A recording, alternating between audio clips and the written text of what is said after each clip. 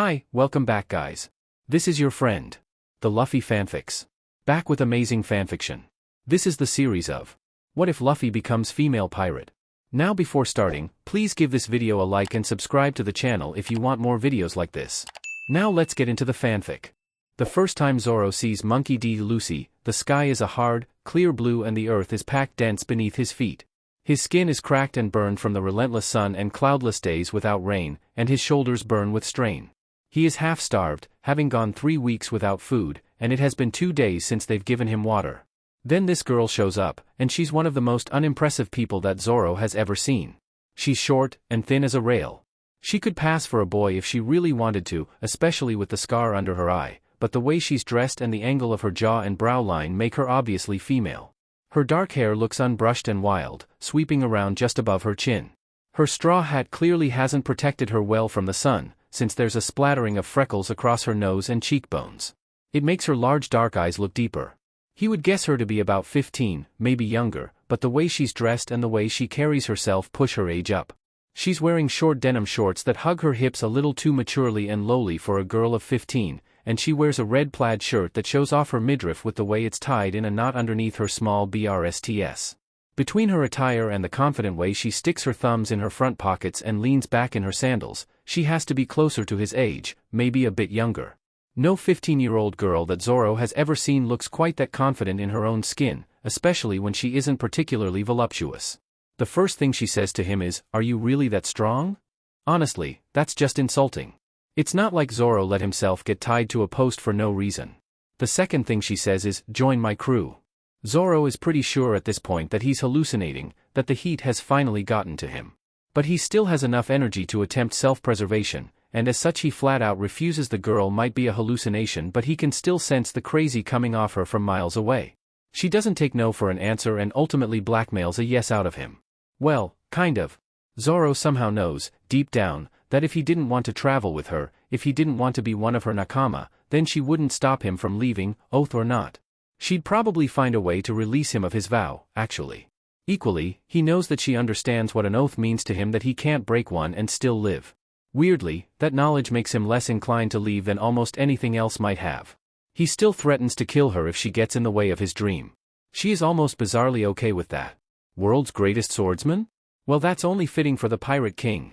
She's the only person he's met with dreams bigger and more impossible than his own. Maybe that's why he's so content to call her Captain that first time, right after she helps free him from his tormentors. Her belief in her own dream makes his feel more tangible, so much so that he can taste it. Monkey D. Lucy is 5 and effectively an orphan when she first meets Shanks. Maybe it was predictable, but she only meets him because Makino, who unofficially assumed responsibility for the irrepressible child, tries to put a dress on her. Lucy ran screaming from the back room of the bar and ran straight into Shanks. Lucy blinks up at the red-haired man. They stare at each other for a few seconds. Lucy likes him instantly because he has a cool scar, and that must mean he's strong. Hey! Maybe he would protect her from Makino, the hag. Lucy sticks one accusatory finger out at the flustered bartender, and says seriously, "She's trying to kill me." Makino gasps, probably offended. "Lucy." The man doesn't break eye contact with Lucy. How?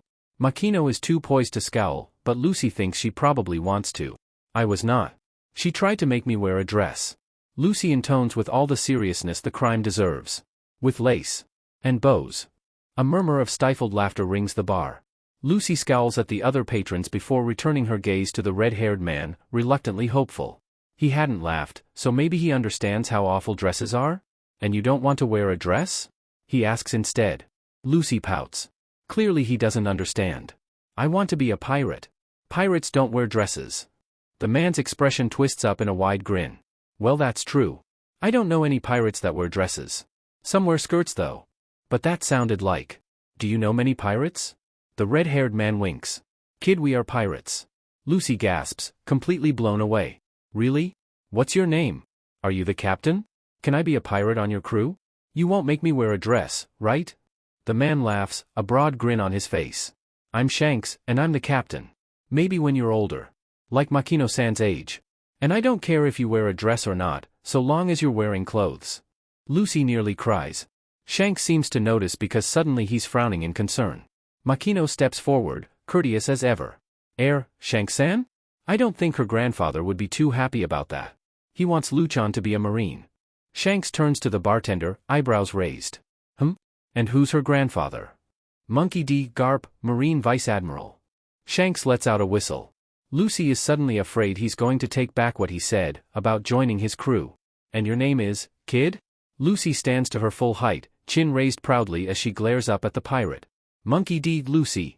The pirate smirks down at her and lifts her up to the barstool next to him. Well, far be it from me to tell Monkey D. Lucy what to do.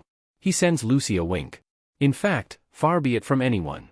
Lucy is shocked silent, so she just stares. Lucy has never met her father. Gramps didn't answer her when she asked about him. And even though she loves Gramps, and knows Gramps loves her, he's gone too much to effectively act as a parent. Shanks is already the steadiest father figure in her life by the time she flings her arms around his waist. Shanks is leaving. Shanks is the only person who Lucy really, truly believes cares for her, and he's leaving. For good this time. In a way she'd be almost disappointed if he wasn't. She likes the idea that he'll be exploring and adventuring, but... Take me with you, Shanks. She's crying, she can't help it. Shanks is Shanks.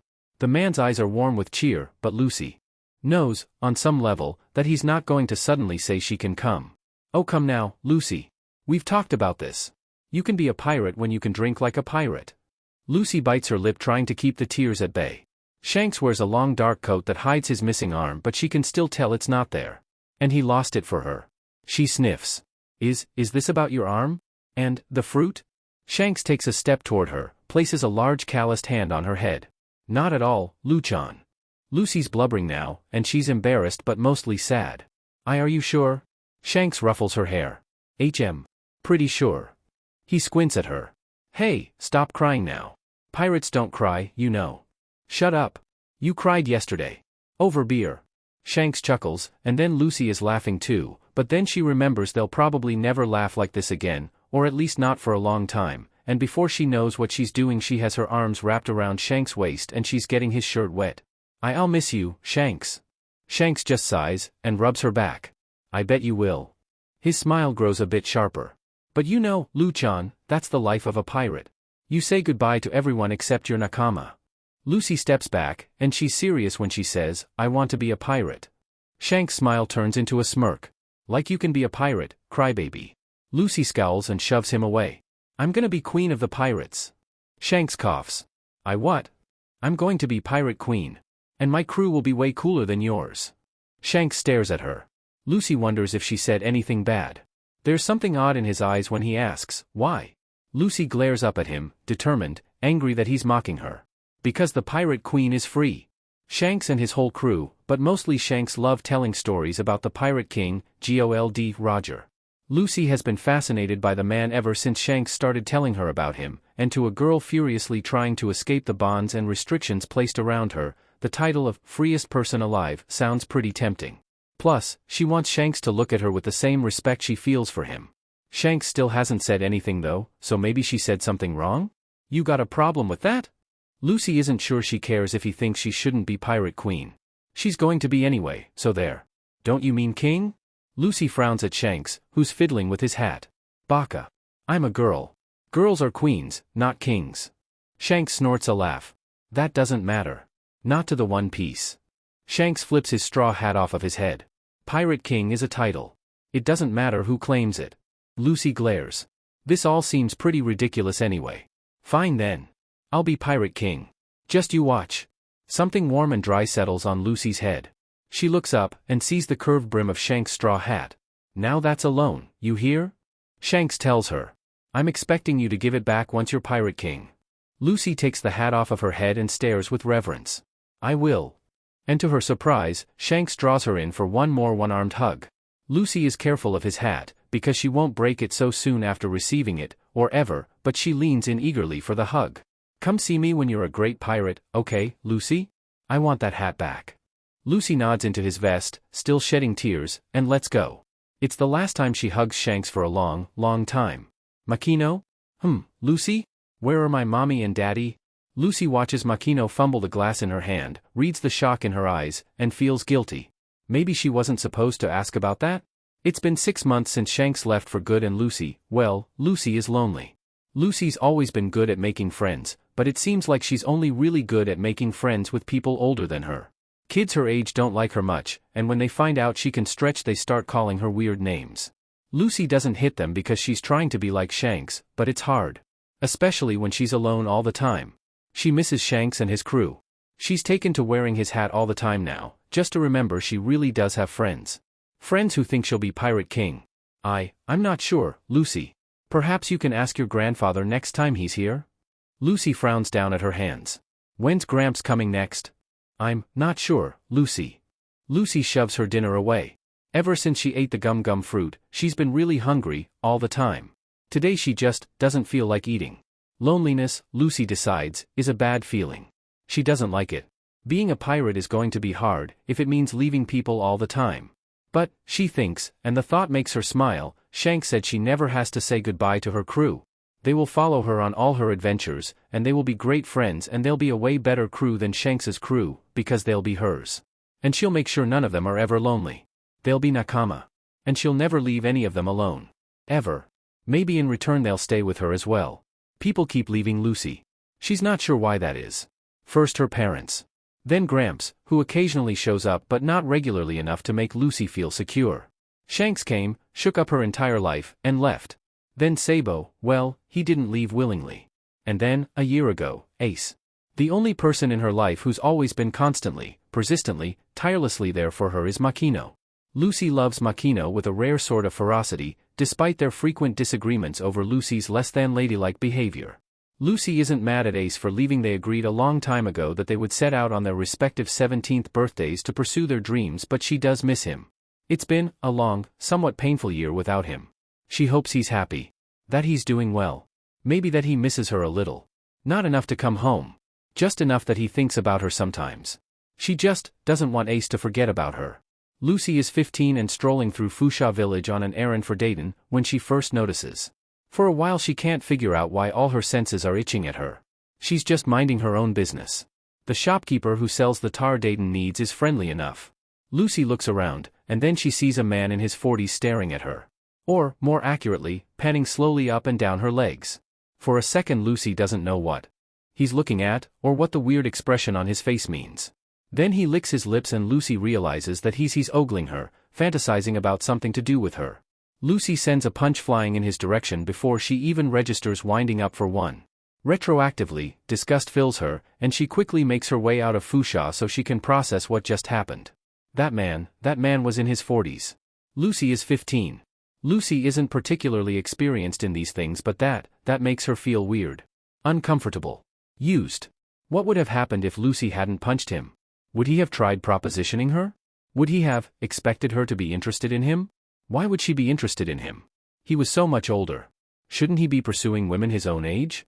After a few minutes, Lucy calms down. Or at least, she calms down enough to carry the tar back to Dayton. It was probably a one-time thing, Lucy reasons. After all, it isn't like there are that many crusty men in Fusha who would want to do that with Lucy. It was not a one-time thing. Apparently, one day she somehow tipped the scale between child and adult in terms of physicality. The more lecherous men on the island took this as a carte blanche to start propositioning her, calling out to her in the street, and generally trying to make Lucy feel about as disrespected as possible. Lucy responds by slamming heads through walls, dunking people in water troughs, and generally causing mayhem until she realizes that some of them get off on her reaction. Lucy stops reacting after that, even though it makes her bite through her own lips, on occasion. Lucy doesn't see what all the fuss is about.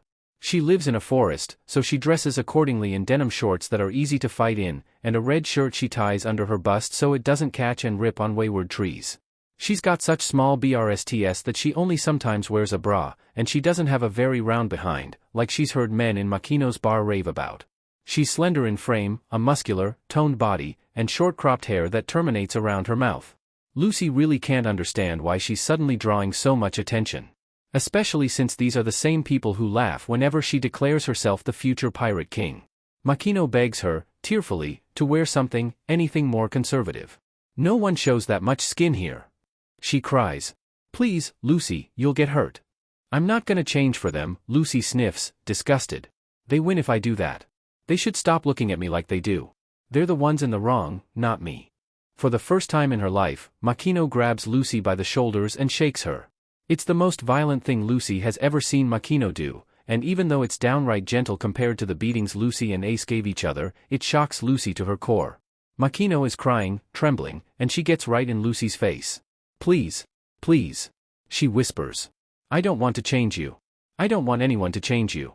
And you're right, they're wrong, but some things can't be changed, even though they're wrong. And that's why, she sniffs. That's why I'm begging you, Lucy, please, please don't tempt them into doing something that might change you. Please. Makino, Lucy whispers. For the first time, Lucy wonders why Makino chose to stay single, why she never seems interested in pursuing a relationship or any sort of marriage proposal. Lucy knows Makino has had offers. Lucy always assumed she never liked the men associated, maybe that she didn't like men at all. But now a different conclusion is drawing itself in Lucy's brain, and fury stokes in her chest. I'm sorry Makino, I won't do what you're asking. Makino's expression fractures, and Lucy feels fury consume her. Who would dare?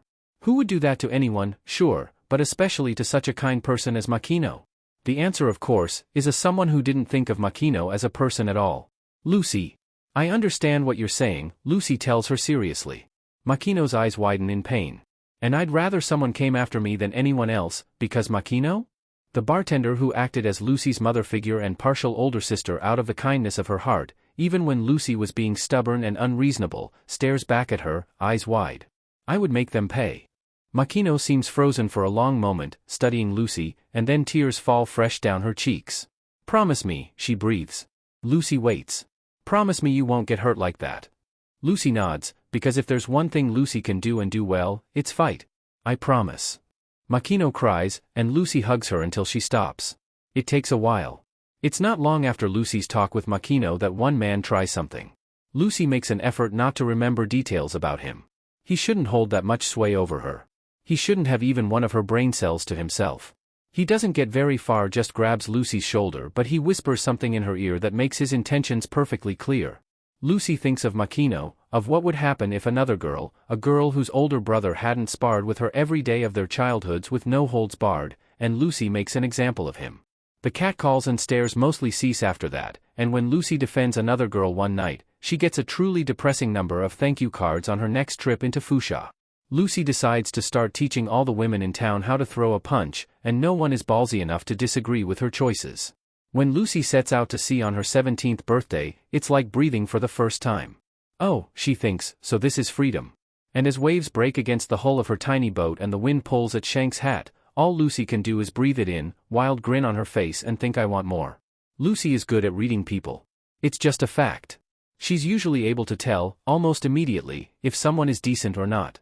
Makino always tried to stop her from making snap judgments, but mostly Lucy just waits for the person in question to confirm or deny her suspicions, and then goes from there. She relies on it, and when she sets out to sea she plans on using her abilities to figure out who she wants on her crew, if she plans at all. It takes a weak, a whirlpool, a cowardly, enslaved cabin boy, and a truly stupid marine to find her first Nakama. Lucy almost knows he'll be hers before the name is fully out of Kobe's mouth. Pirate. Hunter Roronoa Zoro.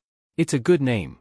She finds him tied up to a post, looking weary and somewhat burnt, and watches him effectively protect a child even while tied up, dehydrated, exhausted, crucified. Lucy wants him on her ship. She climbs over the fence to talk to him, and he looks up with heavy gray eyes. Lucy likes strong people. She always has. Zoro is strong. Here he is, tied in an awkward and humiliating position to a post, smelling like he hasn't changed or bathed in a month, and he still seems like a challenge.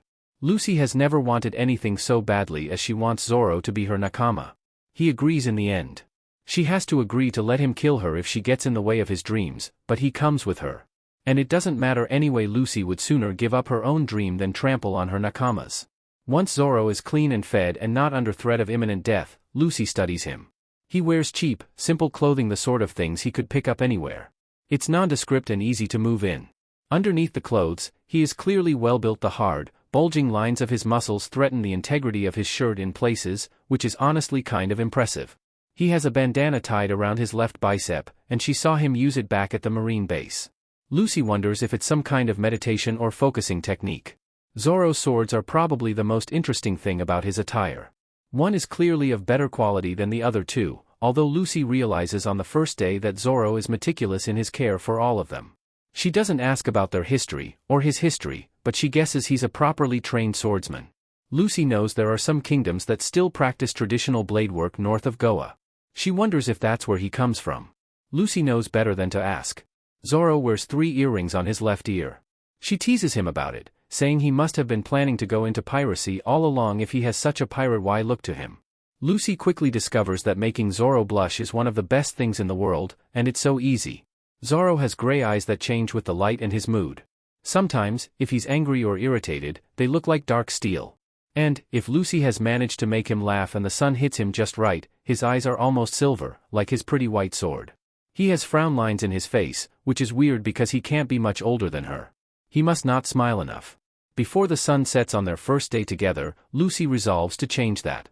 Lucy really likes making Zoro laugh. It does not take Zoro more than a day to realize, consciously, that Monkey D. Lucy is more like him than anyone else he's ever met. There are things she just gets, things that others don't understand and which Zoro does not have the words to explain. Things like honor, dreams, survival, and what they all mean. He doesn't have to explain anything because she carries the same weights in her own heart. You seem pretty obsessed with being Pirate King. Any particular reason? Because even Zoro didn't go on about becoming the world's best to others all the time, and definitely not the way Lucy did. Granted, Lucy is much chattier than he is in general, so that might have something to do with it. No reason, she says easily, Lucy's dark eyes focused gleefully on the horizon, her shoulders tense with anticipation for the unknown. I just made a promise to someone. This hat knows it all. Her right hand came to rest on the top of the hat, pressing it down into her windblown hair. Zoro smirks, pleasantly surprised. His captain knew the weight of oaths as well. When he catches and returns her hat, he can't help but feel they have an understanding one unlike anything else he's ever experienced before. He doesn't tell her about Kuina, although he could have. It's frankly remarkable that he thinks he might want to tell her, someday far in the future. It almost scares him, how easy it is to trust this girl, but he's too curious to be wary. Zoro is so similar to her in so many ways it almost scares her. Almost, being the operative word there. Mostly it just makes her ecstatic. He's quieter than her, much quieter, but most of the time she barely even needs to explain half a concept before he's caught on to what she's saying. Sometimes it's just one word. Then he nods in agreement and it's like understanding. What was readily apparent in their tussle with Axehand Morgan and which became even more apparent during their fight with Buggy and his crew, is that his captain is ridiculously strong, even if she doesn't look it. She maybe comes up to his bicep in height, and she's so thin she looks like Zoro could break her in half, but he's seen her catch swords in her teeth and spit metal shards out again, and he's seen her fly, and concuss men 4 times her weight with stone walls. That doesn't mean he has to like how the stupid acrobat looks at her though. Zoro may have a hole in his side, but that doesn't mean he'll let anyone get away with looking at his captain like she's dinner. Lucy either doesn't notice or doesn't care, but she is his captain, not a chew toy for perverted men to fantasize about. Worse, Kabeji is significantly older than them. Early 30s, minimum. Fing Pefli, honestly. Zoro looks angry at Kabeji, for whatever reason, like the acrobat personally offended him. Lucy isn't particularly fond of him either. He was staring with intent at Lucy a few seconds ago, but she's not sure why that would set Zoro off. She's never met a man who was angered by that behavior, at least, not one angry enough to do something about it. Especially not in Fuchsia. It's far more likely, Lucy decides, that Zoro simply decided Kabeji offended his swordsman's honor, or something. Which, as far as Lucy is concerned, is more than a worthy cause. If it bothers Zoro it has to be worthwhile. Lucy stops Buggy from interfering in her swordsman's duel, because how dare he try and belittle Zoro's dream like that? How dare Buggy expect her, Zoro's captain, to just let him? It pisses her off, and that's even before the BSTRD rips Shanks' hat. Weirdly, no one but Zoro seems to realize that his captain isn't stupid. She just likes screwing with people. Nami, who is probably a good addition to the crew on merit of her navigation skills alone despite her general lack of loyalty, doesn't seem to get it. Sure, neither Zoro nor Lucy are anywhere near as smart as Nami, but Nami is also smarter than just about anyone Zoro has ever met. When she starts rambling about wind patterns and current temperature, the word genius comes to mind. Just as usefully, Nami has no scruples about doing what it takes to survive, and in that they all have a shared note of history. Anyway, Lucy isn't stupid. She just really enjoys messing with people, so her antics become more and more dramatic as time goes on. Every time it happens, Zoro laughs and doesn't stop until his sides ache. Lucy just understands people too well, and knows exactly how to push their buttons. Due to low impulse control, she can't seem to resist doing so to just about everyone she meets, which means they leave a lot of set-off or generally fond people in their wake. That is strange, but it's also kind of fitting. Lucy is the kind of person people either love or hate. There isn't really an in-between with her, which is appropriate for someone so wholly dedicated to her cause as Lucy. Either way, every time she starts screwing with people, Zoro starts laughing uncontrollably. He probably laughs more in their first month together than he did in his entire life to that point. For some reason he just finds Lucy intentionally misleading and/or irritating people highly entertaining, especially since half the time they end up loving her anyway. Lucy seems to realize that he finds her amusing, that he doesn't laugh like this for everyone, and every time he settles down, she looks at him with a satisfied gleam in her eye. Sometimes she takes her idiocy a bit far, and that is when Zoro calls her out on it. She usually straightens up soon after, saving her antics for more appropriate targets or times. Occasionally, especially when sailing with nothing much to do, Lucy turns her not undaunting attentions to him. He gets the feeling she is trying to find his trigger, trying to see what will set him off. For whatever reason, maybe because he knows she is doing it to mess with him, or maybe because he doesn't mind being the focus of her near-manic energy when there is nothing to do on the sea, she just doesn't irritate him the same way she seems to get to others. He finds it more amusing than anything, which she seems to realize, and soon turns such attentions into various games where she tries to outstubborn him. Those don't have a clear winner, but he still finds it kind of entertaining. Eventually she starts falling into the water a few times a day, which invariably results in Zoro diving in after her. This does annoy him, but mostly because wet clothes are uncomfortable and the salt water makes them dry weird.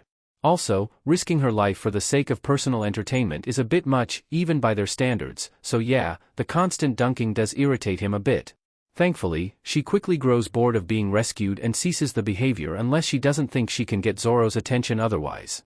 Nami is constantly rolling her eyes at the two of them and muttering, especially when Lucy is being particularly rambunctious. Zoro isn't exactly sure what that is about. Probably not important. Lucy leaves 500,000 berries on the dock of a town she saved. They're going to be the poorest pirates in history, but any lingering hesitation about following this girl into the unknown of their futures and dreams evaporates completely, even as Nami threatens to drown her. Lucy loves to screw with people. This has always been a fact, and Lucy thinks it's probably unlikely to change at any point in the future. Most of the time people are easy to PSS off, and Lucy often made a game of it growing up. She still makes a game out of it, if she's being honest. Nami, she finds, is especially easy to irritate. Lucy likes her, knows Nami's special, but she's so tense sometimes that Lucy just can't help but press her buttons. Plus, Nami's lectures remind her a little of Makino. Although Nami is much more violent than her older sister mother figure ever was. Also a fact, Lucy is sometimes deliberately obtuse, and this is for a variety of reasons. Sometimes it's a GG. Sometimes it's because she knows people will tell idiots things they wouldn't tell others. Sometimes it's because children are less threatened by stupid adults than smart ones. Sometimes it's just because she feels like messing with people. Zoro figures out almost immediately that she's playing. And he thinks it's funny. Lucy has tried, oh lord has she tried to set Zoro off like she does Nami. It doesn't work. Oh sure, Zoro will snap at her, tell her she's being annoying, tell her to settle down, but he doesn't lose it completely like Nami does, and his buttons take a lot more effort to push. No one has ever gotten her so completely like this. Lucy really likes making Zoro laugh. Eventually the three of them, Lucy, Zoro, and Nami, stop in a small village not far from Orange Town. Nami claims there's going to be a storm tonight, and it's better to hunker down to get supplies and wait it out than to try and sail through it. Lucy asked Nami to be her navigator for a reason even she can admit she and Zoro are hopeless with the subject, so they head for the harbor. There's also that nagging feeling in the back of Lucy's mind, the one that says Nami needs her, even if she doesn't think so. Lucy can tell Nami is special, and she would want her on the crew regardless, but that gut feeling won't let Lucy let Nami walk away. Zoro, probably a bit tired of her and Nami squabbling, immediately heads to the nearest bar. Lucy would follow him, but it's a bit early for her to drink and she wants to explore the town a little first. Nami walks with her, muttering something about keeping the property damage to a minimum. Lucy finds that a bit unfair. Buggy did most of the property damage in their fight. But Lucy also wants to get to know her navigator a little better, so she lets it slide. Lucy learns that Nami is an excellent negotiator. She haggles 3 different vendors down to under a third of their initial asking price, and grabs some cartography supplies for less than it would cost Lucy to replace her shoes. Lucy instantly decides Nami is going to handle the financials, because honestly, she and Zoro would probably spend it all on food and sake. Nami is also particular, and almost obsessively checks and rechecks their funds after each purchase. Lucy compliments Nami on her math skills, and Nami preens a little at the compliment, which is how Lucy learns that Nami mostly educated herself on everything, including navigation and cartography. From that, Lucy extrapolates that Nami is actually a capital G genius, and she's a luckier find than she realized. Lucy tells Nami she's glad she's on her crew, and Nami seems flustered for a moment before regaining her bearings. So is it really just you and Zoro? Lucy grins, and hops up on the curb of the street to balance on it. She used to do this with logs in the forest back home. And now you. Nami's forehead scrunches. Is it going to be awkward, having me around? What? Lucy didn't mean to make Nami feel unwelcome. No, of course not. You're our Nakama too. Nami raises an eyebrow. Oh. Her expression is suddenly mirthful. Oh. Lucy hops off of the curb, bewildered. What? Nami hitches her purse more securely over her shoulder. You and Zoro aren't together then? Lucy pps her head to the side, utterly confused. What do you mean? You aren't. Nami makes a vague hand gesture that could either be encouraging or referring to the world at large. Together. Lucy blinks. Oh. She jumps back, surprised, looking at Nami with profound confusion. Oh. No, we're not. Lucy shifts uncomfortably. What, made you think that? Nami's grin turns almost predatory. Oh, nothing, I guess. So you wouldn't mind if I? Something seizes in Lucy's belly, hot and uncomfortable. Yes, she would mind, she wants to say, but she can't because there's no reason for her to mind. Lucy doesn't own Zoro any more than she owns Goa. She's only known him for a month or so. She's got no claim to him, and she won't tell either of her Nakama what to do with their feelings, so why does the thought make her so uncomfortable? Nami bumps her shoulder. Hey, relax, I'm just kidding. Lucy blinks up at her, feeling more than a little out of her depth. Zoro's not my type. Too poor, for one thing. Not suave enough, for another. Lucy relaxes. If there are two things Zoro is not, it is rich and suave, but she still feels a bit off-kilter. Oh. Usually she's more verbose than this. Nami looks vaguely guilty. Wow, you really had no clue, did you? Lucy glances at her, and tilts her chin so she can make eye contact under the brim of the hat. No clue about what? Nami stops in the street, and gives her a scrutinizing look. Lucy's not sure what she's looking for, so she just meets Nami's gaze with her own bewildered one. Unbelievable, Nami mutters. And then, for some reason that Lucy doesn't catch, she laughs until she cries. There is an unspoken rule among them: no one asks about the past. Zoro's query about Lucy's dream is the closest either of them ever get to asking about each other's history, and both Lucy and Zoro know better than to ask Nami about her own. One does not become a thief who steals from pirates by choice or lucky happenstance. Usopp, who Zoro actually likes even if he is a bit of a coward and a bit of a liar, has no such scruples, and almost immediately starts asking the rest of them where they came from and what their stories are. Usopp definitely didn't suffer the easiest of childhoods. Zoro knows what it is to be an orphan, but he clearly hasn't endured the same kind of hardships as the rest of them. There's an edge about a person who has suffered that could be recognized by others who have experienced similar things, or maybe just have darkness in them, and such people know better than to dredge up old memories. Usopp is messed up enough to get along with them well, but not quite enough to recognize the unwritten boundaries that trauma etches around people. Nami is immediately defensive, but aboard the new ship it isn't like she can threaten to take her little boat and sail away. Luckily, Lucy shuts Usopp down before it becomes an issue. Doesn't matter much, does it? The past is the past, and we're going forward. I'm going to be the Pirate King. Usopp seems to get the message. He's clever, and his questions were born out of friendliness and curiosity, not any kind of malintent. The conversation moves along easily, and 30 seconds later Lucy pesters Nami into a loud, long-winded lecture about propriety or something, which, according to the navigator, Lucy is missing on a scale equivalent to a weird social birth defect. Zoro knows better than to ask, knew he might be pushing it when he asked about Lucy's dream, but suddenly he wants to know everything about her. He wants to know where she was raised, what her home life was like, who loved her and who she loved, who shaped her into who she is. He doesn't ask knows better, but oddly enough, he wants to. He thinks maybe, one night if they are both awake and keeping watch, he could tell her about Kuina, and maybe in return he would get to hear about her own history, the person to whom she swore her own oath. Then he shakes himself. Lucy is right, the past is past. She is going to become the Pirate King, he is going to be the world's greatest swordsman, and that is all they really need to know. In Syrup Village, Lucy acquires 3 things: a ship, a Nakama, and the realization that she frets.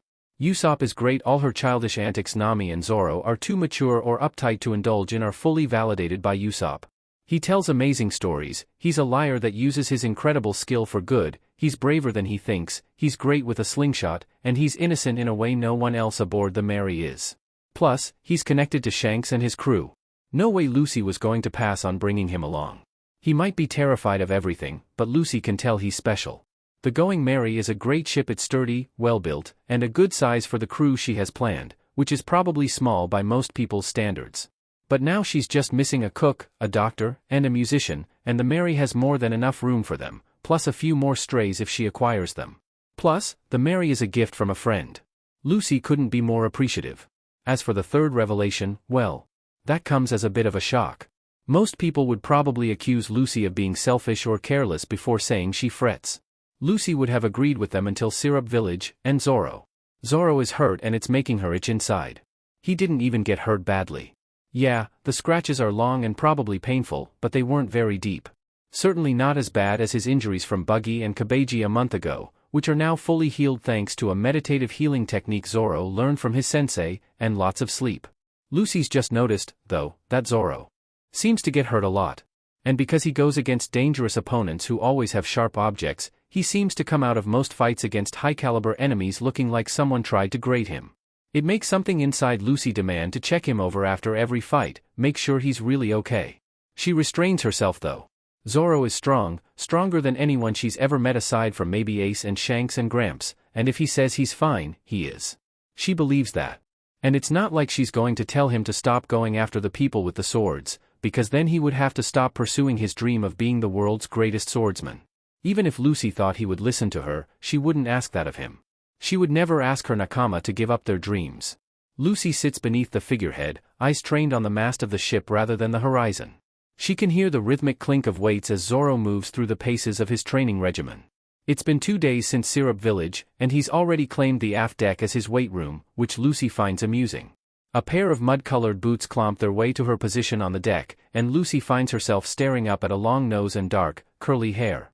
She grins and bounces to her feet, using a complicated move that requires the incredible flexibility of her rubber body. Usopp. The boy looks down at her cheerfully, but there's a hesitation in his eyes. Lucy can tell he's still vaguely surprised they want him here at all. Well, he'll grow out of that. It's not like Lucy's any good at lying. Lucy. Usopp greets. I had an idea for a new slingshot ball. Lucy grins at him, because she's quickly discovered that Usopp is good at a great many random things that are ridiculously useful, including chemistry and physics. Both of those subjects go way over Lucy's head, but even she can tell Usopp is uncommonly gifted at all forms of invention. Oh, that's great. What does it do? Usopp opens his mouth to explain, but there's a loud crash from the other side of the ship that immediately arrests their attention. Lucy looks for Nami first, sees her coming out of their shared cabin, and then looks for Zoro. She doesn't see him. Zoro, she yelps, and she's halfway down the stairs when there's a groan and Zoro emerges from under the ridiculous weights he uses. I'm fine, he grunts, looking disgruntled. He stands, brushes himself off, and immediately picks up the weights again. Oh. No wonder they heard a loud crash. He's practicing his katas with high-weight low-rep combos. The weights will probably fall again before the day is out, because he's supposed to practice those until the point of muscle failure. Hopefully he won't be under them next time. Lucy resolves to keep an eye out, just in case. The thought eases a knot of tension Lucy didn't even realize existed. Hey, Lucy, Zoro is kind of scary, isn't he? Lucy steps back to the aft deck, and leans back on the figurehead. She can talk with Usopp and watch Zoro that way without seeming like she's watching Zoro. She just wants to be able to react if something goes wrong. She won't interfere otherwise though. Scary? Lucy asks, because no, she doesn't think so. Zoro is one of the least scary people she's ever met. Strong, absolutely, but not scary. Not at all. Zoro wouldn't beat a child for hours with a spiked glove. He'd probably cut off his own hand first. Usopp grumbles. Well, of course you don't. Lucy doesn't know what Usopp means by that. Zoro's Nakama. Nakama aren't scary. Usopp doesn't say anything to that. On his next rep, Zoro sets the weights down and wipes his forehead with a towel. He then locks eyes with Lucy, and raises an eyebrow. So he knows she's watching. Well, it doesn't have to be a bad thing that he knows. She waves, grinning cheerfully, and Zoro rolls his eyes before taking a long swig of his canteen. Lucy takes that as permission to fret from a distance, and she relaxes against the figurehead, listening to a story Usopp probably thought up 3 seconds ago, but it's so rich and imaginative that Lucy is willing to believe him for a while. She keeps an eye on Zoro, though careful and benign and maybe a little protective. She loves her Nakama. It's been 2 days and she already loves Usopp. She knows they're all strong and capable in their own ways, and Lucy would never, ever get in the way of their dreams while they help her achieve hers, but she can't help but want to keep them safe. Lucy thinks about the promise she made as a lonely 7-year-old, just a little girl who already loved this crew fiercely. She thinks about it and hopes her crew understands she'll always be there to catch them if they find their limits aren't enough. I promised you would never be alone. Ever. Meeting the pervy cook is a wholly terrible experience that Zoro never wants to think about again.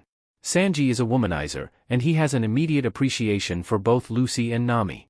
The redhead can take care of herself like no one Zoro has ever seen, so he doesn't worry about her, but Lucy?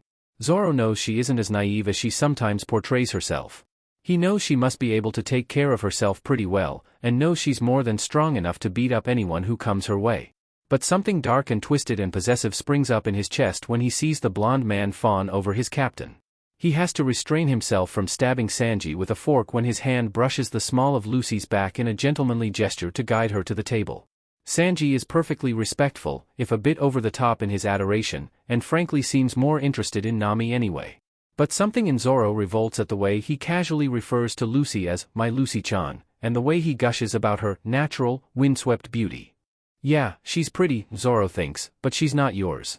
Which, of course, is how he realizes that he finds his captain attractive, which, well, F-. It isn't like he hadn't realized it before. Objectively, Lucy is pretty. She doesn't have much in the way of a figure, but she is slender and there is a power to her movements and even grace, in her better moments. She has a beautiful face, too, with a delicate, bone structure. She always has an air of brash confidence, and a carefree effect that glows from her tan, sun-kissed skin, and her light freckles are similarly endearing. Zoro is attracted to girls. He noticed she is attractive. The thing is, he's never been so personally affected by it. He hasn't ever felt so possessive before, to the point where the sight of another man expressing interest makes him want to kill things. Yeah, he was angry at Kabeji, but mostly because that man intended to attack her, hurt her. Sanji is only flirting. That is more than enough to irritate Zoro, but this feeling? This sick anger that makes him feel more unstable than he has been in years? This is more than that. He doesn't care at all that the cook is flirting with Nami. The only thing that keeps Zoro seated at the table and not throwing punches is Lucy's reaction. She seems completely bewildered by Sanji's behavior, to the point where she's almost defensive. The stupid cook proves himself not useless, and tones his behavior down a little in response. Still affectionate and dramatic, but not quite so worshipful. It pisses Zoro off, but any action on the swordsman's part would be an overreaction, at this point. Nami and Usopp, both more observant than he likes, give him smug and confused looks, respectively. Zoro isn't in the mood to figure either one out. Still, when he finds out that Lucy wants to bring the love cook with them, and Usopp gives him an absolutely golden opportunity to hit the cook, it takes all of Zoro's willpower to restrain himself. Lucy probably already considers Sanji Nakama, and would be upset if Zoro slices him in half like he wants to. He really, really wants to. If truth be told, Sanji's exuberant fawning almost makes Lucy write off her instincts entirely and pass him by.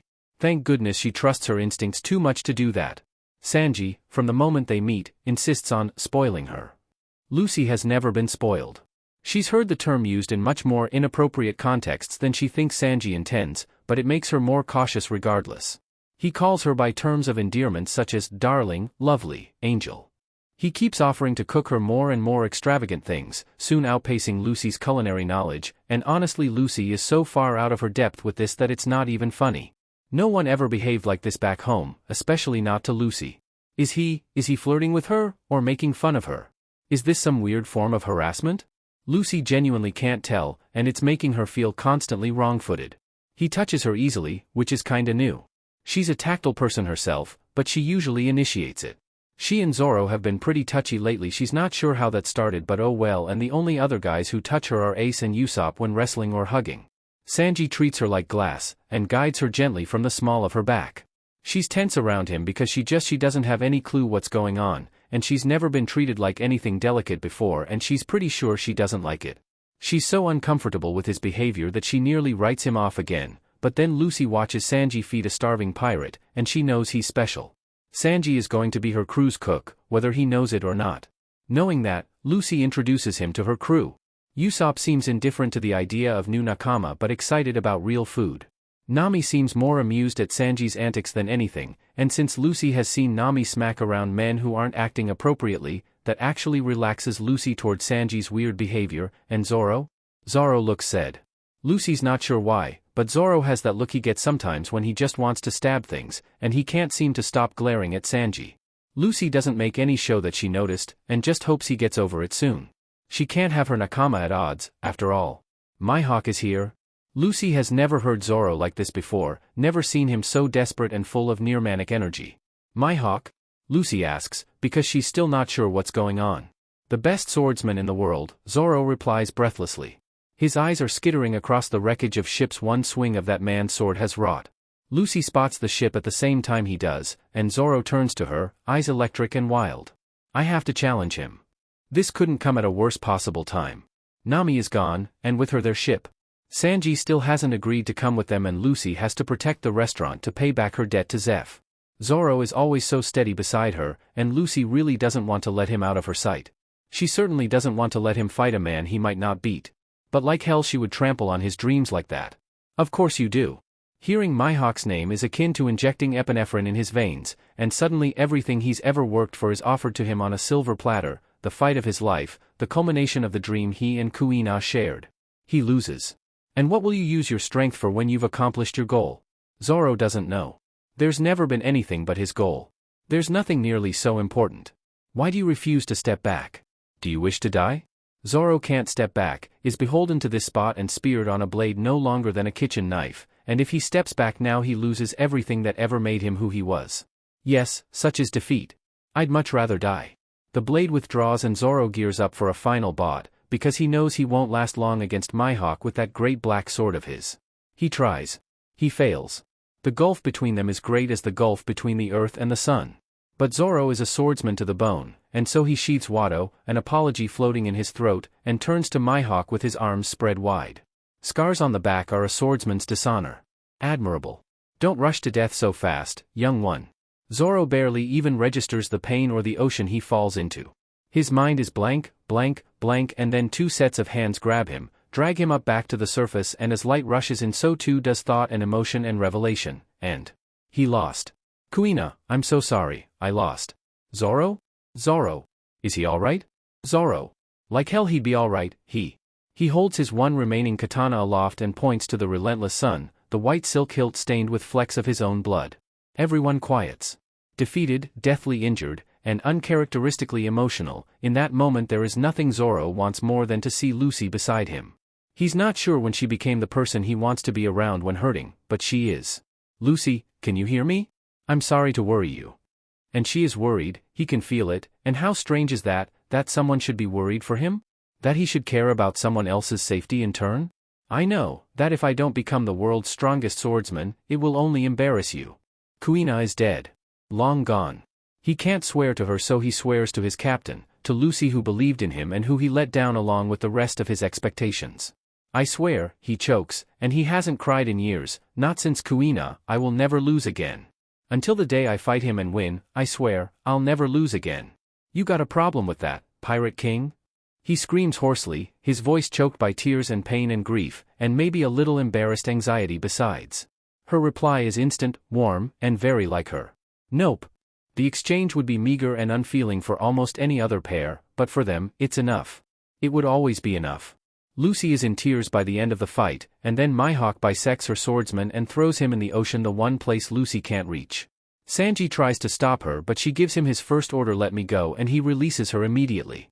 Lucy throws herself at the Shichibukai, furious, but Mihawk is better than her, better by miles, and barely puts any effort into dodging her attack. Zoro is miraculously fished out of the sea breathing, and Lucy is shocked to her core when he makes a new oath in her name to become the world's greatest swordsman, that he would never lose again. She's also touched, and something warm unfurls in her stomach and chest at his words. You got a problem with that, Pirate King? He yells. His voice is hoarse and thick with tears. No. No, of course I don't. Nope. As if I'd ever throw you and your dreams aside. Lucy has yet to meet someone who makes her as mad as Arlong does.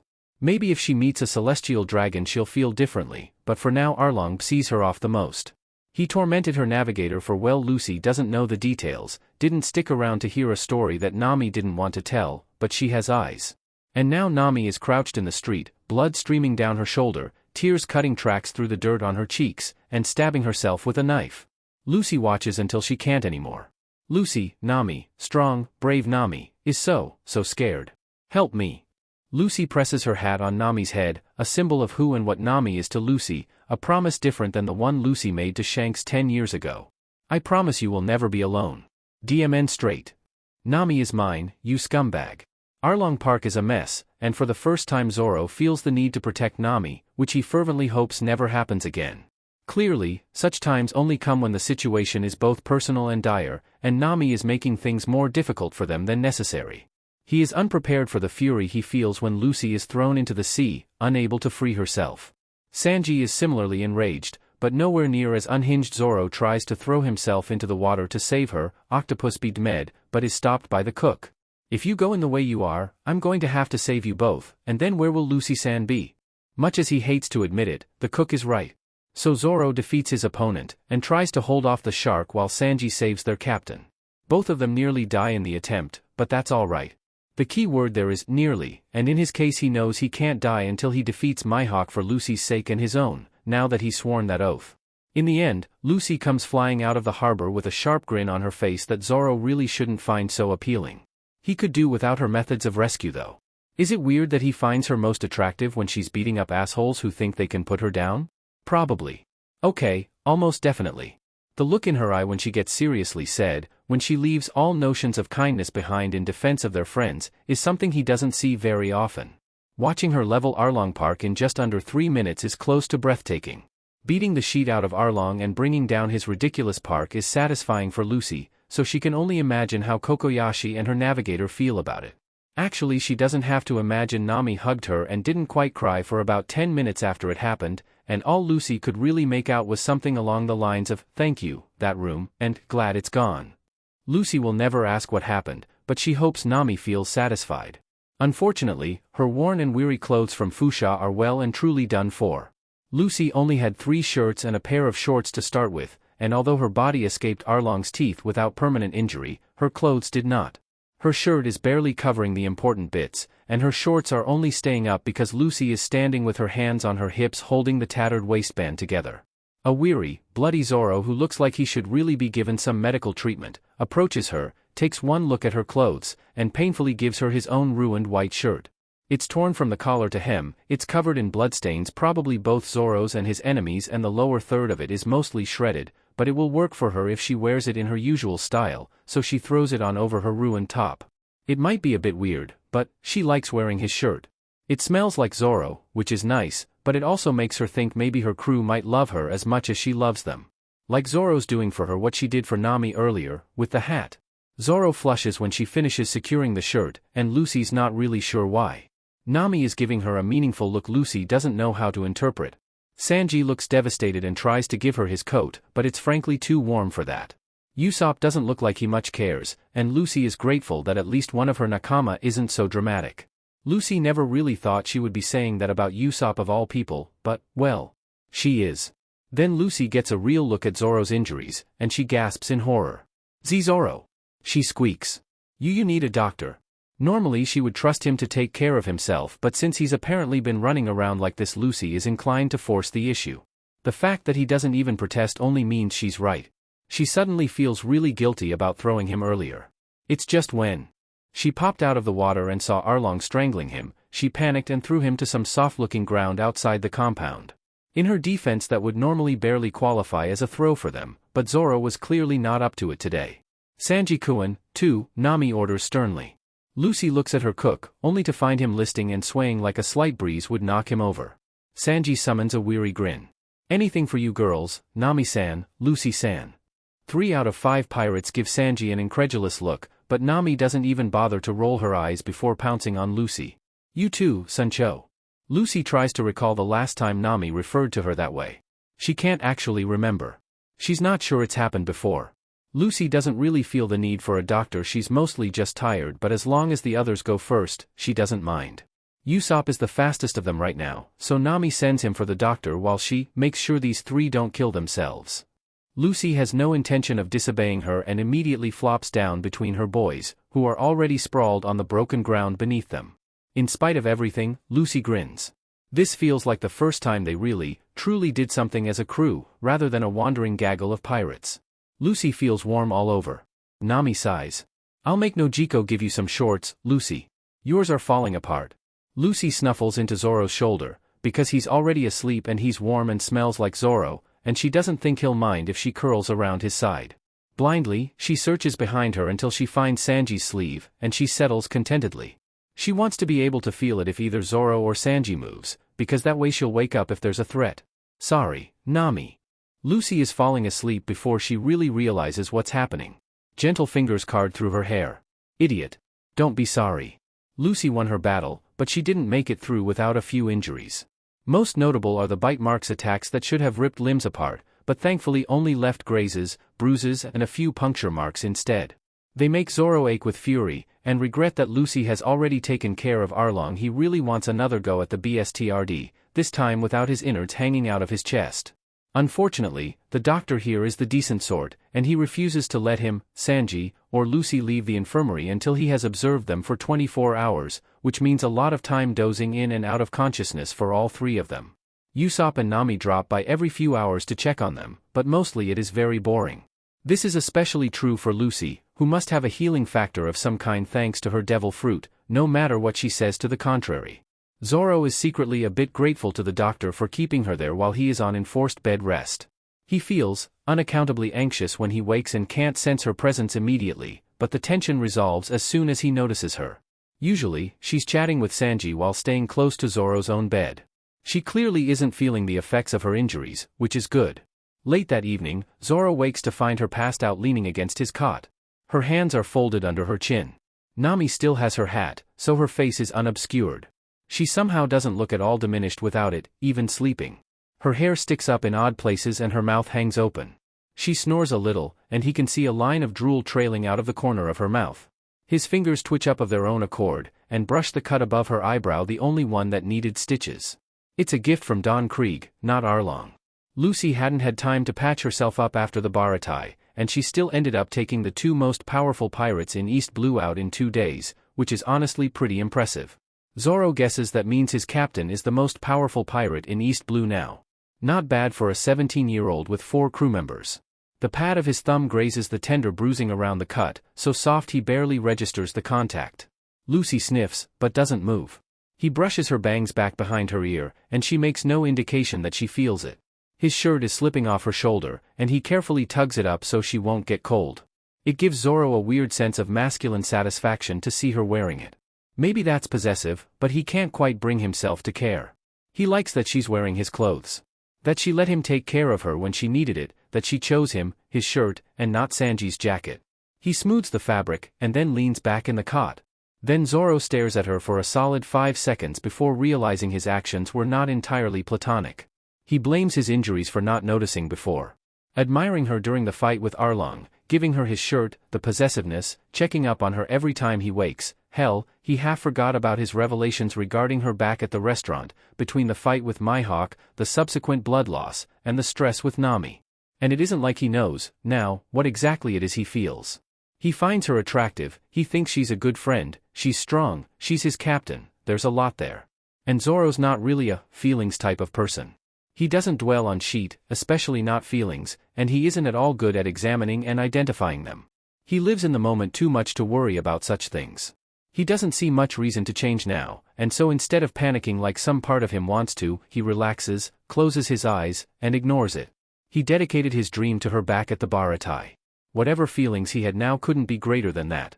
Despite her hyperactive nature and short attention span, Lucy spends the 24 hours after defeating Arlong in relative silence and without moving from a designated seat. Part of this is because the doctor forbade her from moving, due to a puncture wound in her thigh he was afraid would go septic. Mostly it's because she refuses to leave Zoro and Sanji alone in the infirmary. It's kind of torture, because Lucy would love to go out and join the party the villagers are throwing, but she can't because she has to be a good captain and watch over her injured crew. Sanji and Zoro were injured fighting an enemy Lucy picked, after all. Or rather, an enemy that picked a fight with them when he targeted her. Navigator. They gave it their all and got hurt in the process, so it's Lucy's job to make sure they stay safe now. Also, she just feels better knowing someone's keeping an eye on them while they're unconscious. Lucy ends up settling down in a chair next to Zoro's bed. He seems pained, and no wonder, with a wound like that, but she thinks he's a little less restless when she runs her fingers through his hair or she teases Sanji, who thankfully brings up his own behavior before she can figure out what exactly her problem is. "Don't think I'm neglecting you, my lovely ocean flower," he tells her dramatically, "but I think we both know you prefer a less ostentatious romance." Lucy pps her head to the side, confused. "I do." Sanji raises an eyebrow. He glances to Lucy's fingers, currently paused in Zoro's weird green hair, the shirt she's still wearing, and then back to her confused expression. "Huh?" Then he blinks and resettles himself. "I really need a smoke." The doctor banned the cigarettes from his infirmary, giving Sanji a tirade about the health hazards of those cancer-granting death sticks that make your lungs look like the devil took a shriveled sheet in your chest. The doctor here in Kokoyashi is very colorful. Lucy kind of wonders if he and Nami are related. Sanji?" Her cook sends her a winning smile. "Never mind, my brave and honorable captain. Have no fear, I shall continue to spoil you and Nami-san to your heart's content." She restrains a sigh. She's pretty sure Sanji thinks he's being nice, so she'll endure it. For a second there she thought Sanji was going to treat her normal, though. "Thanks, Sanji." Sanji makes a tootang noise. "And I do mean to your heart's content, Sancho." Her fingers pauses again, tangling themselves in Zoro's hair. She looks at Sanji, who has a brilliant smile on his face, and he looks oddly fond for a guy she only met 2 days ago. Then again, Sanji has a big heart. Maybe Sanji believes in her too. "Thanks, Sanji." On the third day after Arlong's defeat, Zoro finds himself in an alley with a tankard of ale, sitting across from Sanji of all people. He would never admit it out loud, but the stupid cook can be alright when he isn't sniffing around Nami and Lucy's skirts or acting like he's stronger than Zoro. The cook puffs on a cigarette, rings forming as he exhales. It's a neat trick Lucy is endlessly entertained by. It surprises Zoro a little that he is willing to put in extra effort for anything when there isn't an audience around to appreciate it. Lucy is currently eating her 5th or 6th meal of the day, over by the town center. That devil fruit must have given her a crazy metabolism or something, because she can pack away food like no one else Zoro has ever seen. Sanji must have come to the same conclusion, because with a loud exhale he sighs in a resigned sort of way. Keeping her healthy is going to be a challenge. She eats as much as the rest of the crew in one sitting, and still has room for more a couple hours later. Zoro makes a non-committal sound. He doesn't know anything about nutrition, other than meat has protein and potatoes have carbohydrates, and he needs both plus a lot of vegetables to build muscle. Sometimes Sensei had him drink goat's milk, when it was available. Something about it having lots of nutrients. Something tells me she survived on less. Sanji actually growls. "How could you say something so callous about my darling Lucy-san?" Zoro glares at him, his hand convulsively gripping around his white katana's hilt. "She's not yours." Sanji's expression changes to something far too canny for Zoro's liking, and he turns his attention back to his captain so he doesn't have to look at it. She is still wearing his ruined white shirt, as she doesn't have any spares and Kokoyashi is generally still too poor from Arlong's extortion to give her a free one without everyone involved feeling pretty guilty. His shirt is too big around the shoulders and she had to tie some knots in the neckline so it stayed up. It looks a little odd, but no one seems to care, least of all Lucy. As for himself, he managed to get back to the Going Merry to find his own spare without anyone freaking out about his moving around. Honestly, Mihawk didn't deal any damage he can't come back from. People are being ridiculous. So what if he took a stab at his regular training regimen this morning? It isn't like Zoro can't tell when stitches are about to pop out. "Well, not just mine, at any rate," Sanji says slowly, a contemplative look on his face. Zoro just scowls at him. "Say, how long have you been sailing with her anyway?" Zoro has to think about it. On the one hand, it feels like it's been a lifetime since he was tied to that stupid post and she showed up out of nowhere. It feels, in some ways, like there hadn't been a time before it. In other ways, it feels like no time has passed at all, like if he blinked she would be gone, her and the rest of the crew, an imagined, uncanny fever dream. About 3 months, I think. There is a boy staring at Lucy with something approaching adoration. Zoro glares at him, but the kid has the senses of a doornail and doesn't notice. Lucy doesn't seem to notice the kid much though, so that's good enough for him. That's enough time then, Sanji mumbles around his cigarette. Zoro glares at Sanji out of the corner of his eye. Enough time for what? Sanji taps the cigarette to get rid of the ash. Nothing. You care about the captain, yeah? Zoro doesn't know how to respond, and settles for an irritated expression. For some reason, Sanji smirks. God, don't be obvious. Girls like an air of mystery. Zoro curls his lip, decidedly uncomfortable with this whole conversation. I don't see any girls hanging off of you, eyebrows. Sanji growls again. That is because I am keeping careful watch over the glorious Nami Swan and darling Lucy-san. Zoro raises an eyebrow, smirking. Where is Nami anyway? Haven't seen her around. Sanji gives a dismissive wave. Had some stuff to attend to. I told her I would make sure Lucy-san didn't eat out the town. Zoro barely holds back a snort, but a fond smirk curls his lips. Anyway, as I was saying, you care for Lucy-san. Zoro tenses again. He barely knows what he feels himself, and he doesn't like Sanji telling him. So you're not going to hurt her, or I'll kill you. Some part of Zoro which hadn't gotten over Sanji's continued flirtation with Lucy relaxes a little. He is pretty sure this is Sanji's way of saying he isn't pursuing Lucy in earnest. It makes something inside Zoro unfurl in relief. Isn't that my line? He throws back. Sanji rolls his eyes. Like I'd ever hurt a woman. He stands, having finished the cigarette. Zoro can see him eyeing the market, where they are selling some fish caught only a few hours ago. Our captain deserves to be happy, yeah? Zoro looks for Lucy in the crowd. She is standing on top of a table, evading one of the cooks who had probably taken issue with her incredible appetite. Somehow she is still managing to snag food in spite of his efforts, but the hastily tied shirt is in serious danger of slipping off again with all her movement. Something fond and warm squirms inside Zoro's chest. He feels his gaze soften, even as he makes to go fix her shirt for her. She's going to be Pirate King. Sanji smirks, and sticks his hands in his pockets. She is, isn't she? Zoro is dozing on the deck when he's woken by a high-pitched squeal. He frowns, decides to ignore it, and then shifts again to get comfortable. This turns out to be a mistake. Zoro registers the rapid steps approaching, and assumes whoever it is will soon pass him by. His hands lace together under his head, the sea breeze is cool and the sun warms him and the deck pleasantly. Something slams into his gut. Zoro sits up, spluttering profanities, and then realizes it's only Lucy. Lucy, who is currently sitting in his lap. Sheet. He leans away as best he can, startled, but this doesn't actually help anything because Lucy, sensing her prey's escape attempt, just clamps her thighs around his waist. Zoro may or may not make a sound akin to a whimper. Lucy, what the hell? Zoro screeches, in a manly way. Manly screeches. This is not anything she's done before. She doesn't screw with people like this, and although she's tactile she's never tried anything even remotely, well she just hasn't. Lucy's face is split in her widest grin. Look, Zoro. I have a bounty. Then she shoves a piece of paper in his face. The vast majority of the poster is filled with the face of his captain. Someone managed to snap a picture of her with her lips pulled back in a perfect D smile, eyes squinting shut and her hat tipped to the wind. It's a good picture, ridiculous for a wanted poster, but it's good. She looks cute, sweet, carefree as always, and not at all bloodthirsty. It's unfortunate that the picture gives away so many details though. Her scar, for one. The hat. He glances down at the bounty price, and chokes. $30 million? Lucy just grins, her expression matching her picture. Yep. And because she's Lucy and doesn't actually know the meaning of the words restraint or decorum, she starts bouncing. On his lap. With her thighs clamped around his waist. Oh God, don't think about it, he grunts internally. He's propped up on his elbows so her chest is eye level and he draws on all of Sensei's mindfulness techniques. He's thinking about dead children and acid. Dead children and acid. Dead children and... Isn't it great, Zoro? Lucy asks.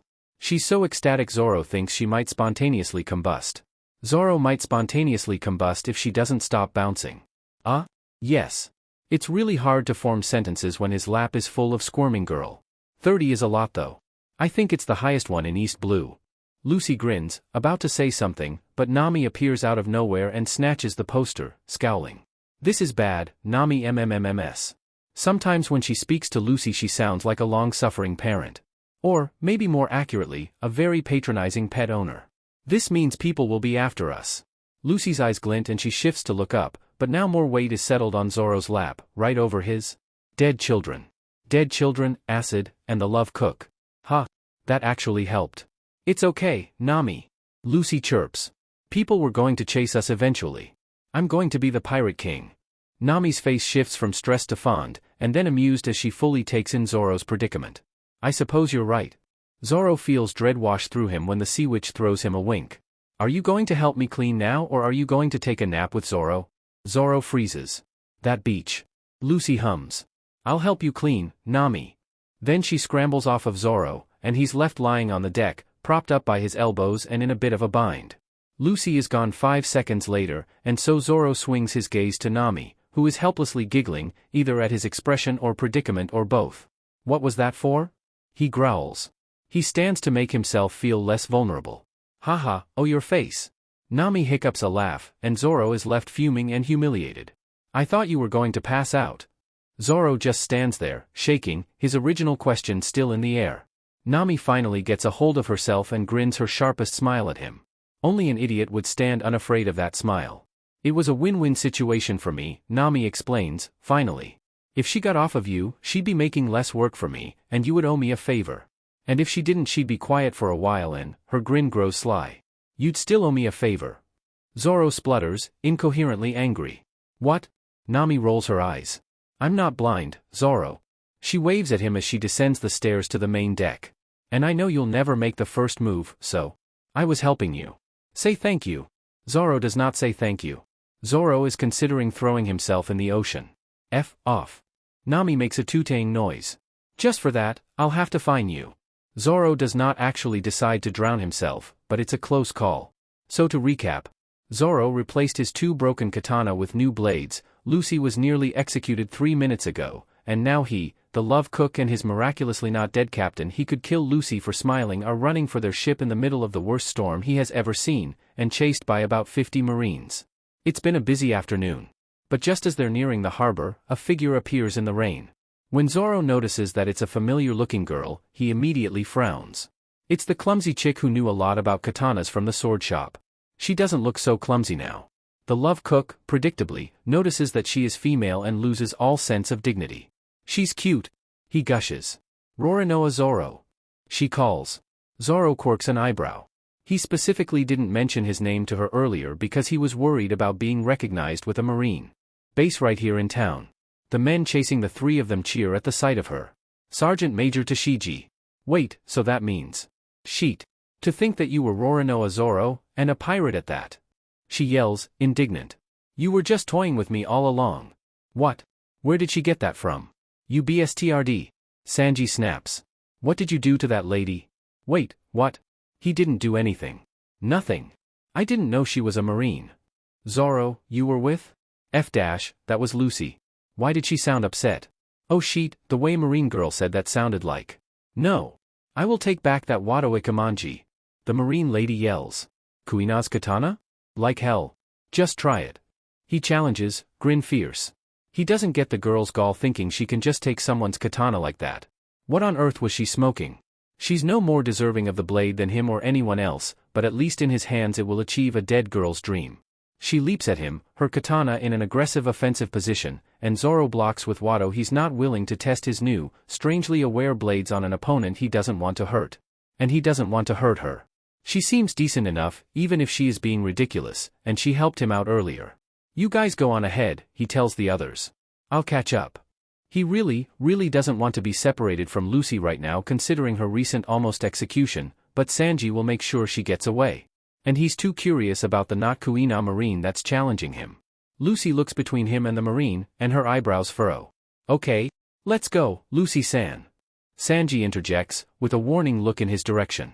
Zoro's not sure what that's about, but Lucy turns back toward the ship and runs at full speed, Sanji hot on her heels. The marine Tashigi, they said, pushes against his blade, tries to leverage her strength against his. She's an okay swordsman, who would probably beat most average opponents. But Zoro is probably the best swordsman in East Blue right now, and even though he's still in the final stages of recovery from Mihawk's blow, she's nowhere near a match for him. He quickly disarms her. It only takes about 3 moves and a little footwork, and just to prove his point, he traps her against the wall and sticks the tip of his sword in the soft plaster beside her head, the warning clear. That could have been you. I can't hand this katana over to anyone, no matter what. He tells her, and he can't quite quell the dark glee that victory brings him, even if it was easy. He's sure the smile on his face is unwelcoming, to say the least. But it's a warning, too. A reminder to the Marine that the world isn't so black and white as she seems to think it is. There aren't just pirates and Marines, good men and bad ones. Zoro would never call himself a good man, but he has a job to do, a level his blades must rise to, and the pursuit is a worthy one. Her assumption that all pirates carrying fine blades are unworthy of them is naive. He removes the katana from the wall, and replaces Wado to its scabbard. He turns toward the harbor, hoping the others made it. He has to catch up.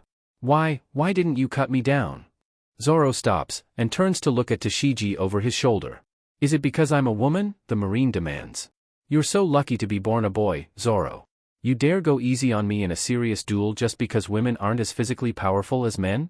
How shameful. I didn't pick up a katana for fun. Of course, I shouldn't expect someone like you to ever understand what it feels like to wish you were born a man. It's your existence that bothers me, not your gender. Zoro snaps, partly because he's still furious and worried over Lucy's near execution, but also because. How could she have Kuina's words, too? The woman stops, clearly startled. You look exactly like a friend of mine that died a long time ago, and now you're even spouting the same crap she did. So stop copying her, rip off. The Marine's face turns red in anger. Why, I've never heard anything more childish in my life. And another thing, I didn't go easy on you because you're a girl. It's because you're weaker than me, and there's no reason to go all out on someone when I don't need to. So can it. The woman stops, equal parts flustered and offended. Zoro doesn't really care. Stop blaming your weakness on your gender, copycat. If you want to be stronger, you want to win, train or something, don't just sit there and complain. Zoro takes a deep breath, knowing he may be giving decent advice to an enemy and not really caring. This type of thing set him off when he was a kid, too, when it was Kuina frustrated with the world. His stance on the subject hasn't really changed. Copycat just looks at him, wide-eyed. My captain is a woman, and she's the strongest person I know. She's going to be Pirate King. So screw you, and your attitude, and stop blaming the world for your own inability to work for what you want. And that's another thing he appreciates about Lucy. She doesn't care that everyone assumes a man will claim her dream. She refuses to bow to expectation. So what if the world expects men to wield swords and women to clean house? Lucy sees it as a title, not an exclusive club. He thinks Kuina would have liked her. He thinks Kuina would have been inspired by her. What do you know of being a woman? Tashigi growls bitterly. Zoro sighs. Nothing. And I'm not saying it's easy, or that women don't deal with shit men don't have to, but that's how it is. You either deal with it and prove them wrong or you don't. You want me to cut you down? Make me.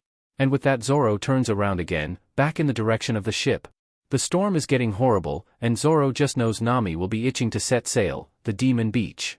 Plus, there's a worried knot of tension in his gut over Lucy. She was nearly executed in front of him today, and he doesn't want to let her out of his sight right now. He takes off at a run, and doesn't look back. Not a single Marine follows. It will take another day to get to the Grand Line from Loguetown. The storm outside rages until late afternoon, and clears just in time for the sun to set. Lucy, of course, immediately bounces up to the figurehead once the rain stops. Now that it's calmer, and Nami isn't giving new directions every 3 seconds, Zoro follows her, because they need to have a talk. Lucy nearly died today, and was only saved by a truly random bolt of lightning at the exact right time. Do you believe in God? Sanji asked him then, cigarette forgotten on the ground. Zoro hadn't before, but after this afternoon he might reconsider his position. He blames himself, in some ways, because if he was stronger, or got to her faster, it wouldn't have taken divine intervention to save her. And even though he knows it's completely unfair to blame her for the incident, part of Zoro is mad at Lucy too, because she let herself get caught. Zoro finds Lucy near the bow of the ship, her eyes gleefully, irreverently trained on the horizon, her hand pressing her hat to her head. She's still wearing his old shirt, even though he knows she bought some new clothes in Loguetown, because she hasn't had time to change yet. He's still angry. So much so he burns with it. He wants to grab her and shake her, ask her what the hell she was thinking back there. She notices, somehow, despite not actually looking at him. She turns to him, the last rays of sunlight warm her, halos her form and blocks portions of her face in shadow. The too big shirt billows around her shoulders, and the wind tangles its fingers in her hair. But she is frowning at him, confused, and maybe a little concerned. Zoro? What's wrong? Zoro scowls, but isn't sure what he wants to say, what he can say, and so he turns toward the horizon and grunts. Nothing. She makes a curious sound, and pokes him in the chest. Nah, something's bugging you. He leans away from her, which is something he can't recall ever happening before. She seems surprised too, and she blinks. Zoro? She sounds, maybe, a little hurt. I thought you were going to be Pirate King. She blinks again, and her frown deepens as she registers his words. I'm absolutely going to be Pirate King. That's why we're going to the Grand Line. His eyes narrow. Back at the town. You were going to let him, he doesn't finish, but his hands shake a little with leftover adrenaline. Lucy's eyes grow more serious. Buggy and Alvida got me. I didn't let them do anything. Zoro tenses, but doesn't speak. I won't die, I prom. Don't make promises you can't keep, Zoro growls. They both care too much about their honor, their oaths, for him to let her say something stupid like that. I won't die, she repeats, her expression a little angry now. She's never been mad at him before. I promise, I won't. You apologized to us, he growls, getting to the heart of the issue. You smiled. The curl of Lucy's scowl deepens. Well, yeah. Sometimes, Zoro wants to throw her overboard and not go after her. You gave up. That was about as harsh a critique as he could give her, and they both knew it. Lucy SCKS in a breath. I did not. She blows some air out her nostrils, obviously checking her temper. I'm going to be the Pirate King or die achieving it. I don't regret that, so of course I smiled. He blinks, and the world spins for a minute. He recalls his response to her first offer to join her crew, telling her he's never done anything he regrets. Still hasn't, since joining Lucy. He lives for his dream, would only die striving for it or after he accomplished it. If there is one thing perfectly understood between them, it is that one lives for one's dreams with one's life on the line, or not at all. In his worry and fear, he somehow forgot that applies to her as well as himself. He turns back to her, a little ashamed of himself. Just, promise you won't. Give up, I mean. Her jaw is tense with the seriousness of the moment. I won't. I never have. He relaxes fully, and her face softens when she sees. She leans her shoulders back even as her hips sway forward in a satisfied sort of way, thumbs hooked in her waistband. The spark in her dark eyes grows teasing, and she pokes him in the chest. You're not going to start worrying like Ace, are you? Zoro blinks, confused. Who's Ace? She grins. My older brother. He always used to try and make sure I didn't do anything dangerous. Or unladylike, once he started trying to be polite all the time, the faker. Zoro tries to picture his captain younger and in a frilly dress, and snorts at the mental image. He is a little surprised she feels like sharing. He can't recall her offering information about her past at all since he met her. She has a brother. Huh. Well, it makes as much sense as anything. I don't have any siblings. Or parents. But he's never felt too bitter about that, or even curious. Couldn't miss what he never knew, and a childhood spent at the dojo wasn't so bad. What's he like? The grin she gives him is blinding, and it's only halfway through a story about beating up a tiger that Zoro realizes that he, completely unwittingly and without reservation, revealed information about himself. He thinks, maybe, Lucy is a bit more dangerous than previously realized. Her small hand is warm when she grips his forearm, enthusiastically describing something that sounds a lot like a heist. She drags him around the quarterdeck as he listens, acting out her retelling and using him as a prop more often than not. He still hasn't made any decisions he regrets.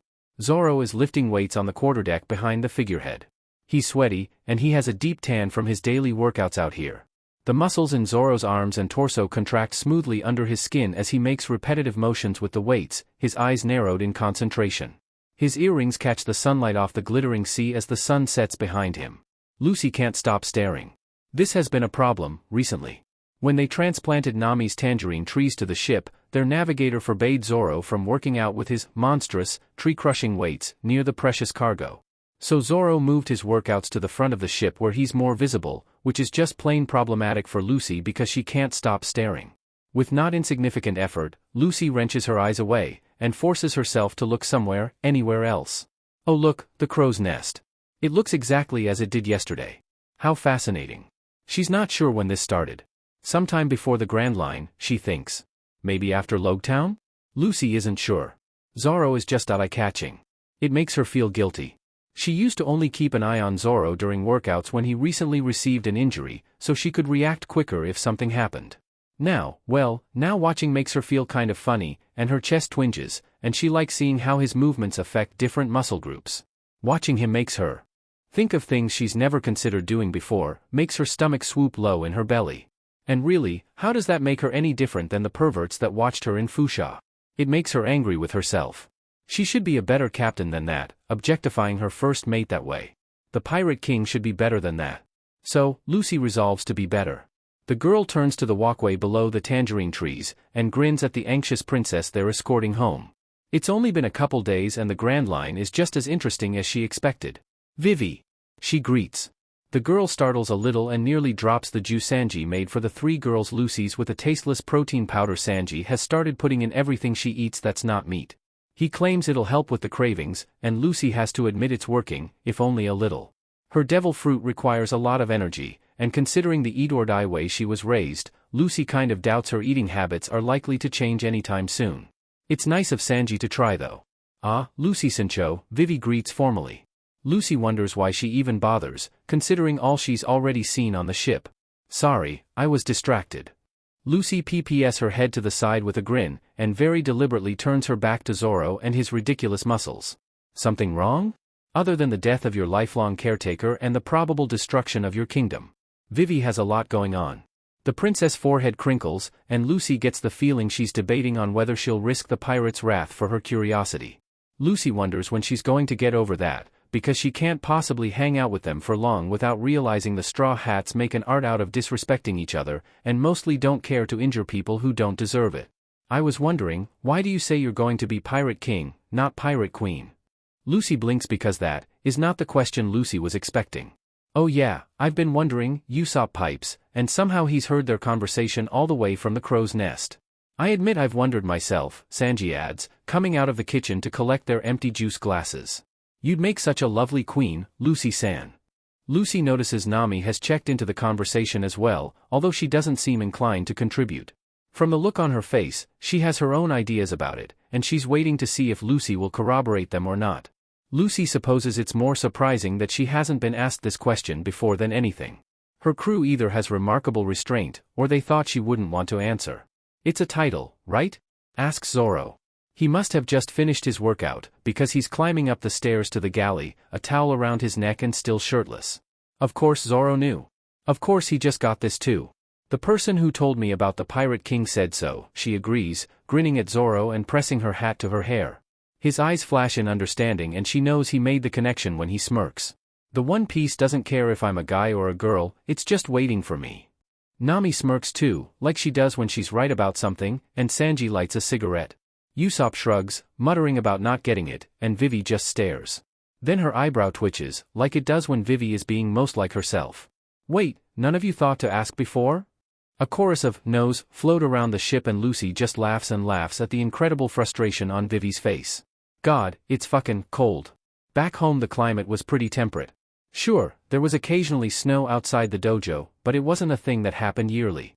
For about a month each year the temperature dropped to around 0 degrees Celsius, but mostly it was just an opportunity for Sensei to drill his students on cold weather mindfulness training and, when Zoro let himself take short breaks, the only time he and the other students got a chance to chuck ice-packed snowballs at each other. It was a good time, or so he remembers. He left his village when he was 15, and started heading south, where the climate is warmer and more tropical. Zoro hasn't seen snow in 4, almost 5, years, and it is easily approaching -15. Maybe -20 counting the wind chill. Thank every deity there is that Nami got a little overexcited in Loguetown and bought them all winter gear. Zoro would have frozen his butt off by now if he didn't have the long downy coat she got him. He thinks of Nami's feverish face, the rash on her stomach she'd claimed was a bug bite, and wills an island with a doctor to appear on the horizon. The deck is empty tonight. Usually Vivi wanders around until 1 or 2 in the morning, insomniac that she is. Sometimes Nami joins her. Tonight everyone is down in the makeshift infirmary with their sick Nakama. Zoro isn't down there because someone has to keep watch, keep looking for an island that may or may not appear.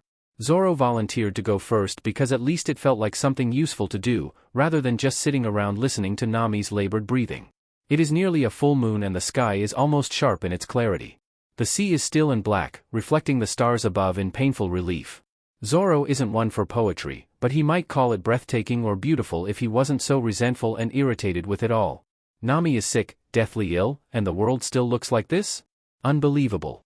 Zoro glares at the one constellation he bothered to memorize, Croman. He learned it from an old sailor he met at a pub one night. The story is something about a prophecy that concerns the apocalypse, or something. Zoro didn't care that much at the time.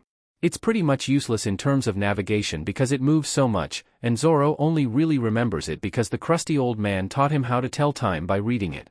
When the moon passes through the brightest star in the constellation, it's around 1 o'clock or 1:30, depending on one's distance from the equator. Every hand's width between the moon and Croman is another hour from that time, depending on whether the moon is above or below the constellation. Zoro squints at the moon. It's an imprecise method, but he's pretty sure it's around 3 in the morning. Nami would know the exact time, maybe down to the second. She is a pretty impressive navigator, after all. He wonders if Nami's okay.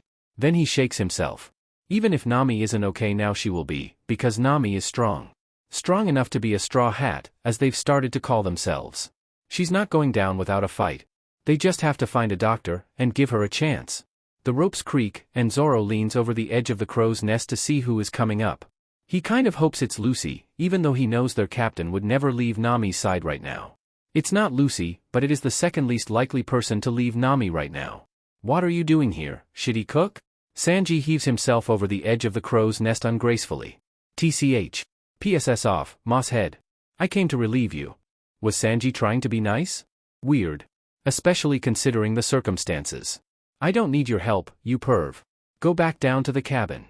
He raises an eyebrow. Or are you going to leave the girls alone with Usopp? For some reason, Sanji has been convinced all day that Usopp is secretly determined to grope the girls. Zoro isn't sure what set him off, but he's absolutely positive that Usopp has no designs of any kind. He's way too into his friend from Syrup Village for that. What was her name again? The frail blonde chick? Karen? Callie? Didn't matter. Zoro is pretty sure Usopp is set on marrying her, even if he doesn't know it. Besides, Usopp isn't the type to grope women or even ogle them, unlike some people Zoro could mention. Sanji's ridiculous eyebrow twitches at the remark. He's asleep. So are Nami-san and Vivi-san. Sanji gives Zoro a more serious look. Suncho is anxious. This catches Zoro's attention. When the cook starts referring to Lucy with her title, it means he's serious about something. She's worried, Zoro tries. She needs to sleep, Sanji grouses. The disgruntled expression on Sanji's face tells Zoro he has already tried and failed to coerce her into resting. This, more than almost anything else so far, is what worries Zoro. Lucy has the weirdest ability to fall asleep anywhere, in almost any position. She's ridiculous. If she isn't sleeping now, she must really be out of her mind with worry. Well, what do you want me to do about it? But he's already collecting his katanas and passing Sanji the blanket. Sanji gives Zoro a blank, vaguely irritated look. Go comfort her, obviously. Wait, what? There is literally no one less suited to comforting someone than Zoro. Especially not about something like this, where loss of a loved one is involved. The only person Zoro ever lost is Kuina, and his method of coping involved swearing a lifelong vow on her sword to carry both their dreams to his death. Zoro is the least qualified grief counselor in the entire Grand Line. Sanji must notice his dilemma, because the cook rolls his eyes, mutters "idiot" under his breath, and then steps on his fingers, so Zoro is forced to release the rope. Just ask her how she's doing. Zoro scowls. Well, why don't you do it then? Sanji pulls out a thermos of something warm, and gives Zoro a look like he's the single stupidest person alive. Because I'm not the person she needs to talk to, dumbass. Zoro isn't actually the dumbest person alive, so he knows better than to ask why Sanji seems to think that's him. Fine, he mutters instead, and climbs down the rope netting to the main deck. Let me know if anything changes with Nami-san. Sanji hollers from the top of the crow's nest. Obviously, Zoro mutters, but he gives the cook a wave to let him know he will. The cabin they set aside for Nami is in the heart of the ship, but the Mary isn't that big. There's a hatch in the middle of the deck that opens up to the hold, and Zoro grimaces as his palm meets the cold metal. He yanks up and descends quickly into the warm before closing the hatch behind him. He doesn't want to let all the heat out. He's no doctor, but he knows cold air is bad for the ill. It's quiet inside except for the gentle creaking of the ship and Nami's harsh breaths. She sounds worse than she did a few hours ago, but Zoro puts it out of his mind. He can't do anything about it, and Nami is strong. She'll be fine. As his eyes adjust to the darkness inside the cabin, Zoro starts to make out the shapes of his Nakama. Nami, obviously, is the one on the bed. The long hair marks the person sleeping upright on Nami's bedside as Vivi, and Usopp is snoring in the corner, on top of Karoo. Which means the person hunched at the foot of the stairs and shivering is Lucy, Zoro whispers, and then notices she's still wearing her normal getup, which means she must be freezing, even here in the warmest part of the ship. What the F dash? Why didn't that useless cook at least grab her coat for her? Lucy's head whips around, and he can see the whites of her eyes widen even in the dark. Zoro? He gets to the bottom of the stairs and starts unbuckling his jacket. Idiot. Here, take this. He is wearing more clothes underneath than she is. He'll be fine. The last thing we need is for someone else to get sick. That might have been the wrong thing to say. Her expression is suddenly horribly torn, and almost grief-stricken. But then won't you be cold? He doesn't really care, but telling her that won't help anything, so he hesitates. We could share the jacket? Lucy pps her head to the side curiously, and Zoro opens half the jacket in invitation. Lucy seems to realize what the plan is and scrambles to comply, shoving herself under his coat with characteristic carelessness. Zoro lets out a hiss as soon as she's pressed against him under the jacket, because holy shit, cold. Her right shoulder is under his left armpit, and her chest is pushed against his ribcage, her toes catch the fabric of his pants, and Lucy's hips press against his pelvis. It is a little uncomfortable, if Zoro is being honest, and it would be incredibly awkward if Lucy hadn't systematically dismantled any sense of personal space between them over the last few months. Now he just feels vaguely guilty for thinking about her that way at all when she trusts him so much. "Sheet, you're cold," he growls, and works to tie the buckles around them. It's awkward because the coat really wasn't made for two people and he doesn't have a lot of give in the shoulder area due to Lucy filling every available space. It's a good thing she's tiny. Lucy shivers violently against him, like her body is finally registering that it's cold now that she's suddenly not. "Sorry. I didn't notice." She shifts so her head is facing Nami, and Zoro remembers what he came down here for in the first place. Zoro will never in his life admit he took advice from the shitty love cook. "So, how are you doing?" Oh God, that sounded even worse than he was expecting. Lucy tilts her head to look at him, which means her chin is resting on his chest. She smells like the sea and the sun. "Huh? I'm fine." He raises an eyebrow when another shiver racks her body. "You don't look fine." She pouts, which is adorable, but Zoro would never admit such things. "You're not asleep, either." Which is weird. It is something like 3 in the morning, after all. Lucy looks away from him, her cheek resting on his chest. "It's, Nami, being like this. It's my fault." Zoro glances down in shock. Lucy isn't one for self-afflicted guilt trips. That's more Zoro's thing. Or Sanji's. "How is it your fault?" he asks. Because it isn't, obviously, no matter what Lucy's thinking right now. Lucy's tiny, furiously strong fists clutch Zoro's shirt. "If I hadn't asked her to come with us after Arlong Park." "Hey," he scolds, "don't go making decisions for us. You're the captain, but we chose to follow. Don't go belittling her choice. She wants to see the world, remember?" The grip on his shirt relaxes a bit. "She wants to draw a map." Zoro nods. Lucy shifts a little, and her foot catches on one of the bandages around his still healing legs. He holds back a wince, but she must feel him tense because she goes completely still and stiff a second later. "Sorry." She whimpers. "Sorry, Zoro, sorry." "It's not your fault," he tells her. He's the dumbass who was going to chop off his own legs to kill a couple grunts. "Ah well. No regrets." "I was going to ask earlier," Lucy whispers, hesitant. "If you were okay. Your legs didn't look good. And I thought you might have gotten some burns from the wax and the fire." Zoro's pretty sure all 3 of them were singed a bit by the fire. He's also pretty sure his was the worst of it, because he decided to use the flames to surprise their opponents. He wanted to see if he could wield fire on his swords. He heard of someone who could do that once. Turns out it isn't so hard with decent blades. "I'm fine," he tells Lucy, because yeah, he aches just about everywhere and he nearly severed his own tendons yesterday, but he's fine. Or he will be. I don't like it when you get hurt." He can hear the seriousness in her voice, the pain. He wonders how long she's been holding this in. He knows she hovers from a distance, sometimes, when she knows he's still healing from various wounds and she's worried he's straining himself, but he can't really remember when that started. "Geez, it's not like I'm going to keel over."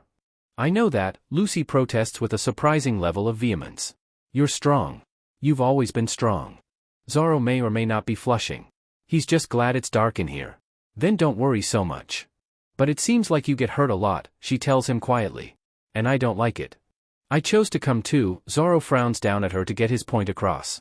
"And I can handle myself, so stop worrying. It's disrespectful." Lucy freezes, her hand twisting convulsively around his shirt. "You're right. I'm sorry."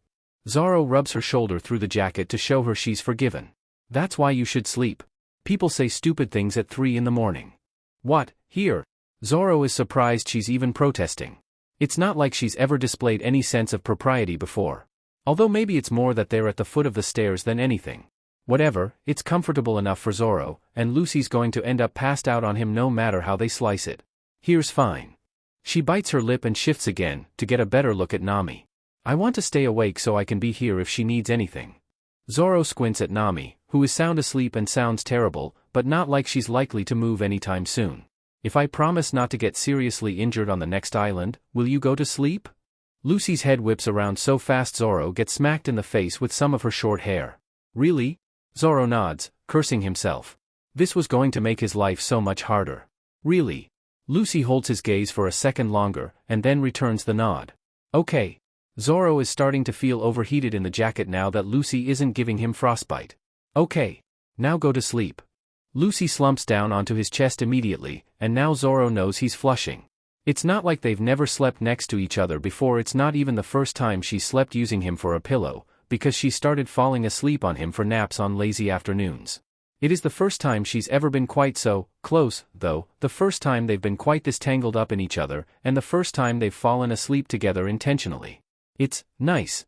Or Zoro thinks so anyway. Lucy is asleep and snoring in less than 5 minutes, and Zoro lets himself fully relax. She looks nice when she sleeps. Kind of soft and young, with her short hair sticking up in every possible direction, hopelessly mussed. She doesn't look old when she's awake, like at all, but absent the near-manic cheer, her face looks smoother. And it's easier to see the undercurrent of seriousness she carries when she's asleep, because her eyes don't tense at the corners, and her nostrils don't flare. Zoro likes that he gets to see her like this. It feels special. Their relationship is special, he knows. There was a reason Sanji sent him down here, after all. Lucy wouldn't tell anyone else that she has doubts, or that she was afraid she'd made the wrong choices for her crew. She wouldn't fall asleep on Sanji like this, or even Usopp or the girls. Just Zoro. And likewise, he's never been quite this close to someone before. Maybe Kuina, but they'd been close in the way childhood rivals are close. This is different. Zoro hasn't thought much about his little revelation at Kokoyashi. He hasn't really considered what it might mean for him, for them. He still doesn't really understand what he feels, if it's simple attraction for a friend or something more substantial. He's content where he is, for now, at any rate. So long as he's the one Lucy relies on for stuff like this, he's content. She snuffles a little into his shoulder. Instinctively, he clumsily wraps an arm around her, pinching them closer together under the jacket. She gives a tiny exhale before passing off into deeper sleep. Zoro thinks, dangerously, that he could get used to watching his captain sleep. Lucy wakes up feeling fuzzy and warm. Almost too warm, actually. Wait, scratch that, Lucy's about to melt. Lucy wriggles, only to find her arms are pinned around something, and her legs, while free, are curled up tight against the warm mass beneath her to escape the cold at her feet. Lucy opens her eyes, and is met with a white shirt and a tan throat. Gold earrings brush the strained collar of a light green coat. Oh. She remembers now, how Zoro came to her last night, how he comforted her and made her go to sleep. How he shared his body heat and coat with her, how he never complained once as she unburdened herself on him. She feels her face heat up when she realizes how closely they're tangled together. Her arms are around his torso, and her legs wrap around his thighs. His left hand is cradling her head. Lucy spent the night drooling on his chest. He looks pretty peaceful, though. He usually still looks a little tense when sleeping, but not today. Lucy traces the slope of his brow with her eyes, studies the shape of his mouth, his nose, and the rough look of his day-old stubble. This isn't actually the first time she's fallen asleep on Zoro, not by a long shot, but it is the first time they did this so intentionally. Lucy's not entirely sure what to make of it. She's also not in the right mindset to evaluate it. Not right now, with Nami so ill. Lucy can hear the heavy wheezing from here and she can tell just by listening that it's gotten worse over the course of the night. She should go check on Nami. Besides, it's really warm in this coat. They're both a bit sticky and Lucy may be getting heat slide. Lucy can't reach the buckles there behind her, and her arms are trapped underneath Zoro's waist so she rocks a little, trying to wriggle out while trying not to disturb Zoro too much. The buckle near the hips Zoro's hips, the buckle is actually fastened under Lucy's rear is tight though, and it's going to take a little effort to get under it. Carefully, she tries to wriggle under the belt. She pushes as firmly as she can without disturbing Zoro and Zoro grunts in his sleep, and suddenly Lucy's staring at the ceiling with an alarming amount of weight pressing down on her. She gasps, and for a second Lucy sounds like Nami, with her wheezing breaths. Stubble scrapes her neck, and an arm like steel is under her back, and oh, it's Zoro. Zoro, who hates having his sleep disturbed. Zoro, who has been known to throw sharp things at offensive nearby parties while sleeping. Yeah, Lucy's an idiot for thinking she was getting out of that one. She probably jostled him too much, and Zoro, being Zoro, rolled over to pin her down and make her stop moving so he could sleep peacefully. Honestly, Lucy is just lucky he shoved her up a bit so she can breathe right now instead of wheezing into his shirt. Not that breathing is exactly easy with a Zoro-sized weight on her chest, but oh well. Awkwardly, Zoro's hips are now between her thighs because Lucy's not wearing socks and it's frickin' cold in the here, so when Zoro rolled them over and hiked her up, she instinctively locked her ankles together to avoid freezing. They're just lucky this coat is roomy on the lower half, frankly, because now the buckle is stretched too far and there's no hope of getting out of here until Zoro wakes up. It's unfortunate because if one of them wasn't asleep right now it would be a pretty romantic position and… Wait. Unfortunate? Since when? Lucy she doesn't do this. Or she hasn't. She doesn't know how? There were only 1 or 2 guys her age in Fuchsia, and she thought they were JRKS. Ace was popular with girls his age, Lucy remembers, but he never dated anyone seriously. It's not like she would ask him about that sort of thing anyway. And this is Zoro who is her first mate, the first member of the crew she picked for herself, the first one to follow her. The one who makes food puns out of his attack names, who she tells about all her weirdest dreams and who just gets her, who understands everything about her and who laughs when she plays people. Zoro, who even asleep is cradling her gently, pressing her firmly up into his form like she's something precious but not something breakable, and it makes her feel safe and warm and… She likes him, doesn't she? Zoro, being the inconvenient turd he is, still has her head cradled in his palm so she can't even thunk it against the floor for a satisfying sound. What does she do with this? Lucy doesn't know anything about relationships. Like, at all. She hasn't had a single adult role model with a significant other of any kind. She had no friends her age other than her brother, who didn't have any long-term relationships. She hasn't had her first kiss, and she sure as hell hasn't had her first anything else. She only knows about SEC because Makino sat her and Ace down for a talk about it when they both turned 12. Lucy didn't even read romantic books because she never had the patience, and frankly learning how to read harder books lost all appeal once Sabo left, so she doesn't even have unreasonable expectations. Geez, Zoro is heavy. Who are her other options? Sanji? That is a terrible idea. Just, no, that is bad. Very bad. Usopp? That might actually be a good idea, but Lucy is still kind of unclear on whether he's dating Kaya or not. Lucy kind of gets the feeling Usopp is unclear on that too. Maybe she could ask Nami or Vivi? But obviously not now. Later, when neither are sick or trying to head off rebellions. Lucy really, truly, has no idea what she's doing. Most of the time that doesn't matter much to her, she's good at surviving shit and things usually work out for her, but this is Zoro, and, feelings or not, he matters to her. Very much. Zoro's nose falls to the crook of her neck due to her squirming. He smells like blood, steel, and sake. She probably shouldn't find that attractive. Sheet. They are finally exiting the freezing cold of Drum Island, and Zoro couldn't be more grateful for it. He may have cried in relief when Vivi reminded them that Alabasta is a desert. No one could prove it, at any rate. He's glad everyone made it off Drum, though. From the story Sanji and Chopper told, it sounds like it was touch and go for at least 3 of his Nakama for a while, which is 3 too many. Especially when Zoro didn't know about it at the time and one of them was Lucy. Currently, most of the crew is either acquainting themselves with Chopper or acquainting Chopper with the ship. Usopp keeps telling Chopper very exaggerated stories that the naive little reindeer seems perfectly willing to believe. Usopp, not used to having such a perfect audience, is predictably milking it for all it's worth. Nami and Vivi are checking their course to Alabasta, which is apparently about a week away.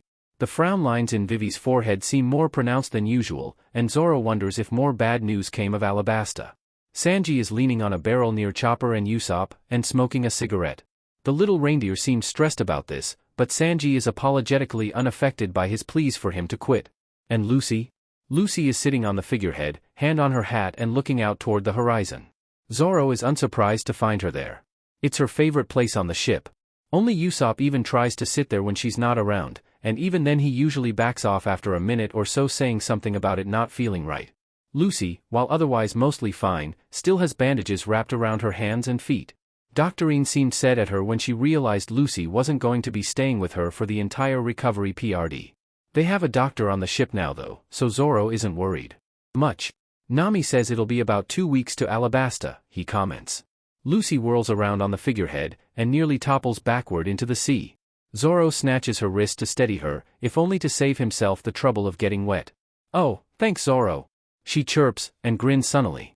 Zoro rolls his eyes and steps closer to get a better look at her hand. The bandages smell like lemony antiseptic and honey, and her hands are meticulously wrapped from fingertip to wrist. Lucy doesn't pull her hand away, instead just lets him look. Love Cook said he passed out at the base of the mountain. Zoro would get on Sanji for endangering Lucy and Nami like that, but HEV had a feeling Lucy wouldn't be amused considering the guy broke his freaking spine and a couple of ribs in the process, so Zoro hasn't mentioned it. Especially not after witnessing the cook's full-on kowtow of groveling when he heard how bad Lucy's condition was upon completing her climb. Lucy, unconsciously corroborating him, rolls her eyes. Sanji didn't pass out, Sanji took an avalanche to the face to get us up the mountain. Zoro hums and splays her fingers, testing the mobility. So you climbed up to the castle by hand? Carrying the two of them? Lucy shrugs. Yes. Zoro shakes his head, and reaches for her other hand. That was 5,000 meters of sheer rock face. There was a downdrafting wind tunnel around the whole thing, and it was freezing. You're lucky your hands weren't shredded. She's lucky she wasn't shredded. Lucy doesn't look like she much cared. They're Nakama. She says it like she expects Zoro to understand. Weirdly, he does. How bad did you mess up your hands and feet? Lucy flushes. Well, Doctorine said I cut the pads of my fingers and toes down to the bone, and I have a couple hairline fractures besides. She claimed I probably only managed because I didn't have any feeling in my hands or feet once frostbite set in. Zoro, with more gentleness than he's willing to admit to, sets Lucy's hand in her lap before reaching for her other one. Figures the one time I don't get injured you go and do something like this. Lucy gasps, jumping a little. You're right. Zoro, you didn't get injured this time. Zoro frowns, a little put out. Yeah, well, I promised. He even volunteered for the relatively safe job this time around to try and keep it. Sure, he still somehow wound up wandering around half-naked and wet for a while in the snow, but no harm no foul. Lucy's grin could outshine the sun. Thank you. Yeah. Lucy seems downright ecstatic now. I'm really glad we went to Drum Island. Not that I'm glad Nami got sick, she adds quickly, I'm just really glad we went there. We found more Nakama, she says fondly, with a glance at the rest of the crew. Zoro gives her a considering look, feeling unreasonably warm at the sight of her. You just pick people based on a feeling, don't you? Lucy just grins at him, the light in her eye mischievous. I know special people when I see them. Especially you, Zoro. Zoro will deny until the day he dies that he blushed. It was the sun, damn it. This might be literally the best day ever. Or at least, the best day in a while. None of her Nakama are sick, and none of them will ever be sick again now that they can count Chopper among them. They're finally in Alabasta, and the solution to Vivi's problem seems pretty simple to Lucy, they just need to figure out the logistics and stuff. Soon Vivi won't have to look so sad and scared all the time. Plus, this morning Chopper gave her permission to stop wearing the bandages. Freedom. And now, the best thing of all, Ace. Her brother is here. Minus Makino and Shanks and Dayton and Gramps, it's everyone she loves in one place. Ace looks older than he did last time, a bit more mature. He has new tattoos and a funny cowboy hat and his freckles seem more pronounced. He's taller, a little more filled out, and apparently found a powerful devil fruit, so now he's even more kick-ass than he already was. But despite all the changes, Ace's smile is just as wide as ever when he looks at Lucy, his eyes just as warm, and he wrestles with her in greeting just as he usually does, even while cheerfully chiding her for her unladylike behavior. Lucy missed him. And now she gets to introduce him to her Nakama. Everyone look. 6 heads spin in her direction. Lucy sees relief in their faces and then tension again when they notice Ace, especially from Zoro. Weird. Nami is the one who steps forward though. She's wearing the grin she gives to strangers. Lucy? Who is this? Even weirder, it's Zoro who answers that question. Portgas Ace, second commander of the Whitebeard Pirates, Zoro's hands are closer to his katana than normal. He was looking for Lucy earlier. Their behavior throws Lucy for a loop. Why are they being so defensive? It's not like Ace. Oh, right. They don't know. Ace is my brother. That startles them, and immediately all 6 of their suspicious expressions turn to shock as their gazes latch onto Lucy. Eh? Your brother? Usopp shrieks. Lucy, I didn't know you had a brother. Ace fake pouts. You didn't tell them about me? How disheartening. My crew knows. All about you. Nami's eyes flash in a way that's usually reserved for huge sums of money. I don't suppose you have any good blackmail stories, do you? Ace looks incredibly amused. Blackmail doesn't work on Lucy. She's shameless. Nami gives him a shrewd look, and PPS her head to the side. I'll trade you. Lucy isn't sure but she may have just seen her life flash before her eyes. The accumulated blackmail is too much to consider. Nami doesn't even have to give Ace any real blackmail, she just has to describe half their adventure and Lucy's antics and he'll probably throw her in a cage for a week just to keep her from injuring herself. No. Stop. Ace's grin turns wicked. Sounds fair. Lucy pouts. So mean.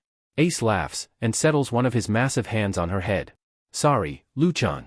It's my job to embarrass you. Then he turns to the crew, and smiles politely. I didn't catch your names though. Suddenly Lucy forgets the blackmail situation. This is her Nakama, and she really wants to show them off. This is Nami, our navigator. She's amazing. She's super smart, and she can even draw super accurate maps without taking any measurements or anything. Nami blinks, like she wasn't expecting the praise, which is stupid, but whatever. Lucy moves on. That's Usopp, he's our sniper and our liar, but he does a bunch of other really cool things too. Ace raises an eyebrow but he continues to look amused, so Lucy continues the introductions. She has to drag Ace a couple steps to the right so they can clearly see the rest of the group. That's Sanji, he's our cook. He makes the best food. He's the best cook. And he kicks things really well. Sanji gives her his cigarette smile, the one where his eyes go bright that looks kind of proud and fierce. Thank you, Lucy-san. That's Chopper, our doctor. He's a reindeer. He's amazing. Sanji broke his spine 2 weeks ago and he's all better now thanks to Chopper. Chopper squirms. That doesn't make me happy, a-hole. Ace pps his head to the side like he has many questions about Chopper. Lucy decides not to answer them. That's Vivi, she's Alabasta's princess. I'm going to kick crocodiles but for her. And then maybe Vivi will come with them on their next adventure, but Lucy isn't sure about that so she's not going to think about it. And this is Zoro. He's my first mate, and he's going to be the world's greatest swordsman. Suddenly there's a weird knot of tension in her stomach. She wants Ace to like Zoro. She wants Zoro to like Ace. It feels more important that these two get along than it does for any other member of her crew. Ace stares at Zoro for a second and raises an eyebrow. For a moment Lucy thinks she's going to have to kick his butt, but then she realizes it's not skepticism that's got him thinking, but curiosity. Not Pirate Hunter Zoro, right? Ace asks. Zoro seems a little wary of the extra attention. I never called myself that, but yes. Ace grins, and tips his hat. Explains how you knew me then. Ace looks down at Lucy, a smile tilting his lips. It sounds like a great crew, Lucy. Lucy wonders if smiling too wide can actually hurt someone. They're the best crew. All 6 of her Nakama shuffle with an embarrassed flush on their faces, but Lucy just soaks in the approval in Ace's eyes. Night falls on Alabasta's desert, and if Zoro was one to wax poetic, he would have called it beautiful, watching the red sun descend on the sand. As it is, Zoro is hot, sweaty, and tired, and he's inclined to be pessimistic. It looks ominous to him, especially considering the circumstances Alabasta is currently suffering. Zoro is by no means the most exhausted person in their party. How much longer do we walk, Vivi, Usopp mmms? He's barely dragging his feet even with the walking cane he picked up. I'm tired, Lucy corroborates, equally dramatic. Zoro is irritable enough to not care. And hungry. Her stomach mmms loudly on cue, and she turns hopeful eyes to the love cook. The love cook, for his part, looks completely torn. Ah. Lucy-chan, I'm sorry, but we have to be careful with the rations. Ma, she'll be fine, Ace dismisses with a smile and a casual wave of his palm. He's the only person here who doesn't look completely exhausted. She doesn't need as much as she thinks she does. Lucy pouts. But Ace, she whines. Ace makes a mocking face at her. Ace is the other reason Zoro's so tired. The swordsman hasn't been able to let his guard down since he showed up. It's not that he's worried about Ace hurting anyone, Lucy least of all, it's more that he can't quite shake the feeling that Ace is evaluating them. It's putting Zoro on edge. Lucy is positively gleeful that he's here, though. Zoro can't blame her, it's apparently been about 3.5 years since she last saw her brother. Zoro's never had siblings, but he thinks he would be similarly excited if his long-lost brother showed up out of the blue. Out of the blue. Okay, it is possible the desert is getting to him. We'll have just enough light to make it to that outcrop, I think. Vivi called. If there is one person here more stressed than Zoro, it's Vivi. He really hopes this doesn't end with Alabasta in ruins. He's not sure Vivi would survive it. Zoro squints to see the outcrop Vivi selected as their campground. It's just a flat rocky surface with about 5 large stones around a fire pit, but it's raised so it's not so susceptible to the terrain's shifting patterns, and there's a ditch of some kind dug around it in concentric circles that look like they're meant to redirect sand. It's Nami who asks about it. Was this made for travelers? Vivi nods, a little pride gleaming through her stress. Yes. There are accepted routes that any traveler through Alabasta can take, and always end up at a safe spot to stay the night. Our ancestors started them, and we've continued the practice. Usually there's a divining rod somewhere around these sites, or a well. Nami smiles at Vivi, fond. Alabasta's people really try to help each other, don't they? Vivi's pride grows. My people love their country, and the country is its people. Her expression falls, suddenly. Or at least, that was true until recently. They used to believe that the true enemy was the desert, that fighting amongst ourselves is how we truly lost. Now, Vivi doesn't say anymore, but the whole group knows what kind of state Alabasta is in. Vivi is very, very close to being a deposed princess, rather than an undercover. 1. Sanji and Nami share a look, agreeing without words on a plan of action. Zoro knows that if push comes to shove, and this war can't be stopped, they'll make sure Vivi makes it away from here safely. Whether she wants to or not. I'm sure the people here haven't forgotten, Nami says kindly. Nami is always kind to Vivi. Vivi smiles, but there's not much life in it. It should take about 20 minutes to get to the campsite. As it turns out, Vivi is underestimating them, and it only takes 10. As usual, jobs are divvied out among the crew. Ace is banned from helping, despite offering repeatedly. Nami called him a guest, and set the rest of them to work. After dinner, which is rationed carefully by Sanji so that no one goes hungry, with the possible exception of Lucy, but she could probably eat a whale whole and still claim she had room to spare for another one. The 7 of them circle round the campfire. Zoro protests the fire at first, because if this is a well-known route it would be easy for someone looking for them to find them, but he is eventually overruled by the sudden drop in temperature. By sheer coincidence, Zoro ends up settling down for the night next to Ace. It's not uncomfortable, per se, but it is a bit awkward. That kind of throws him for a loop, honestly, because Zoro doesn't talk much. He's not usually bothered by silence. In fact, he usually appreciates the ability to be quiet in other people, especially now that Lucy is in his life, not to mention the rest of his overly rambunctious Nakama. He just can't shake the feeling that Ace is appraising him. All of them, yes, but him specifically. The whole party is exhausted, and after they've eaten and cleaned it takes seconds for most of them to settle into sleep. Lucy, apparently completely unrepentant, cuts the tension between Zoro and Ace by plopping herself between them, and curling up with her head on Ace's shoulder. There wasn't much space between Zoro and Ace to begin with, so despite Lucy's tiny size she's pressed against Zoro's arm now too. Zoro would move over for her, but he's already pressed up against a boulder, so there's really nowhere to go. Zoro manages to fight down his blush, but it's a near thing. He's not sure why he's so self-conscious around Lucy today. Maybe he's just too aware that Ace is watching him. And the Fire Fist is watching him. Zoro is too experienced to doubt his instincts. He's pretty sure Lucy picked up on it, too. She keeps giving the two of them funny looks when she doesn't think they're looking. Zoro wouldn't be surprised at all if Lucy chose this particular sleeping arrangement just so she could ease tension between the two of them. So how's life on Whitebeard's ship? Lucy asks tiredly, already half asleep. Ace looks down at her with an incredibly fond expression. It almost feels like Zoro is intruding, and if it wouldn't be more awkward to do so at this point, he would go find somewhere else to sleep. He doesn't hate Ace. He's just aware of him. Zoro is happy that Lucy is happy, at any rate. It's great, he whispers. And in a low voice he begins telling Lucy about his crew, about being the second commander of Whitebeard's fleet, and about how he found his devil's fruit. Awkwardly, Zoro is forced to listen too. He has first watch, and they're seated too closely to tune the other boy out. Lucy, as far as Zoro can tell, is dead to the world within 10 minutes. She held on for a long time. By her standards she probably wanted to do more catching up with her brother. Ace doesn't stop speaking for another 20. When Ace is finally quiet, Zoro doesn't make any move to speak. The rest of the crew passed out almost 20 minutes ago, and so it's just him and Ace that's still awake. Even the chauvinistic camel is asleep. Zoro still isn't exactly sure how that whole thing functions. It's weird that a camel would be attracted to human women, right? Like, that's not how evolution works? He clearly needs to sleep, if he's thinking about this. Ace, as it turns out, has other plans. You know, he whispers, voice low and carting his fingers through Lucy's messy hair, I was afraid for a minute there when the ship wasn't at the dock. Zoro glances at him. Apparently, Ace is finally ready to confront him about whatever it is he's been trying to figure out. Why's that? Ace looks into the fire, a wry smile on his lips. Lucy makes friends easily, but I always worry she's going to place her faith in people who don't deserve it. I thought I was going to have to explain to Lucy that some people just aren't trustworthy. Zoro feels a flash of hurt, despite himself. He knows Lucy can be too trusting. He's complained about it enough, both internally and externally. And the situation probably looked pretty bad to Ace. They were being chased by Marines, and all of a sudden the ship is gone, minus one captain who happens to be the only member of the crew with a bounty? From the outside, Zoro guesses it probably looked pretty bad.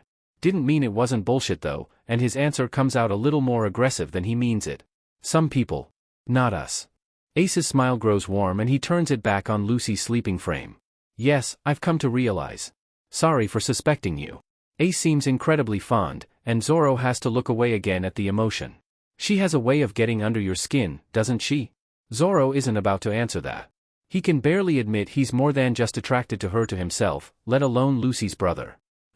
Ace clearly isn't satisfied with that though, and his next question throws Zoro off guard. What would you give up for her, I wonder?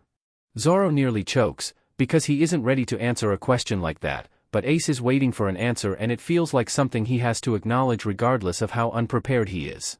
More than I would for anyone else. More than I should. It's true enough.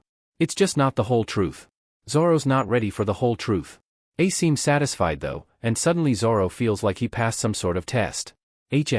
That's good. I'm glad she has a crew like you. He brushes Lucy's bangs back. Having a sister a little on the slow side makes an older brother worry. Zoro pps an eyebrow. Surely Ace knows. She's not as slow as she seems. Ace freezes and it's the first time Zoro has seen him genuinely surprised.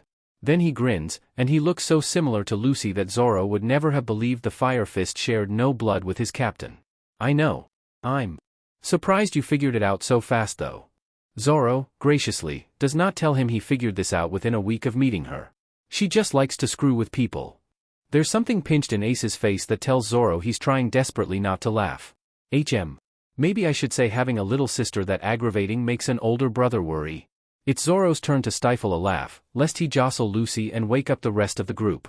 He does crack a grin though. Funny. I know what you mean.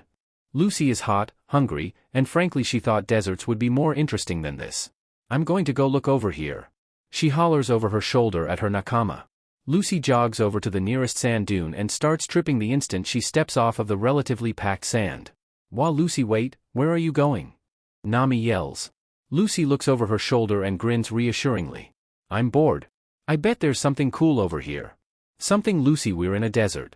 There's nothing but sand in any given direction. I'll catch up later. Ugh. Poor Nami. Lucy should really stop stressing her out like this. Perhaps this is why Ace kept apologizing for her the last couple days? Zoro, go after her, make sure she doesn't die. Lucy is too far away to hear what he says in response, but he sounds disgruntled. Cresting the top of the dune, Lucy does a full turn. Nami wasn't wrong, there's sand in every direction as far as the eye can see. Lucy can kind of make out a shimmer behind her that might be the ocean. The Mary is docked there. They were there yesterday, but now they're here. Weird. There's a dark line on the opposite horizon. Lucy wonders if that's the plateau ridge Vivi told them about. Oi. Lucy. We should get back to the group. Ha. Zoro's here. Lucy turns to her swordsman, takes him in. He's a bit red in the face from the heat, and he's wearing an irritable expression. He's been a bit touchy since landing on Alabasta. Maybe the climate doesn't agree with him? Lucy thought he and Ace resolved whatever issue they were having the second night in the desert, so it's probably not that. Ace. Lucy already misses him. Nah, I want to explore a bit, she tells him cheerfully. Then she spots Chopper heaving his way up the hill. Poor little reindeer.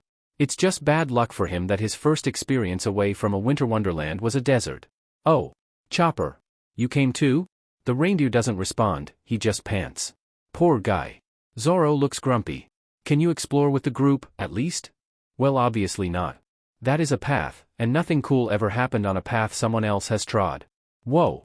That sounded almost wise. Did she get that from Ace? Nope. She chirps and then turns to slide down the dune. She feels Zoro's fingertips brush her back and she knows he just missed catching her. A big, challenging grin splits her face. Lucy. Get back here. Wow, Zoro really is grumpy today. He needs to lighten up. Gotta catch me first. She hears faint profanities and then the unmistakable sound of someone skidding down a sand dune after her. Perfect. Ah. Lucy. Zoro. Lucy makes the mistake of turning around to check on her doctor, and Zoro takes his chance to pounce on her. He was closer than she thought he was, damn it, and he pins her pretty easily since she is still checking on the reindeer. The reindeer, who is in his large form, and rolling down the hill completely uncontrolled, right into her and Zoro. Oh, sheet. She hopes Zoro's thick skull doesn't fracture her forehead. Chopper bounces once, blocks out the sun for a second, and then everything goes black. Lucy pouts as she shuffles along ahead of her Nakama. It's not like she meant to get caught up in a sandstorm. She wasn't even conscious at the time. And that was equally Zoro and Chopper's faults, as far as Lucy is concerned. But now they're mad at her, and so Lucy sulks ahead of them while they vent. Oh well. Getting lost in the desert is still more interesting than what they've been doing so far. Monsters only make things entertaining to a point. She glances back at her Nakama. How long were they going to be mad at her anyway? She just wanted to explore. Normally Zoro wouldn't be mad at her at all. The desert just makes him grumpy. Lucy doesn't like it when Zoro is mad at her. It doesn't happen often, but occasionally she pushes his boundaries just a little too far. Like, now, for instance. Zoro being angry with her makes Lucy feel anxious, for some reason. Okay, so she knows the reason. She just doesn't know what to do with it. She likes Zoro. As in, she likes Zoro. Lucy isn't sure what she's supposed to do about it, though, because it's not like it really has to change anything between them. She acts like she always has, and he does too, and maybe she understands a little more why she acts the way she does around him, why Zoro occupies a particular part of her heart, and makes her feel things her other friends don't, but she doesn't know how to go about moving forward with it. She doesn't even know if she wants to try. She likes the way things are with Zoro. She likes that she gets to make him laugh, poke him and pester him into being less grumpy than usual, that he lets her watch over him when he's injured. She likes that he listens, that he enjoys listening, that she can tell him whatever she wants to tell him and he'll never ask for more than that. She likes how determined he is, how determined he's always been, to achieve his dream. She likes how well he understands her. She likes how well she understands him. She doesn't want any of that to change. And while she thinks there are things she'd like to do with Zoro that sound nice, kissing, for one, or holding hands, but mostly kissing, she's not willing to risk what she has for that. She can't be casual with Zoro. Neither of them are the type to do things by half measures. Besides, she doesn't know how Zoro feels about any of this, and she's not about to ask. So she shelves it.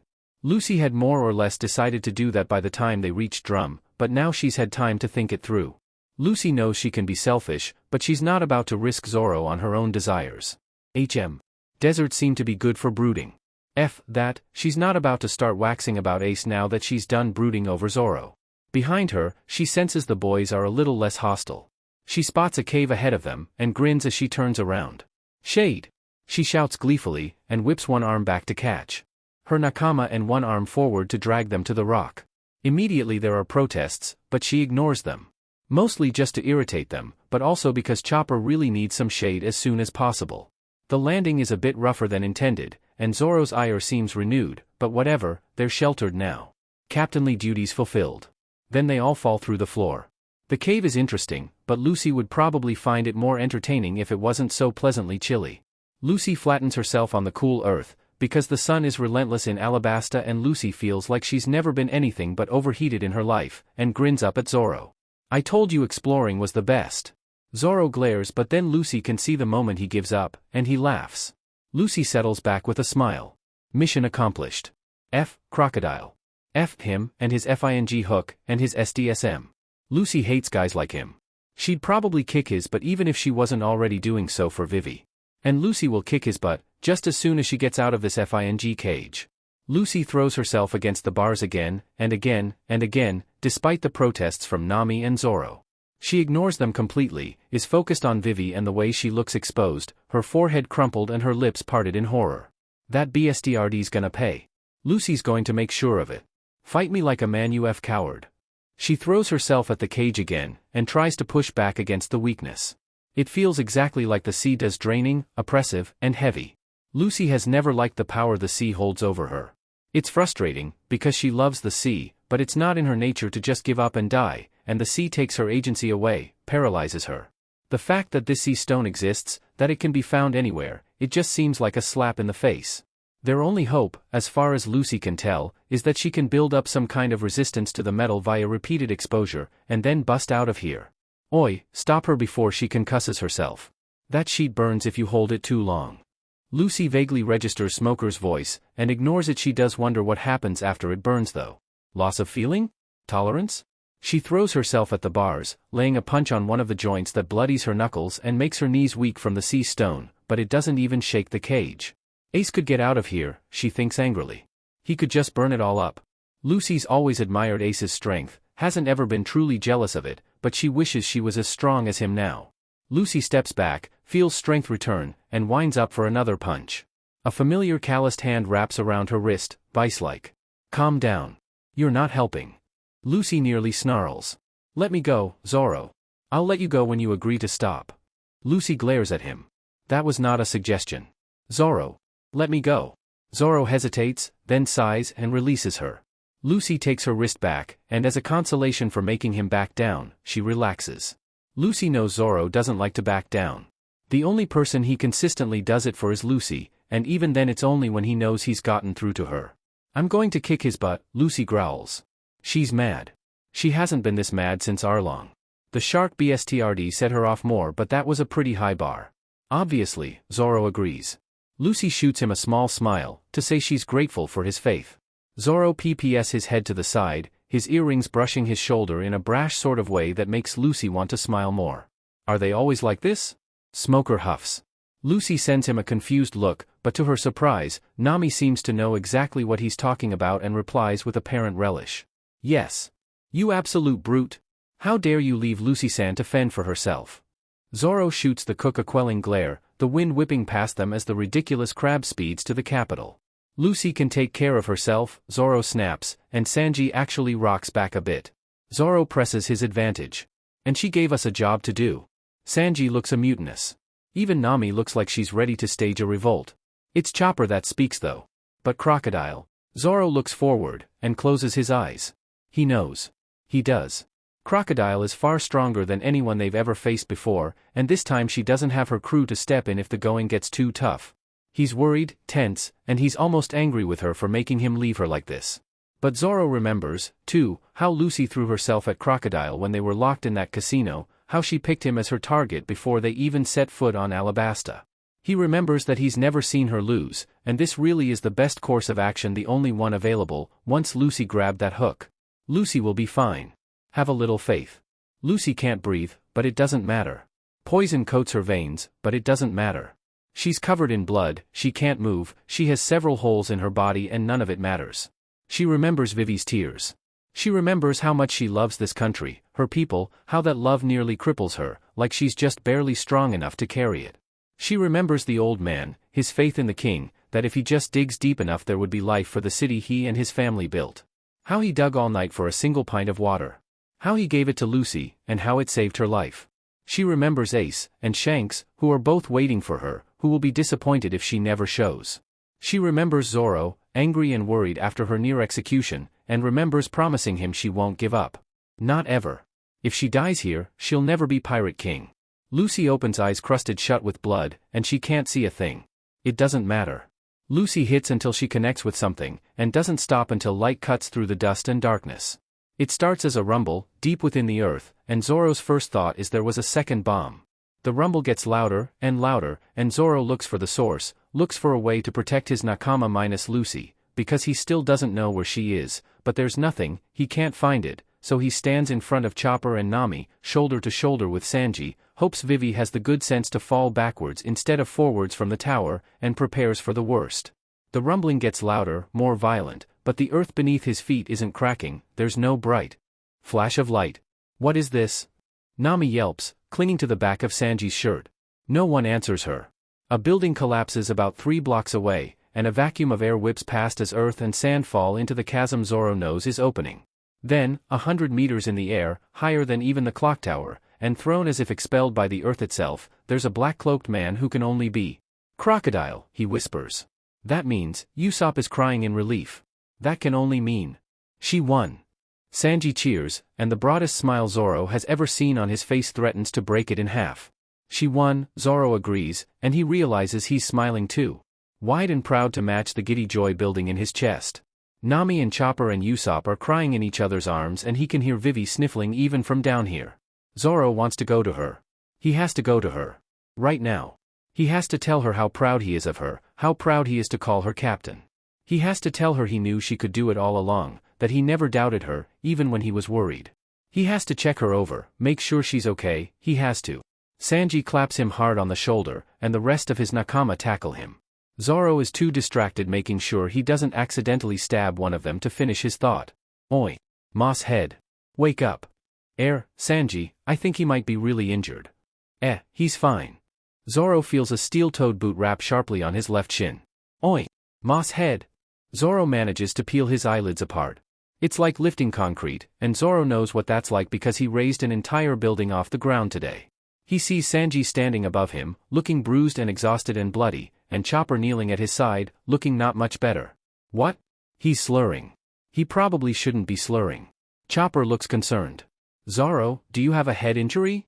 Zoro has to think about that. He's pretty sure he doesn't? He had that fight with the guy who could turn into swords, but he wasn't a real swordsman.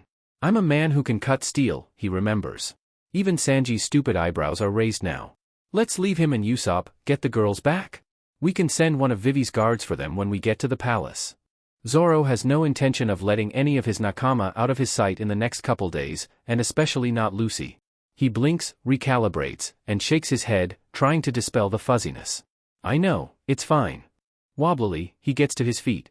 Sanji looks at him skeptically. You sure you can carry someone though? Nami-san is in the best shape but no one's up to being dropped. Zoro frowns. Tests his arms. Everything aches, and his cuts sting, but he feels okay to walk to the palace. He's pretty sure.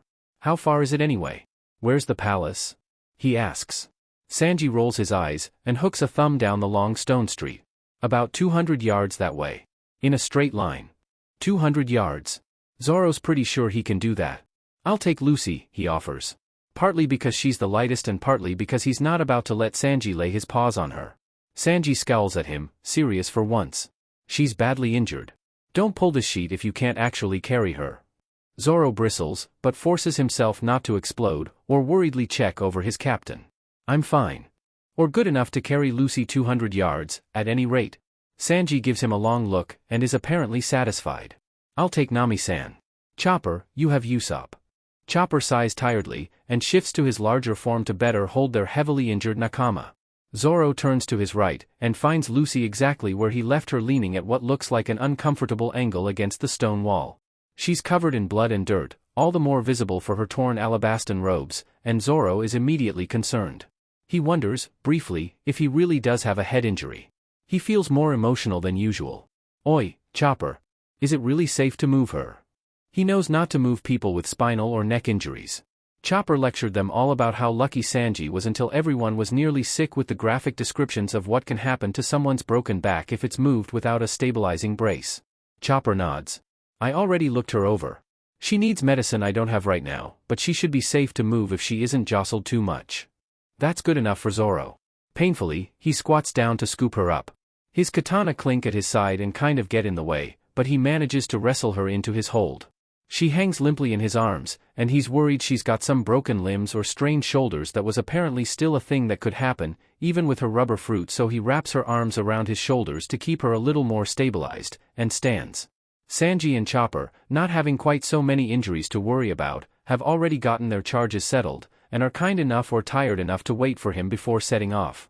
Possibly they don't want him to get lost going to the palace, which, Zoro knows he has a bad sense of direction, but he's pretty sure he can walk in a straight line.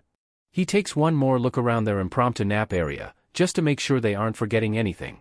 Lucy's hat is nowhere to be found, but there's not much Zoro can do about that right now. He'll look for it later. We shouldn't have fallen asleep here, he grunts, going after the others. It's way too open an area. Way too high traffic. Anyone could have found them here. That crazy marine lady who looks exactly like Kuina could have found them. And Zoro is under no illusions that he or anyone else was alert enough to deal with any threats. We were all past our limits, Sanji mutters. He somehow managed to light a cigarette, even while carrying Nami. Once we found Lucy it was kind of, Sanji doesn't finish, but Zoro knows what he means. Once they found Lucy, it was like the adrenaline drained from them, energy spent and backup reserves gone. Zoro vaguely remembers struggling to stay upright even as he parked himself beside their indisposed captain, ready to be on guard as best as he was able even while half asleep on his feet. He remembers managing to sit without looking too pained while Nami reassured Vivi, and then everything goes black. It was like we found Lucy and suddenly everything was safe, Chopper muses casually. Zoro carefully doesn't look at Sanji, and assumes Sanji is doing the same on his end. Chopper isn't wrong, it's just, well, it's like he was telling Chopper. They're all independent people. Depending on someone else so much for their own comfort goes against the grain, just a little.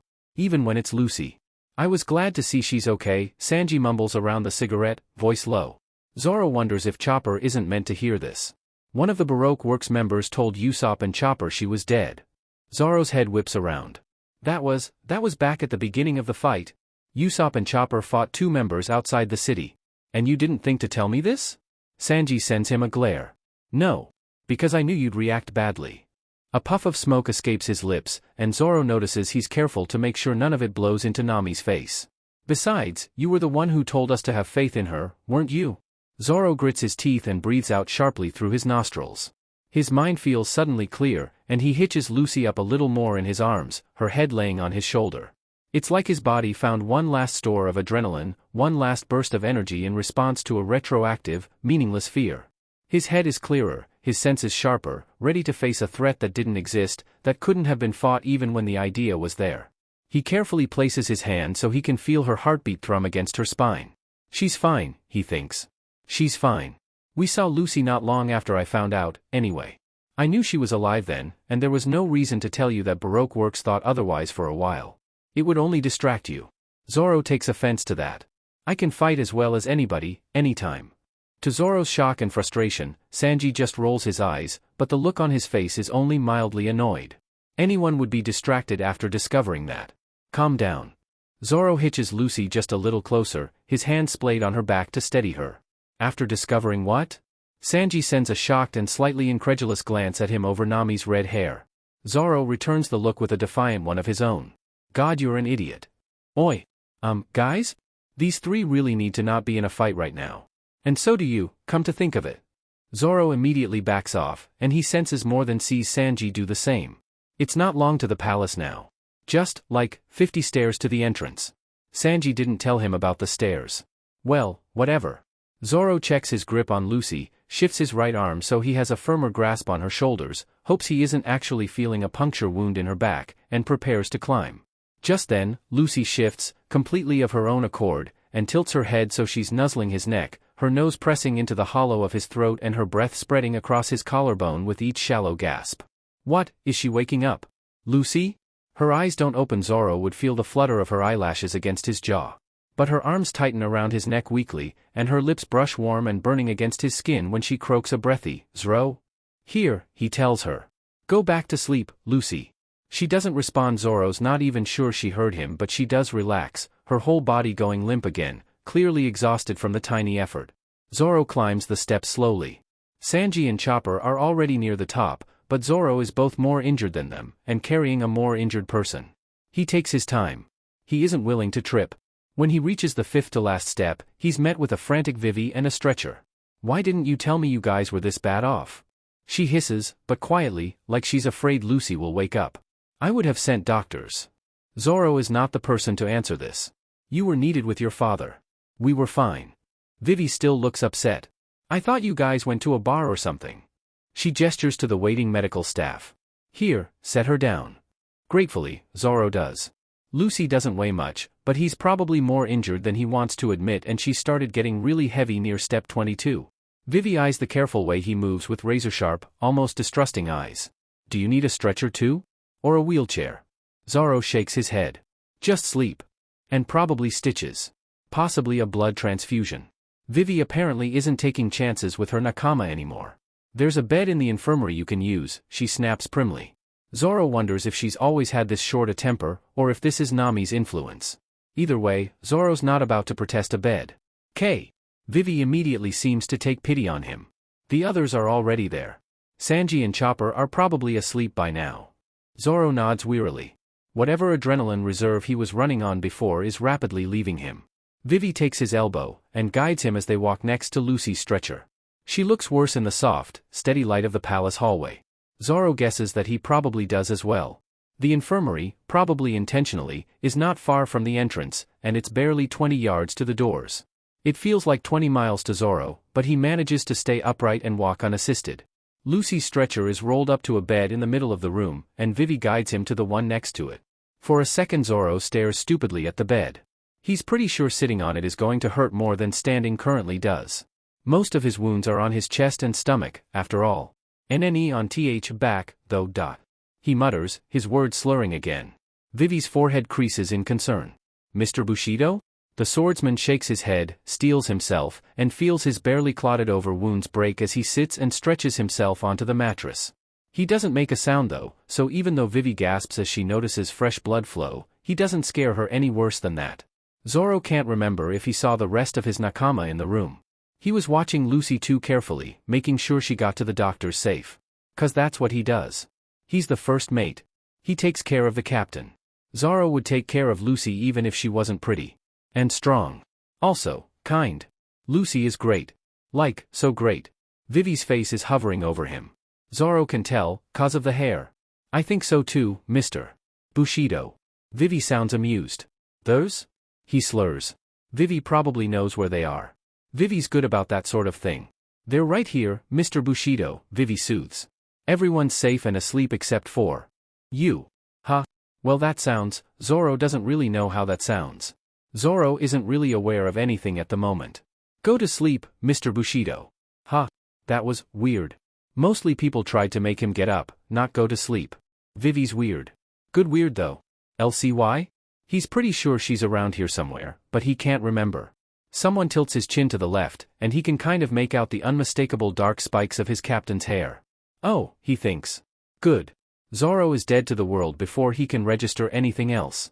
When Lucy wakes, it's to the sound of several people breathing slowly and deeply, as if in sleep. The first thing she thinks is there's one missing. The second thing she thinks is hungry.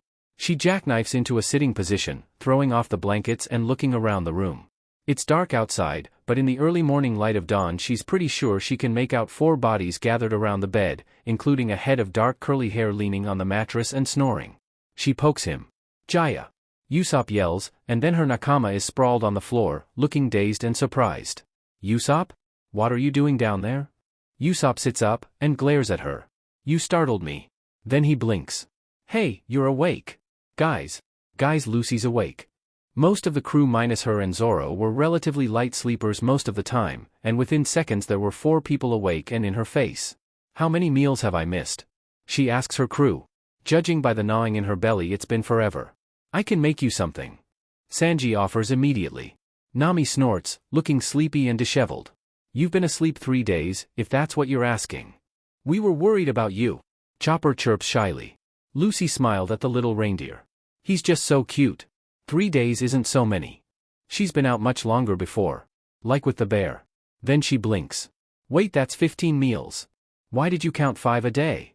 Usopp demands, exasperated. Sanji offers her an apple. Lucy nearly swallows the thing whole. It doesn't really help, but Lucy's starving, so anything is better than nothing. Where's Zoro? She asks, noticing her swordsman's conspicuous absence. The last time she saw him was when she flew into Alabasta on Pell. He looked kinda beat up then, but she hadn't worried because, well, Zoro is Zoro. She doesn't need to worry. The big oaf was hovering, so we sent him to find your hat, Nami tells her, rolling her eyes. Then she looks out the window, blinking. Actually, that was a while ago. Maybe he got lost? Lucy's hands fly up to her head in surprise. That's right. Her hat. Hat. Where is hat? Usopp groans. Nami told you, it's here, a low, gruff voice interrupts, and Lucy looks to the door to see Zoro standing there, hat in hand. Zoro. Hat. She greets. Zoro rolls his eyes and walks up to the bed. Usopp makes room for him, stepping back as Zoro hands Lucy the hat. Here, he mutters. Lucy grins brilliantly at him. Thanks. And she presses the hat to her head where it belongs. Zoro, she notices, seems a little tense. Lucy pps her head. Are you alright? You're not hurt, are you? Lucy hates to think of an injury that would have taken Zoro more than 3 days to heal from. Zoro shakes his head. I'm fine. But Zoro doesn't seem at ease, and so Lucy decides she needs to make sure he's okay. She doesn't want a repeat of Arlong Park. She reaches out, grabs the hem of his shirt and his hamarki, and yanks up before he can react. He's got several long, deep-looking cuts across his torso. Each is surrounded by deep bruising, a couple are stitched shut, and the remainder are oozing a little blood. Oi! What are you doing? Zoro demands grumpily, stepping back a little out of Lucy's reach. The puncture wound's Crocodile gave Lucy twinge a bit as she tries to follow him. You weren't supposed to remove your bandages.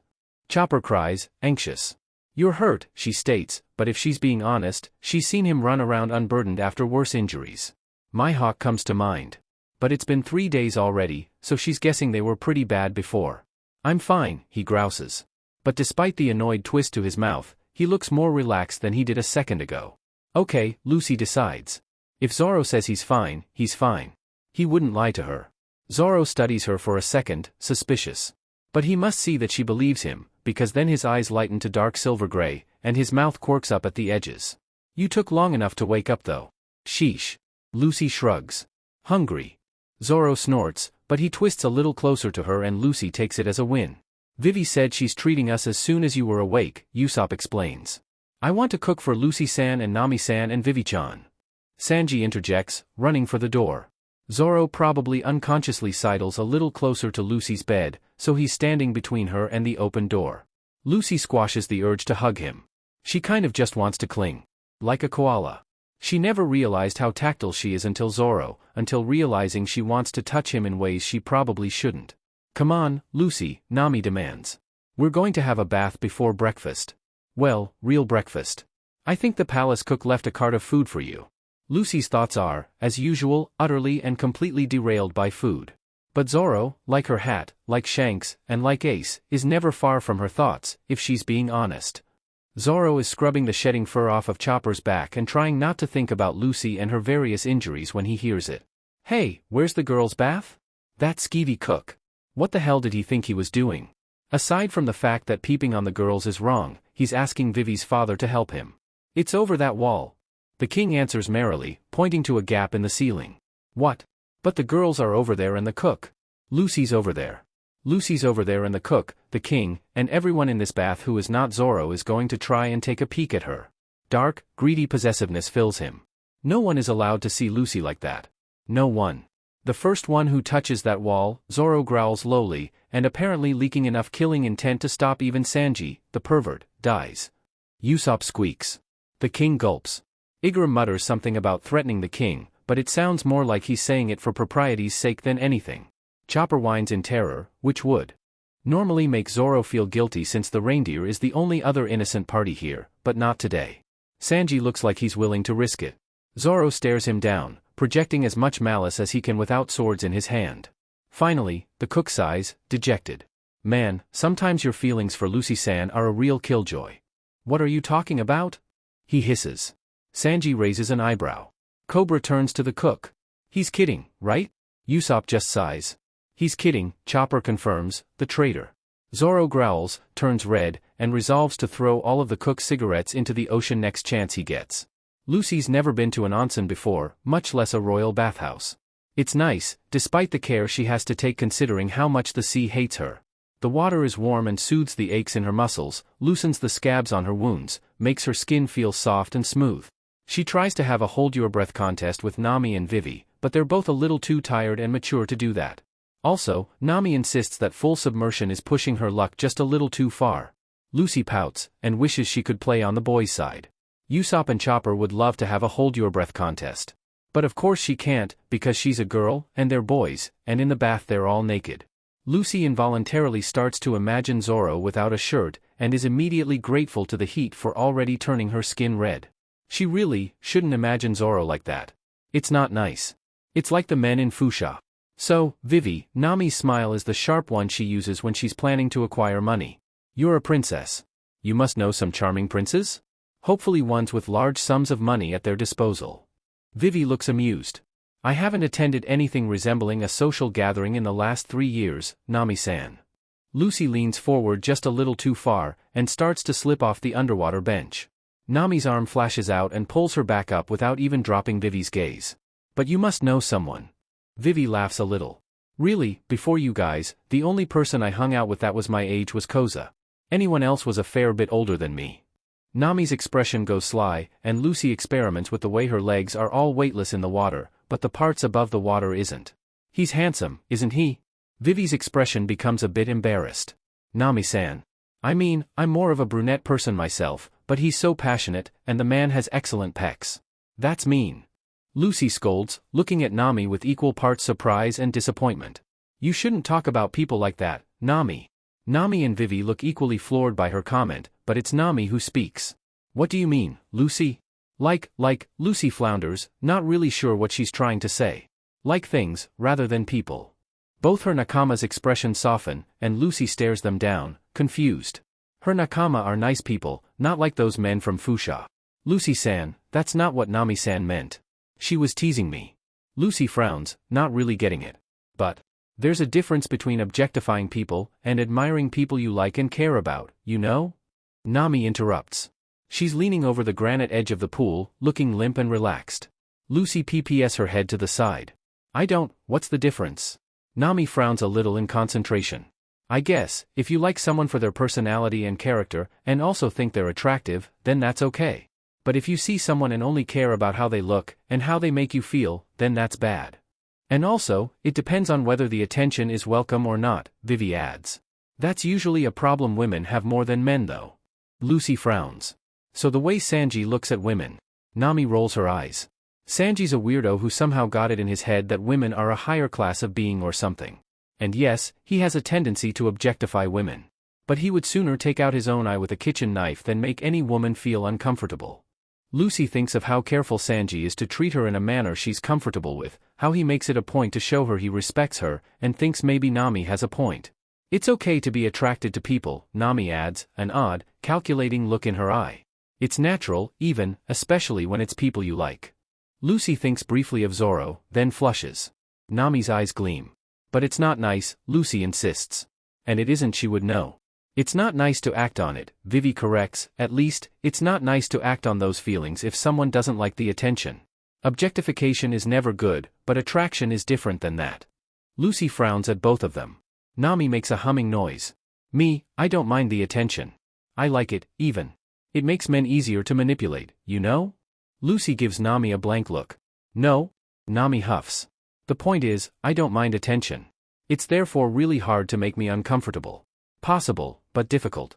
Other people may have different standards though. And that's okay too. But attraction isn't a crime, okay? You're allowed to like boys, and like the way they look. I like boys, Lucy confirms. Mostly just Zoro-shaped boys, but whatever. Never would have guessed, Nami adds dryly. Vivi giggles. Lucy doesn't get the joke. I do though. Again, Zoro-shaped boys, preferably with their shirts off, but, well, Vivi's with you there. At least when it comes to certain rebel leaders, Nami-san. As it turns out, turning red in the bath is completely, totally possible. Lucy doesn't really get the joke, but Vivi is redder than Alabasta's sunset.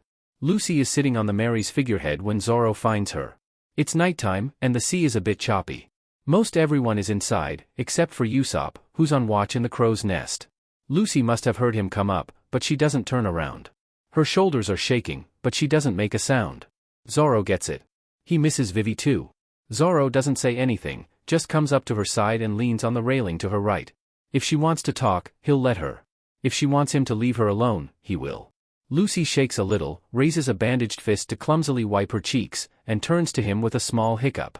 Zoro, she whimpers. Unshed tears shine on her lashes and her face is red and splotchy. Then, somehow, Zoro's arms are full of Lucy, her wet face pressed into the crook of his neck and her hands FSTNG in his shirt. Her legs are wrapped around his waist and Zoro just barely manages to get his arm under her so she doesn't fall. Another hiccup. I miss her.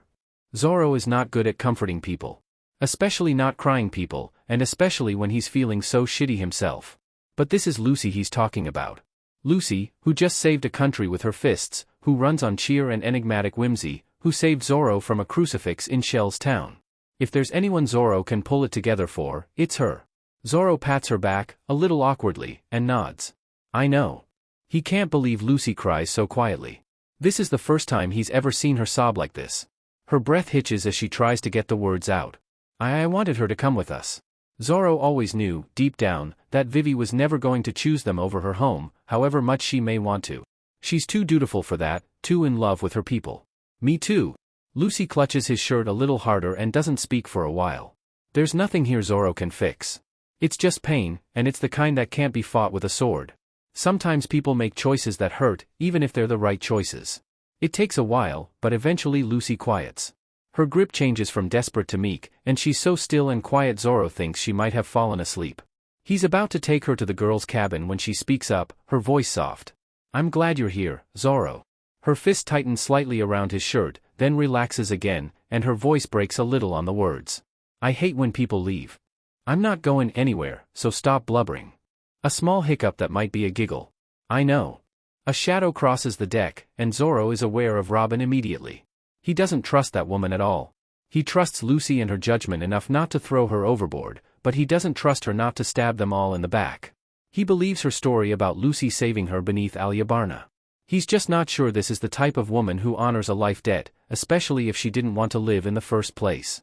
The way she sometimes stares at Lucy, like the cheerful girl holds all the secrets of the universe, makes Zoro anxious, protective and territorial in a way he usually isn't.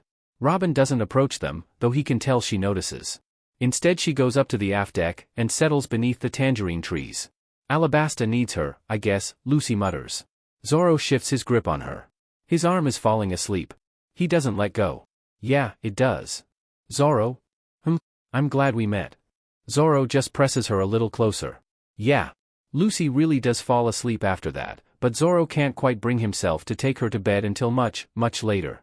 Lucy knew as soon as she walked into Pub and Pies that there were people here ready to pick a fight. This town is packed with pirates and it's only to be expected. Normally that kind of thing excites Lucy more than irritates her, but she and Zoro promised Nami that they wouldn't fight, so instead of having a fun bar brawl, she pouts, eats bad pie, and Zoro drinks. That was just annoying. Then Bellamy walks in with a call of, "Is there a pirate beach with a straw hat here?" Lucy turns to the door, frowning. She immediately senses hostility from Zoro and Nami aimed at the newcomer. Lucy's been called worse. She doesn't move and neither do her Nakama, who are waiting for her signal. Bellamy strides forward, liking his teeth as he checks her out. Lucy is pretty sure he's not trying to figure out if she can throw a punch or not. So, he starts, pausing in front of her. "You're worth 30 million? The way he says it implies something other than piracy is involved. Zoro growls beside her. "What's it to you?" Nami looks angry, but she conceals it well, and tries to break the tension. "You're the guy who bought the hotel, right?" He doesn't answer either of her Nakama. Instead he steps up to the bar, standing next to Lucy. He's trying to physically intimidate her, and so he remains standing. "I'll have a glass of your finest red. And get this lady whatever she likes." He gives her a smile that would probably be sorta nice if it wasn't so obviously false. The bartender looks incredibly uncomfortable. His hand twitches like he's going to intercede, or push Bellamy away from Lucy, but he stills instead. "Alright." Bellamy's first mate makes his entrance while the bartender gets their drinks. He doesn't speak to Lucy, doesn't even look at her, and Lucy makes a point of keeping her attention off of him. Zoro will take care of it if he attacks.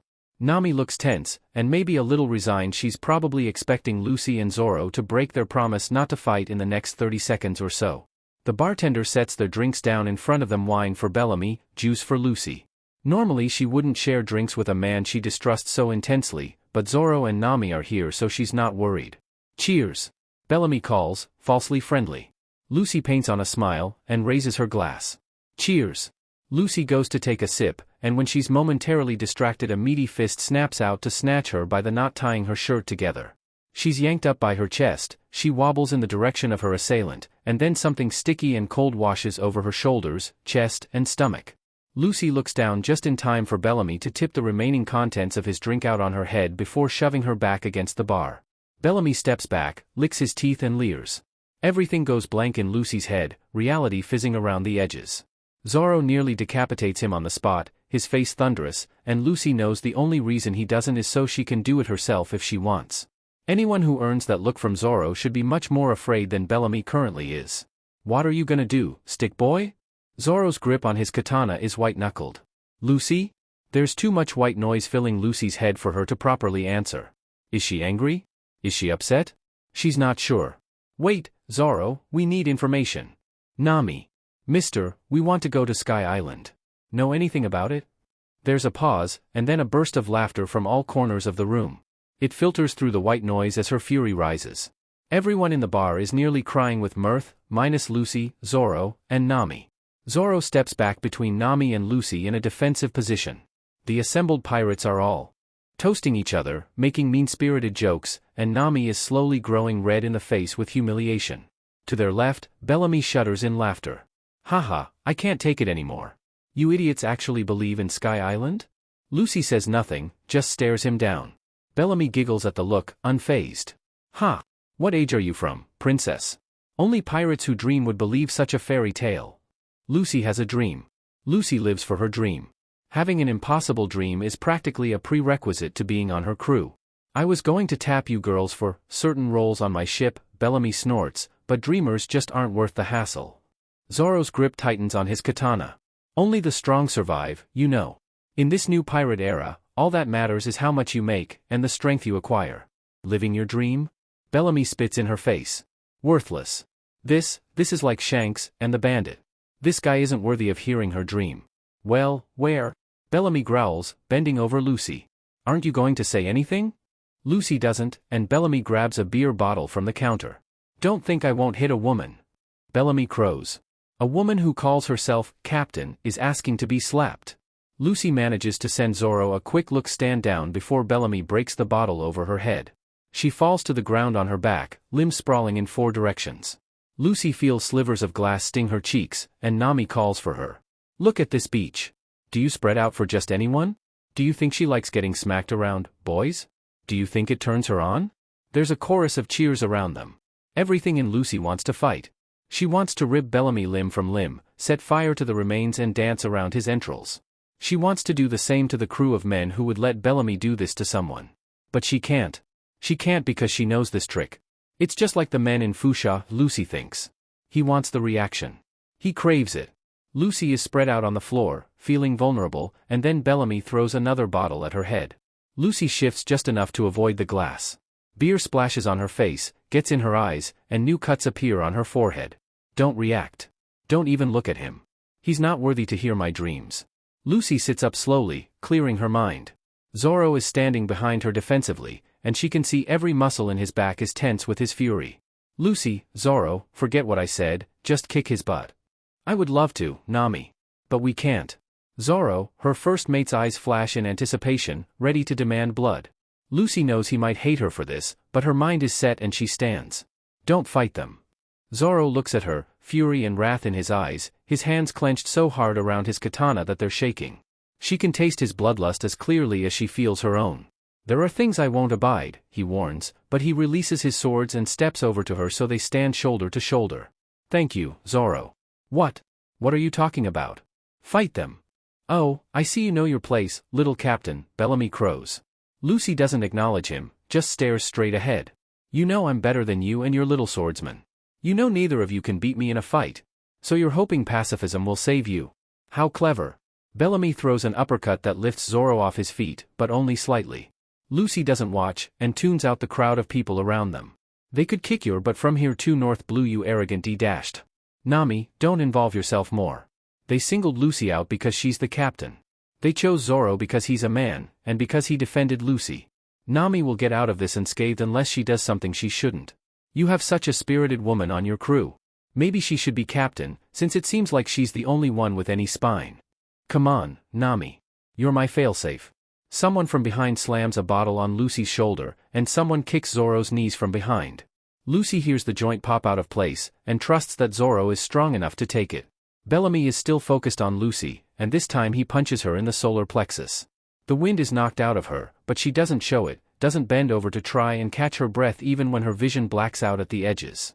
I wonder what your swordsman would do if I took you right here in front of him, in front of my whole crew, and yours? Bellamy crows. Repulsively, his crew gives their captain a loud roar of approval. Do you think he'd intervene? Or maybe just stand there? What if I let everyone in here have a go at you? He doesn't move, but Lucy feels Zoro's attention like a razor on her skin even as Bellamy throws a left hook at her cheek. He's wearing rings, and the gems dig into her flesh and open her lip. Lucy returns her head to center, doesn't speak, doesn't focus on anything at all. Zoro, what is wrong with you? Are you a man or not? Bellamy reaches for her shirt, for the knot that holds it together. Nami shrieks at Zoro incoherently, and Lucy locks herself in place, doesn't snap his finger off like she wants to. She knows this will be over if he tries to undo the knot. Lucy won't be touched like that and Zoro will not stand by for it, but the threat makes her burn. No one this brazen is doing it for the first time, after all. But you're not a very shapely beach, are you? Bellamy muses. He changes tactics suddenly, and his hand shoots up to grab her chin. Zoro is thrown to the other side of the room, but she can feel him paying close attention, feels his aura burn through her and straight to Bellamy. Lucy looks past the man even as he forces her gaze up, doesn't even acknowledge him with eye contact. Good for AF, or 2, but not much more. Only decent feature is your face. Bellamy raises the neck of a broken bottle in his right hand. Do you realize it then? That you were never winning this fight? Maybe he does, unconsciously.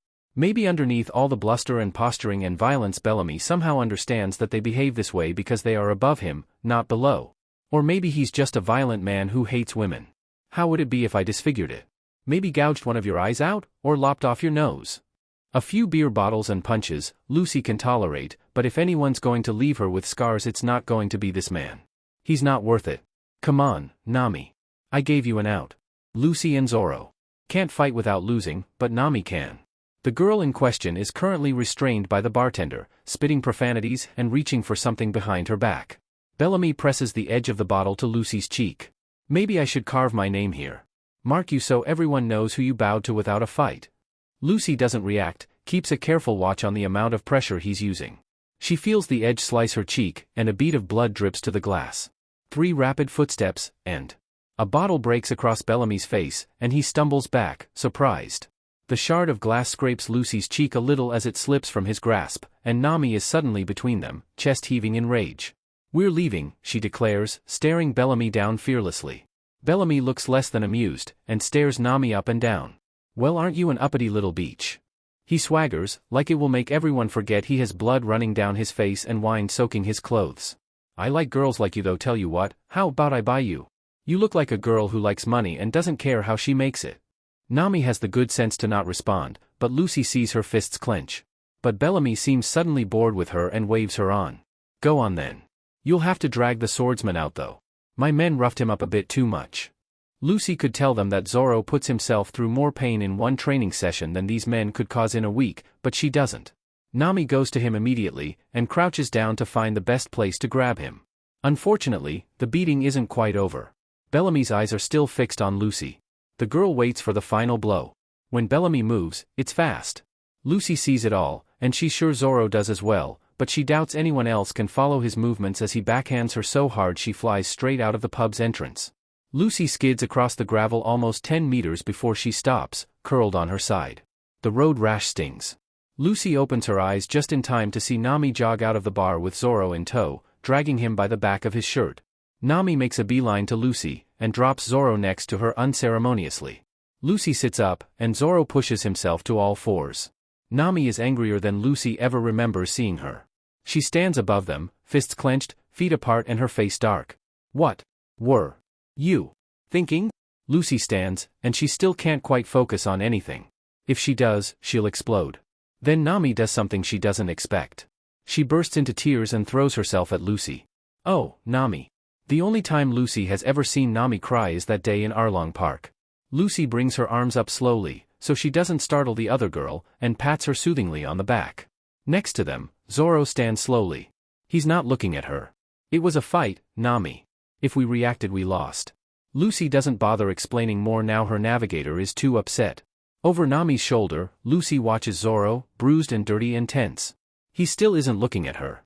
Something twists in Lucy's gut because this is Zoro, who always surreptitiously checks her injuries after a fight, who is always right beside her. Lucy wants to reach out for him, but her arms are full of Nami and she's not sure he wants her to touch him right now. Ah, don't cry, pretty girl. Booms a voice. Your friends took a beating but they won that fight without throwing a punch. Lucy turns around to see the man from the bar. He's huge, with an oddly shaped body. His hips are too wide for his chest, and he's rotund enough that it looks like he has difficulty walking, and long, oily black hair.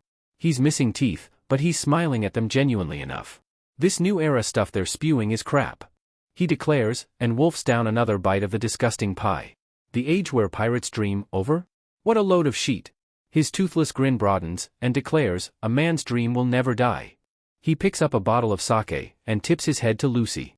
Or a woman's, as the case may be. Lucy doesn't like him. She's not even sure why. His appearance doesn't disturb her. He kind of reminds her of Dayton, in a weird way, and nothing he's saying is wrong, exactly. She could almost agree with him, even. She would if something about him didn't make her want to break his nose. Then there's the fact that he's not alone. Lucy senses 1, 2, 3 pairs of eyes on her and the man before her. This is deception. Something about him isn't right. Let them laugh. The man crows, anyone who wants to be a first-rate pirate is going to encounter a time when there is no reason to fight back. Nami has mostly stopped crying, or at least she's too distracted by the man to let her emotions get the better of her, and stands at Lucy's side. Zoro hovers behind them a few steps, but Lucy knows without looking that his back is still turned to her. It would be great if you could get there, smiles the man as he wobbles to his feet. To Sky Island, I mean. She doesn't answer him, just watches as he turns his back to her and waddles off, tipping his liquor up to his lips. Nami, still a bit teary, grabs Lucy's arm like she's afraid Lucy will go back to the bar. But they're still standing in the middle of the street, and they're covered in blood and alcohol, so she steers Nami toward Zoro and their ship. Lucy, he says after they've walked out of town in silence, and her stomach sinks at the barely restrained wrath in his voice. Never make me do that again. And then he walks off into the forest, never once looking back. Oi. Shitty swordsman. I got a bone to pick with you. Zoro glares up from his tense-ending stance, just as the 3 trees around him burst apart in a shower of perfectly sized blocks of wood. The cook is storming up to him, heedless of the falling lumber, and he looks livid. Zoro has a pretty good idea what he's up in arms about. Zoro's pretty furious about it himself. Go away, shitty cook. A vein bulges on Sanji's forehead, but to Zoro's surprise, he rears back, in that cool way he sometimes does when he's truly angry. Nami told us everything, Sanji growls. She was crying. Zoro bristles at his tone, at the accusation. Unwillingly, he remembers the bar, the way Bellamy spoke to Lucy, being so angry he couldn't breathe, how he came so close to snapping and severing Bellamy's hand from his wrist, how it would have taken only centimeters more. It was hours ago, and Zoro is still burning. I got nothing to say to you. Zoro grunts. Sancho was covered in wine. Chopper had to pick glass out of her cheek. Zoro's knuckles whiten around his katana. He can picture the leer in Bellamy's eyes as he tried to demean Lucy, can picture the way she looked, burning with resolve and something dangerously close to disdain as he threatened to. Deep breath. I know. Usopp was ready to go find them and burn them to the ground. Zoro doesn't speak. Why didn't you? Zoro returns his katana to their scabbards. If he holds Kitetsu while speaking to Sanji about this, he can't guarantee his reaction. The cursed blade's fury resonates too closely to his own right now. Sanji is aggressive now, and he steps forward, menacing. I thought if there was one person I could count on to keep Sancho safe, it would be you. Lucy doesn't need anyone to keep her safe, Zoro snarls back. And she ordered me down. It wasn't the kind of fight a blade could win. He understood that. He really did. He knew immediately why Lucy ordered him not to fight. He understands pride and honor the same way Lucy does.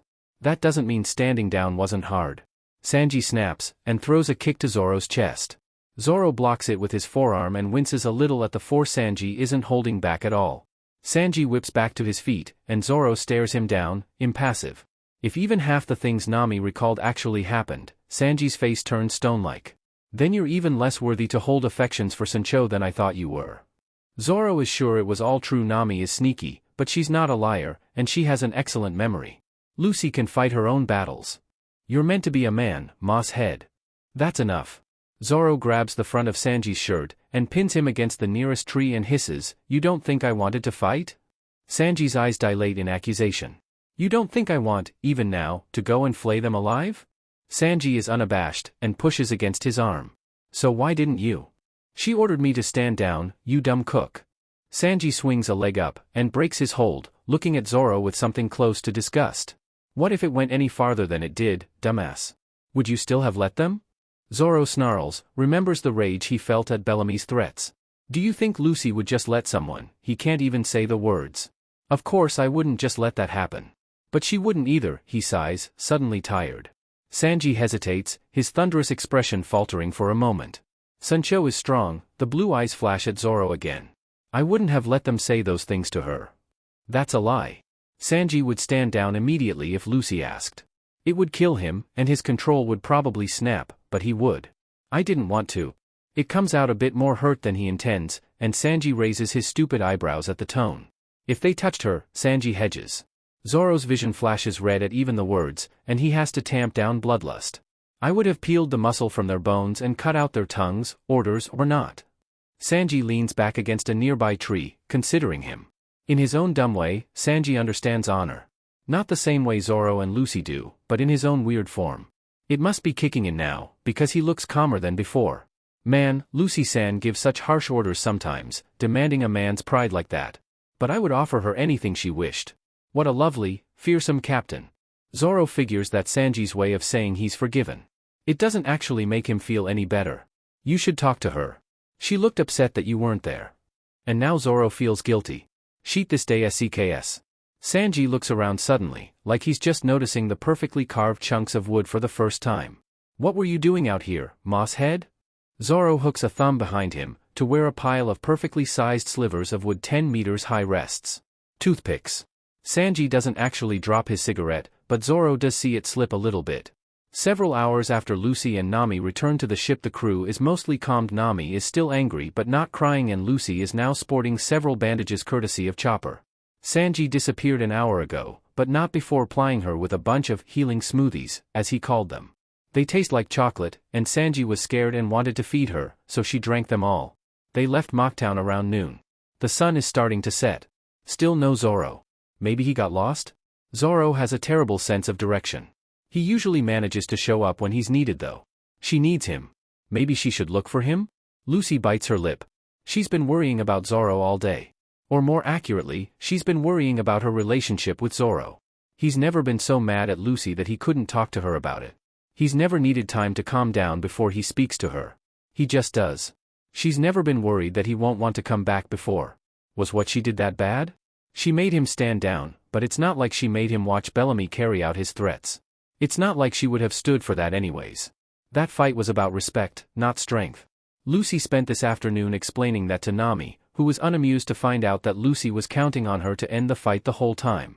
Honestly, Nami's visceral reaction to this whole situation made her wonder, darkly, if her navigator was, like Makino. Or maybe it's just that Nami is protective of her, sometimes, always has been, in her own way. Lucy hopes, desperately, that it's the latter. Over the course of their conversation, Lucy discovered that Nami understands Zoro's reaction better than Lucy does, which is a first. Lucy's never needed help understanding her swordsman before. Of course he's upset. You completely unmanned him when you told him not to fight, even with that man saying those things. Nami crossed her arms, angry. Honestly, I'm impressed he had that much restraint, what with the way Nami trailed off. Shook her head. Anyway, you should apologize. The rubber girl swings herself up to the crow's nest. The Mary is docked right now, so there's no need for anyone to be on watch. The figurehead is currently not connected to the hull, and, well, the crow's nest is Zoro's favorite place to nap. Lucy leans against the railing, and glares at the sea. It seems weird that Zoro would be angry with her for that.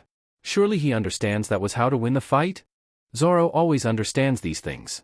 And why would winning a fight via stoicism unman him? Zoro is very manly. And if this is a pride thing, well, this fight was about keeping their pride. Why would winning deprive him of it? Lucy isn't happy about what Bellamy said herself, but she's never been able to hold a grudge. At all. And the whole thing is resolved now. They won, no lasting damage done, and so why? Ah. Zoro. Sanji-kun. Lucy scrambles to the opposite side of the crow's nest just in time to see her two most quarrelsome Nakama board. Oh. Sanji went to find. Gratitude and something like relief fills her, and Lucy feels a silly for worrying. Of course Zoro wouldn't just leave. He's not that type of person. Lucy knows better. She watches him closely. He's still bloody from the bar, and he's sweaty in a way that tells her he's been working out. His eyes skitter around the deck before Robin says something, and he immediately looks up to the crow's nest. They make eye contact. Lucy sends him a smile that he probably can't see from the deck. Sanji says something aggressive to him, and Zoro growls something back before stomping over to the rope that feeds to the crow's nest. Oh. He's coming up. Lucy sits back, leaning against the rail and shuffling so he'll have room to climb in. Why does Lucy suddenly feel nervous? It's Zoro. She's never felt nervous or even awkward around Zoro before. Hell, she's never felt nervous or awkward PRD. Is this because she likes him? Is that what's happening here? That seems like a really unfortunate trade-off. Just then, the ropes creak and Zoro vaults over the side of the crow's nest, crouching gracefully on the rail. They share a long glance. For once Lucy can't tell what he's thinking, and it makes her weirdly uncomfortable. After a moment, Zoro sighs, and slips down to sit next to her. They don't speak for a while. Lucy gets the feeling he's trying to figure out what she's thinking too. The thought makes her feel a little better. Maybe Zoro is as confused as she is. Nami says you're mad at me because I unmanned you, she tells him, figuring they may as well start with what she knows. Zoro goes rigid, and Lucy immediately feels bad. He grits his teeth, a growl rumbling in his chest. Lucy hears him whisper a profanity before glancing down at her. I'm not mad at you. Really? That's great. Lucy feels almost buoyant. She's so happy, like she could swim and the sea wouldn't be able to sink her. She nearly reaches out to take his hand before she realizes, wait, then why are you mad? Zoro looks a little lost. Lucy feels bad. Usually Zoro doesn't need to tell her how he feels, because she already knows, but this time words are necessary. Those guys back at the bar, mostly. But I guess I'm more frustrated than mad. Wait, still? He's still mad at Bellamy and them? Why were you mad at them? We won. Zoro's fists clench, and then release. He's not looking at her. You know how I'm your Nakama? Lucy nods. Zoro is the first Nakama she ever had. Of course she knows. She'll never forget. Well, there are things that someone could say to you in particular that, it goes against my nature to let pass. Lucy pps her head to the side. The things Bellamy said in the bar, those qualify. Lucy leans forward, wraps her arms around her shins and sets her chin on her knees. I wouldn't have let them do anything like what they were saying. They were weak, too, so I wasn't really in any danger. Zoro closes his eyes. I know. That doesn't, he swallows. I know you can take care of yourself, but I can't hear shit like that directed at you and not do something about it. Lucy rocks back on her heels. She isn't sure she gets it. Zoro must see that because he changes tactics. If someone said those things to Nami, the type of things you heard today, what would your reaction be? Easy. Pulverize them. There was a reason she made sure Nami didn't have any attention drawn to her. Nami can take care of herself, but you still want to protect her, right? Oh. So is that why?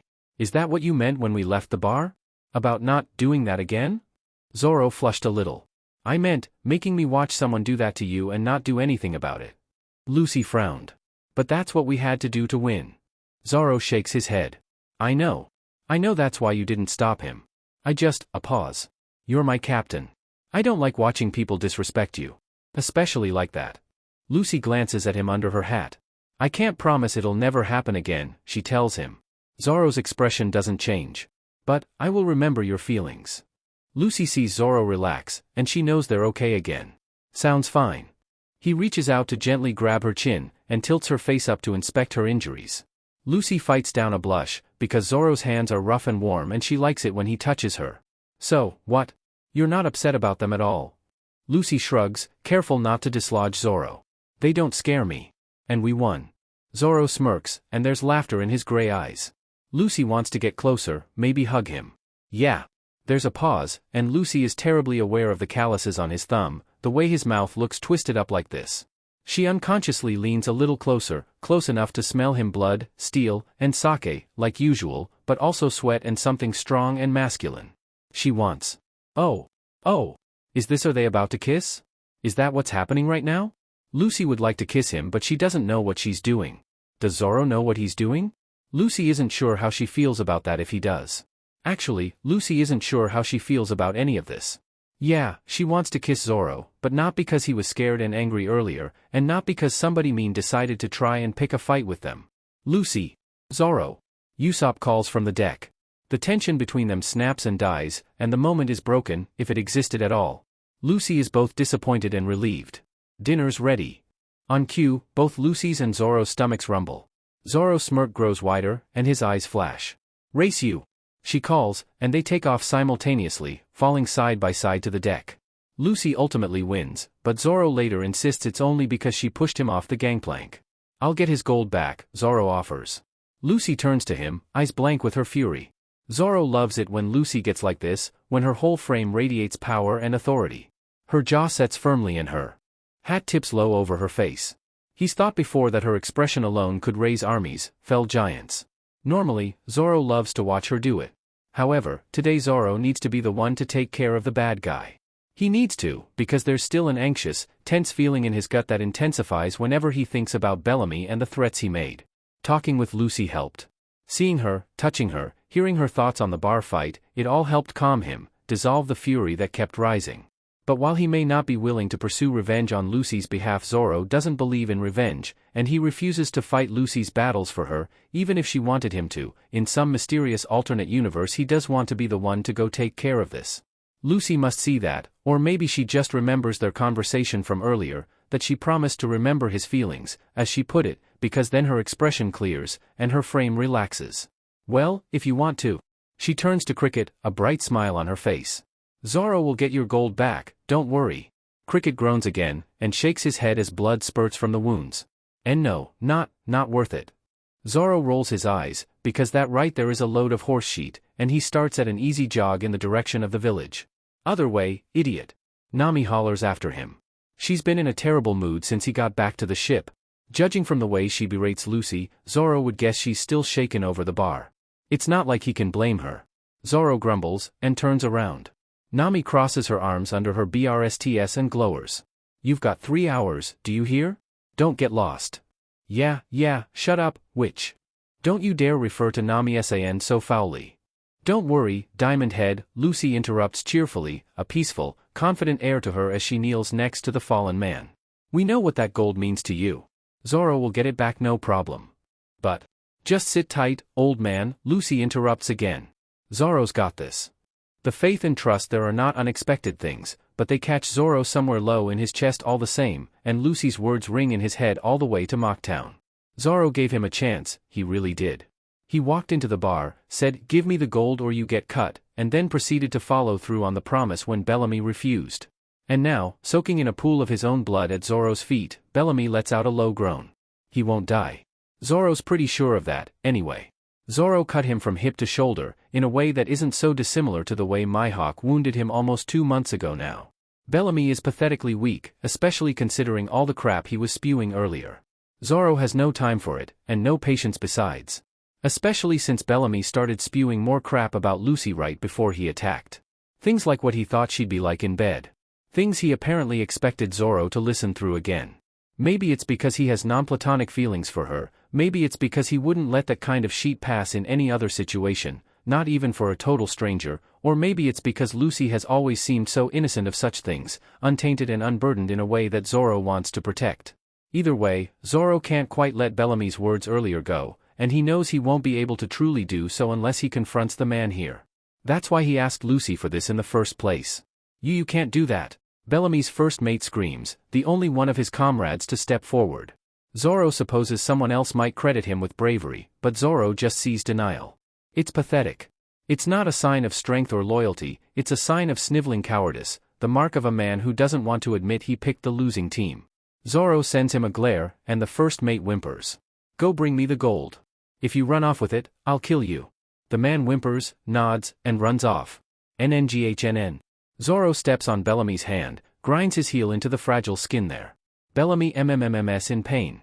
Earlier, my captain asked me to stand down, so I did. Zoro growls lowly. But if I ever hear you, or any of your crew say so much as her name again.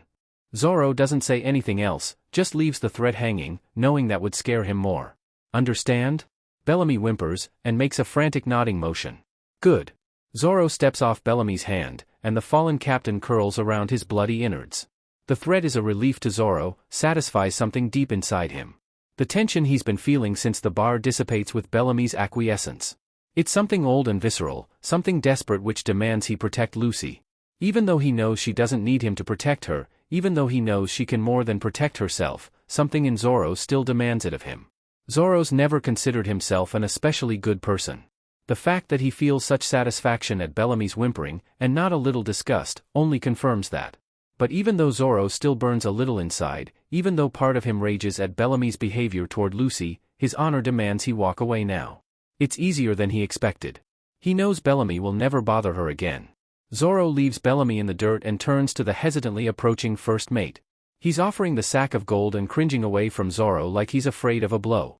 Zoro ignores the cowardice, and grabs the gold, hefting it over his shoulder. Which way to the old guy's house? If Lucy ever had any doubts about her attraction to Zoro, it is gone the moment she sees his wanted poster. In it, he's covered in dirt, and the world around him is smoking slightly. He has a look in his eye that speaks of bloodlust, and his earrings brush his shoulder. It looks like the cover of one of Dayton's cheesy romance novels, where the men are all super muscular and slightly sweaty. Lucy didn't get the appeal back in Fuchsia. She gets it now. Holy shit, she gets it now. Sure, Lucy sees Zoro every day, but something about the intensity of the picture, the way Photo Zoro looks into the camera, speaks of a height of emotion Zoro doesn't usually direct at their Nakama. Something in Lucy's brain reinterprets that look as decidedly less violent, but still carnal. Lucy? Why is your face red? Lucy straightens, and tries not to blush. Nothing. Nami, and everyone else, probably, gives her a weird look. Right. Well, never mind, we don't have time for this. The knock-em-up current is about to hit. They're climbing to the sky. Water and wind compete with gravity to shoot them up, a huge column of the sea scraping the clouds above. Zoro knows he should be afraid, that he should be questioning every decision he's ever made up to this point. He isn't, though, and he doesn't. He's simply struck with a ridiculous amount of clarity, watching Lucy laugh as she clings to the main mast of their patchwork ship, and they place their lives into Nami's hands as easily as they eat the shitty cook's meals or listen to Usopp lie. This is where I'm meant to be, he thinks as they ascend to heaven, as alive as they were the day they were born, as they would ever be. A step behind her, eyes wide open. Do you believe in God, Zoro? Barely been in the sky for an hour and he's already getting hit with the metaphysical crap. But it's Chopper who's asking, and though Zoro doesn't want to admit it, he's just as powerless against the furry little doctor as the rest of them. Seriously, God help the poor BSTRD who tries to hurt him. The Straw Hats would show no mercy, especially not Lucy, since Chopper seems to trigger every maternal instinct she has. I don't know if God exists or not.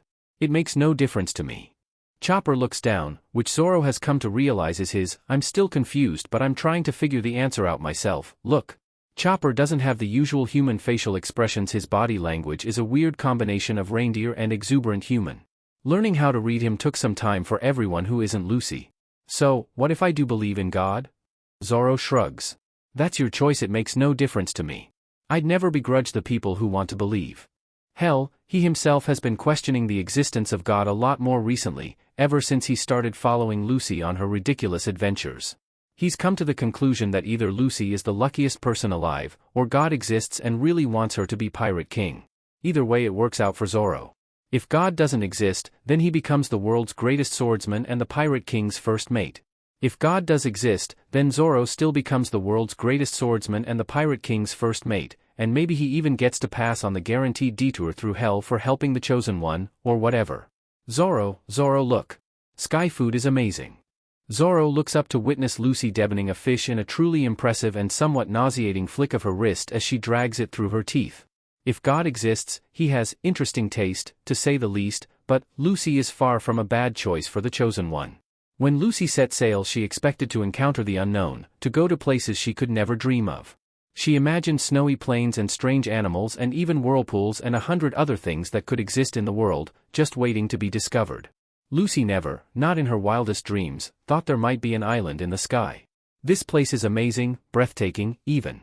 The clouds are solid, and even though she still can't swim in them, they're really cool, because the Mary's oars cut through the soupy liquid as easily as they do the sea below. Lucy nearly fell overboard trying to grab a piece of the clouds, and Zoro had to haul her back by her shorts. But now they're at the island Skypiea. It's beautiful, with an idyllic landscape and polite, lovely people. The food is amazing. Lucy could really get used to skyfish, and everything is prettily laid out, like the townspeople made a conscious effort to plan their city's aesthetic. They all wear pastel or neutral colors, with interesting script that must be their writing system on their left side. The women all have intricate hairstyles, and the people here have wings. It's amazing, possibly the most incredible place Lucy has ever been. But then things take a turn, and apparently Lucy is capable of stirring up trouble even in the sky. But, the thing is, none of the trouble she makes is actually trouble. Why are we running? She asks Nami, half confused, half solemn. We didn't do anything wrong. It's not like one of those times Lucy and Ace pulled a dine and dash. This is just arbitrary stuff. Things that don't really matter. Things no one would ever think twice about. That's what they did wrong. Nami doesn't have an answer for her, but they're supposed to leave anyway. And then 4 of her Nakama and her ship, what a way to offend a pirate, are kidnapped and dragged to a forbidden island. Conies and her father are so clearly afraid of that Lucy can't help but feel her ire rise. Nice people like them shouldn't be afraid like that. She wanted to go to that island anyway. The word forbidden made it way too interesting to pass up, but now it's personal, and something about the way they speak of this god makes Lucy's mind flicker with memories from 10 years prior, and a little boy who claimed her as his sister. A little boy murdered in his attempts to free himself, by an uncaring person who thought himself God. The similarity leaves a bad taste in her mouth, makes her a little more anxious to get to her Nakama. Then a blue beam of destruction nearly destroys her and Coney's, a girl who felt guilty for leading them to what she believed to be their doom. Lucy's never had much patience for men who believe themselves God. It's genuinely kind of impressive how fast they go from exploring unseen lands in the freaking sky and figuring out how to walk on clouds, to trekking through jungles and human sacrifices. Zoro thinks they might have set a record on this one. But, oh well. This isn't anything too unusual for them anyway. Zoro will admit, however, that throwing an impromptu party with a random pack of wolves is a little out there, even by Straw Hat standards. Despite himself, he's a little impressed at how well Robin is taking their nonsense. This is kind of her first adventure with them, after all, and they dragged her to the sky.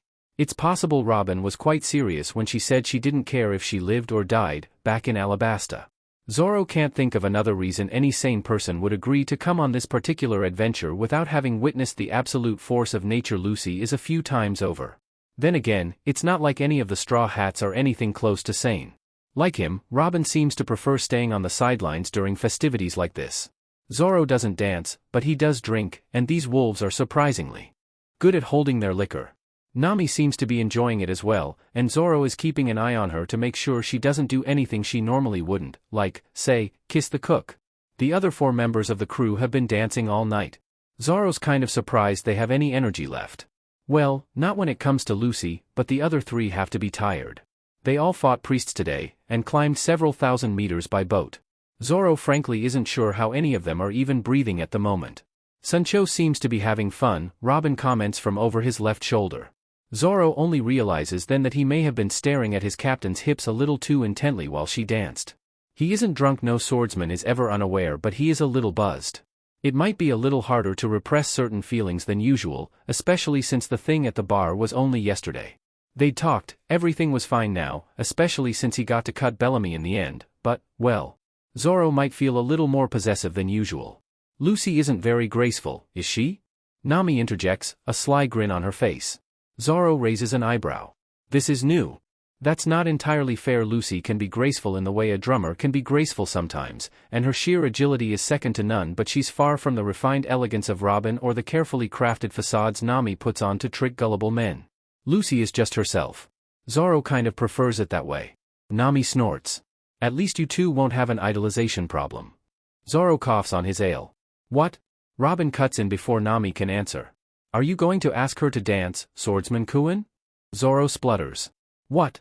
No. His face is not turning red, and if it is, it's from the alcohol. I don't dance. And this isn't a song where you do that sort of thing anyway. And at that very moment, like the universe is conspiring against him, the music changes to something slow and sweet. Robin smiles, and it looks fake even though Zoro knows it's not. I think the party is winding down. These things usually end with a partner dance or two.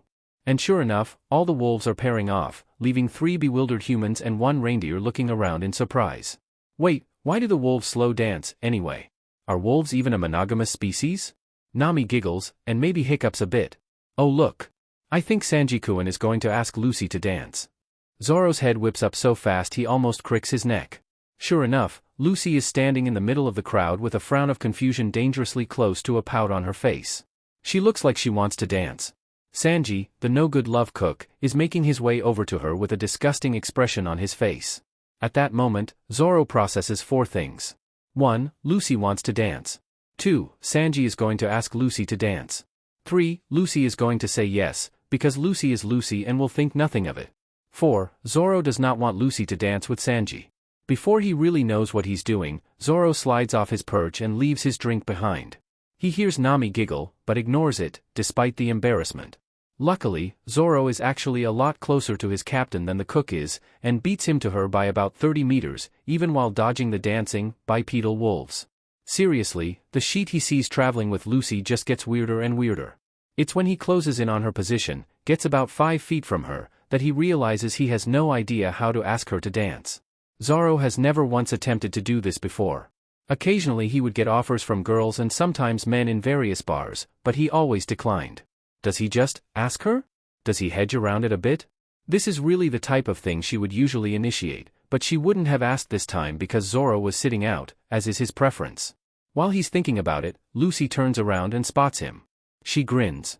There's something about the way the firelight casts shadows on her face, the way her hair swishes lower than it used to past her chin now, brushing her shoulders, and the way the freckled skin crinkles around her eyes that knocks Zoro's breath away. How is he supposed to ask her to dance? He can barely think around her sometimes.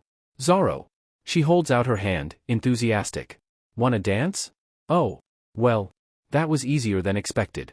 He takes her hand. I guess, he agrees, like he didn't storm out here to ask her that exact thing. Lucy looks a little surprised, probably didn't expect him to agree so easily, but then she beams and steps closer, so their chests nearly touch. Zoro doesn't know a lot about dancing, but he is pretty sure he's supposed to do something. Lead.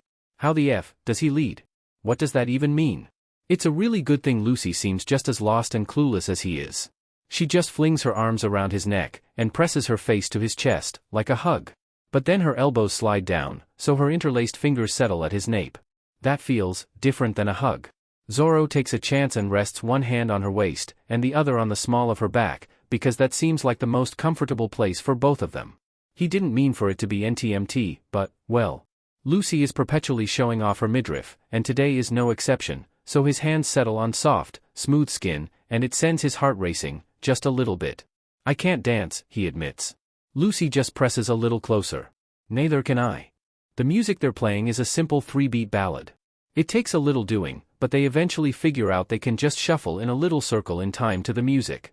Zoro figures that's about all anyone could possibly expect from him. This is nice. Really nice, actually.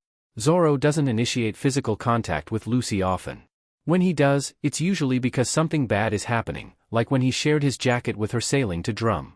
He likes being able to hold her close like this, likes being able to smell the sea and wind and spice in her hair and not feel guilty because she's crying or otherwise upset. Geez, she's so tiny. His hand spans her waist easily. It's hard to believe she's as strong as she is. Holding her like this, it feels like he could break her in two with minimal effort, but she also fits, so securely Zoro can't quite stop marveling at it. Lucy distracts him from his thoughts by sliding one hand down to his chest, and fingering the hair on the nape of his neck with the other. It presses her just a bit closer, her hips shifting into his a little more intimately, and Zoro nearly stumbles at the change.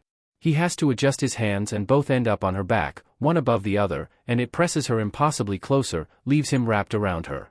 Lucy doesn't seem to mind at all, and sighs contentedly. This is nice, Zoro. Zoro coughs. Yeah. It is. Zoro feels her grin into his chest. In response, Zoro rests his chin on her head, and Lucy wastes no time pressing her nose to his collarbone just that little bit more. God, does she have any idea what this is doing to his brain? He's going to dream about this. For months, assuming they live that long. She can't be oblivious, right? She can't. Except this is Lucy, so, yeah, that's totally possible. She's incredibly adept at reading people, which is why she comes off eccentric rather than loony, but due to what Zoro has come to realize was a fairly isolated childhood, she has weird gaps in her social behavior and knowledge. But what if she isn't? What if she knows and keeps doing this to say she wants more? That she's? Zoro still doesn't know what his feelings really mean, only that they're not going away, and if anything they're growing stronger. Zoro's not stupid. He knows they're not platonic emotions. He just isn't sure how to distinguish between attraction and lust, and something else. And Zoro won't risk his and Lucy's relationship on uncertainty. But now, a thought sparks in his mind, a faint hope he hasn't even let himself consider up until this very moment. What if she feels the same? With the way she feels in his arms, it's very easy to imagine she does. Zoro doesn't know what to do with that. He's never had a relationship before. He's fairly certain the same goes for Lucy. More importantly, how would their being in a relationship affect life at sea? Would it damage Lucy's image as a captain? He knows their Nakama wouldn't care, but what about enemies, everyone else? Would they use their feelings against them? Zoro doesn't know. He cares too much to risk it. The song ends, and reluctantly, Zoro releases his captain. Lucy steps back and smiles brilliantly at him. The ache of want that clutches his chest surprises him with its intensity. It's like a physical need. But it isn't, and so he smirks back. She takes his hand in hers and he almost pulls her close again, but he's used to these gestures from her, tactile overtures that should have a larger connotation, that on anyone else he'd interpret as an invitation, but with Lucy it always seems like they're delivered without intent. She wants to hold his hand, so she does. She wants to hug him, so she does. It doesn't mean anything greater than that with her. So Zoro swallows down his impulses, his desires, and leads her back to Nami and Robin. The party winds down and eventually she falls asleep on his shoulder, cheek stretched against his arm and mouth wide open. He can't stop staring at her after Nami presses his who knows how many tankard in his hand. He catalogues the way her breath raises her bangs, the way she shuffles closer to him every so often, grips his arm a little tighter if he shifts away from her too far. It doesn't satisfy the ache, or the confusing torrent of emotions and rationalizations that fill him whenever she pushes their physical boundaries just that little bit more, but it's close enough that the longing turns sweet, maybe hopeful, and he thinks I want this. I want this for longer than tonight. Zoro, for the first time in his memory, tries to sleep and can't. Honestly, Lucy isn't too sure how she got in the snake in the first place, but now she's finally out. Yes. She crows, the little girl Nami brought scrambling after her. Lucy's pretty sure her name is Isa. Or something. She looks around, trying to get her bearings. Despite the setback, it looks like she actually managed to get to the ruins after all. Ha! Lucky break. She turns, intending to go look for her Nakama, particularly Nami, who seemed pretty freaked out earlier, and then sees. Her breath hitches, her chest seizing. That's it, can't be. Lucy halfway to the prone body before she can even think. It is. Zoro! She shouts when she closes in. He looks scorched, like someone tried to set him on fire. Zoro! He doesn't stir. Terrified, she grabs his shoulders, pulls him into her lap, and presses her ear to his chest. She nearly cries when she hears a heartbeat. It's irregular and thready, but it's there. He's alive. Zoro, who did this? She whispers, not really expecting an answer. It's then that she looks around, notices the other bodies on the ground. Who could have done this while you were here? One of the bodies is Robin. Zoro is alive, and if he's alive he's going to be fine. He's Zoro. Reluctantly, she sets him down, and goes to her other Nakama. Robin, too, is incredibly weak. But she's weak and awake, and that makes all the difference. Robin, what happened? She wraps an arm behind her Nakama and supports her so she can breathe. The older woman coughs, and Lucy winces in sympathy with the crackling wheeze that fills her lungs. God Eneruhi's Robin shakes her head, and some of the terror leaves her eyes. He kidnapped Navigator-san. Lucy's throat goes dry. She needs you. Eneru is, more than anyone else can handle. Lucy feels almost frozen in her fury. Robin hasn't ever been this scared. She wasn't this scared when she thought she was going to die beneath Alabasta. This man Lucy refuses to call him God. He hurt her Nakama. He scared them, her brave and brilliant crew, so badly that Robin is still shaking. He took her navigator. Lucy wasn't around to protect them the first time around. It's her duty as captain to protect them now. Lucy squeezes Robin's hand. I'll get her back. A faint smile curls Robin's lips as her eyes slide shut. Yes, Sancho. It's as she suspected. Eneru is no god, not of any kind. He's a man with delusions about his own power. And maybe he's powerful up here in the sky, but down in the Grand Line he would be less than a footnote in history. But, it seems that his attacks on the others and his audacious language scared her navigator something terrible. Lucy isn't sure why this guy is having such an effect on her, why her navigator can't stop trembling, why she looks so pale, and why her eyes are so wide in terror. Nami can't stop worrying, can't seem to stop her genius brain from running through all the horrible ways this could go wrong. Lucy takes her hat, her treasure with 1,000 promises associated, and tosses it to Nami. Stop making such a pitiful face, she chides. Nami's expression goes blank. You're friends with the future Pirate King. And finally Nami does what she should have from the beginning. She places her trust in Lucy. In her friends. And, now that she's taken care of her Nakama, Lucy turns her attention back to Eneru. Back home the priests speak of God. Lucy tells Eneru, who pps his head like he's sure she's about to start singing his praises. He's not something of this plane. Lucy smirks, her fists clenching. You're no god, Eneru, and you're especially not the Almighty. I know because you can be touched. Eneru nearly spits in his fury. I am God. You're a man, Lucy counters, calm. He's like Bellamy, like all those people who think conquering and domination is real power. He is beneath her and her friends, for all he might live in the sky. And I'm going to kick your butt for hurting my crew.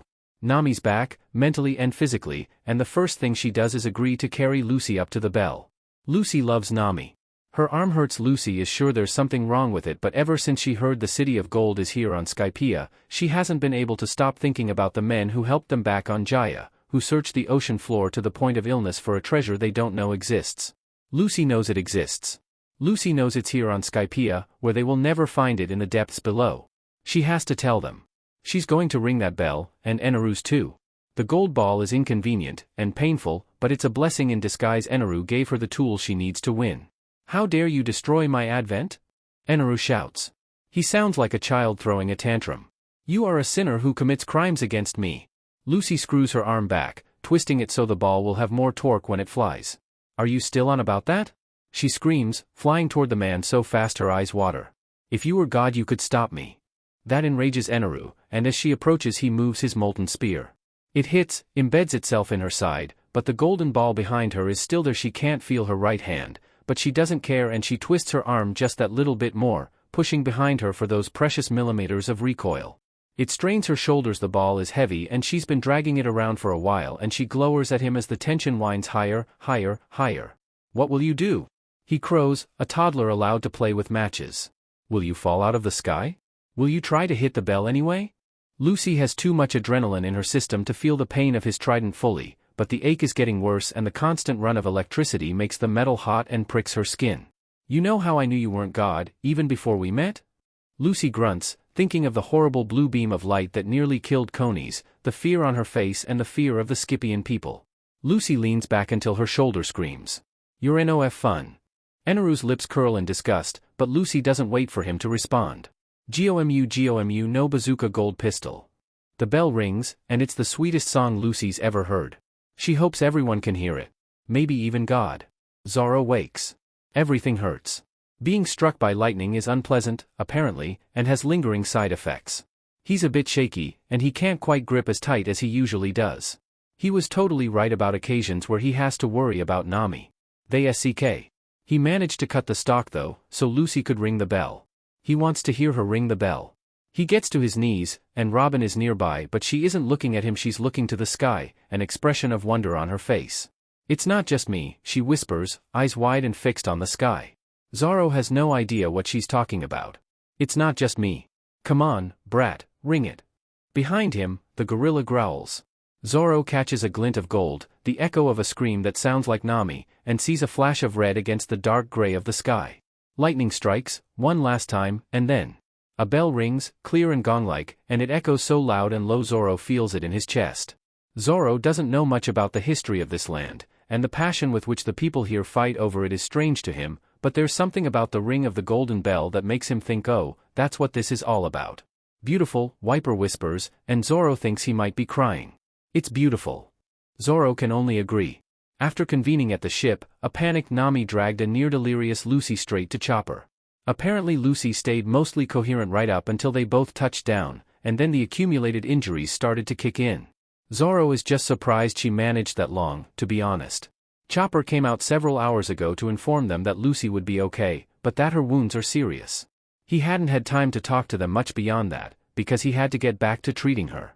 So, hours later, the Straw Hats are collectively sitting outside the infirmary and fretting over their captain.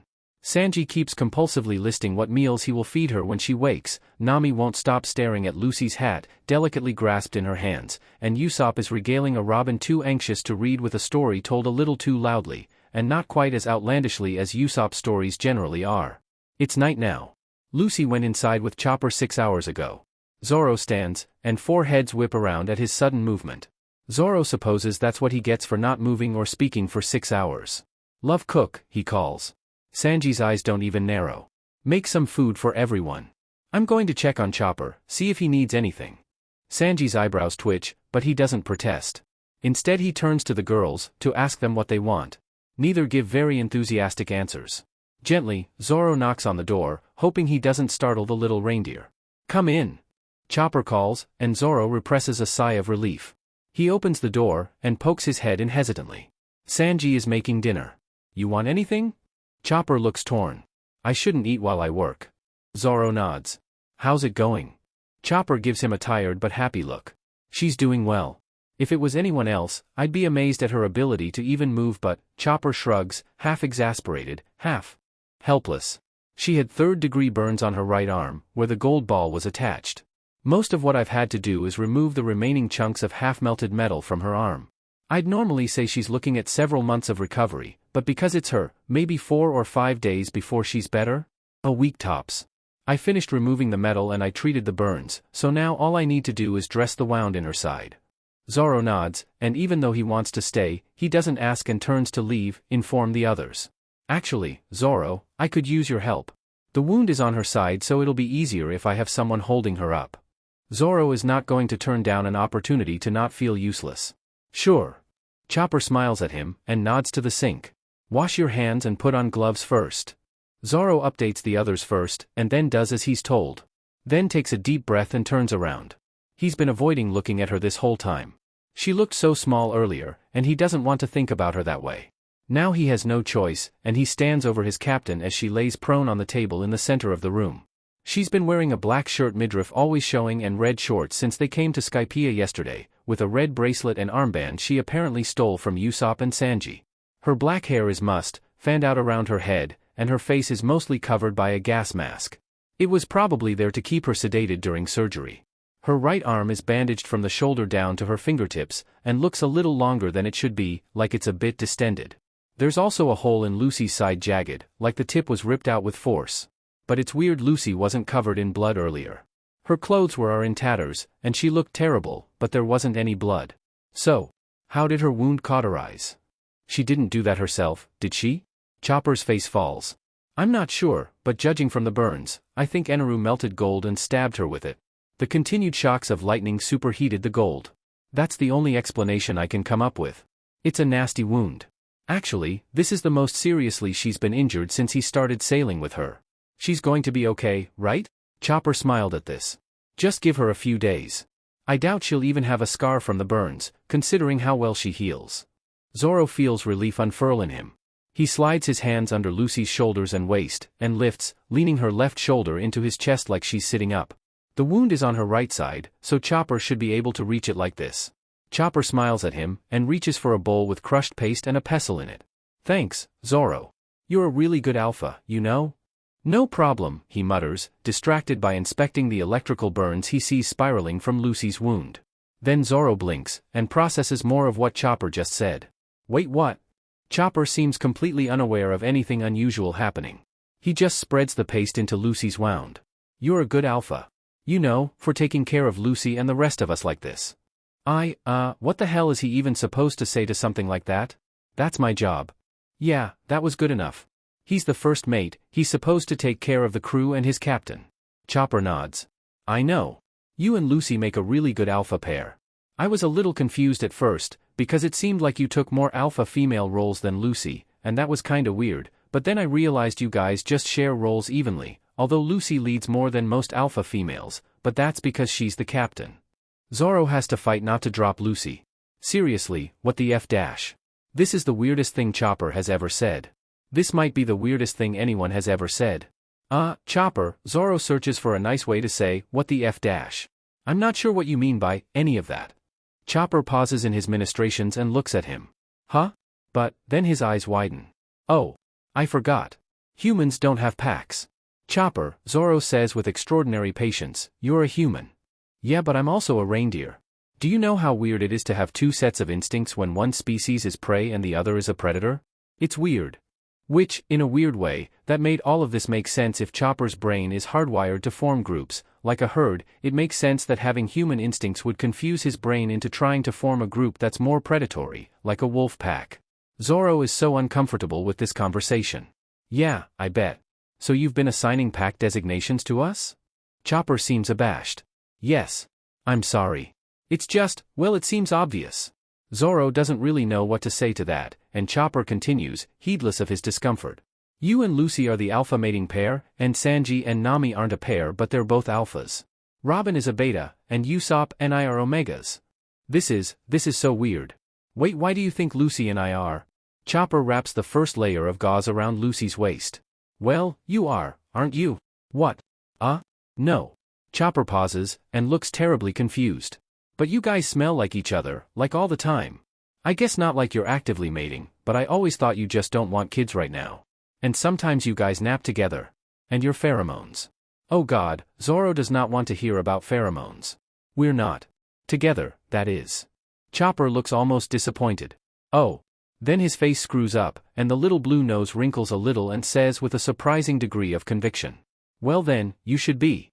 Zoro nearly chokes. Chopper. What? Chopper sounds like he just discovered the earth is flat. Actually, he sounds like he might cry. You guys are a good pair. I feel safe with you guys. Oh. Chopper, just because Lucy and I aren't together doesn't mean we aren't going to continue sailing on the Mary. And yeah, maybe Zoro wants to be with her, Possibly, he doesn't know, but that's not relevant here. But, packs always need.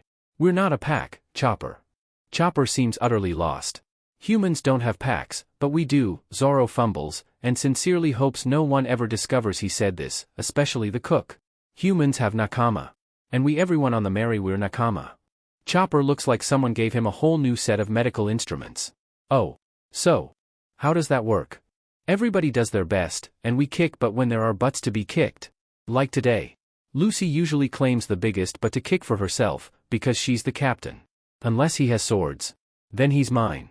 Chopper doesn't look entirely satisfied, but he doesn't look hopelessly lost. Oh. I can do that. Zoro holds back a sigh of relief while Chopper finishes the wrapping around Lucy's waist. Then Chopper sits back and peers at him. Are you sure you're not an alpha? You're very good at being one. I'm sure. Lucy. The girl in question looks up from the plate Sanji prepared for her. Apparently, a girl gets a stab wound and few third-degree burns and suddenly her cook redoubles his already extraordinary efforts at making her meals and grins at her navigator. Nami. She greets. It's evening, and Lucy's a little tired, but Chopper finally agreed to let her out of the infirmary. Lucy squints at her navigator. Actually, she looks a little pale. What's wrong? Nami bites her lip and takes a seat next to Lucy. The sun set an hour ago and the celebrating Scipians and Chandrians wasted no time getting a fire started in the middle of the ruins. Lucy sets her plate down a sacrifice, since Sanji's skyfish pal Leah is still only half-eaten and waits for the redhead to speak. About Eneru, Nami hesitates. I'm sorry. For the way I acted when he kidnapped me. Lucy pps her head to the side. As she recalls, Nami was scared out of her mind at the time and, once recovered, drove Lucy up a falling beanstalk on the off-chance Lucy would be able to punch him. What do you mean? Nami looks frustrated, and glances away. When Eneru beat the others, I didn't fight back. Nam swallows in shame. I even volunteered to go with him. I didn't want to. She protests, but, the incredible difference in power, between me and him, even between the others and him, I was scared. And I didn't really fight back until you showed up on his boat. Lucy studies Nami carefully. Her navigator looks like she's waiting for a reprimand or something.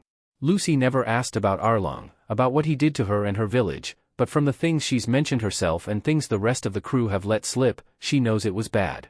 She knows that the conditions Nami lived under for 8 years were very close to slavery.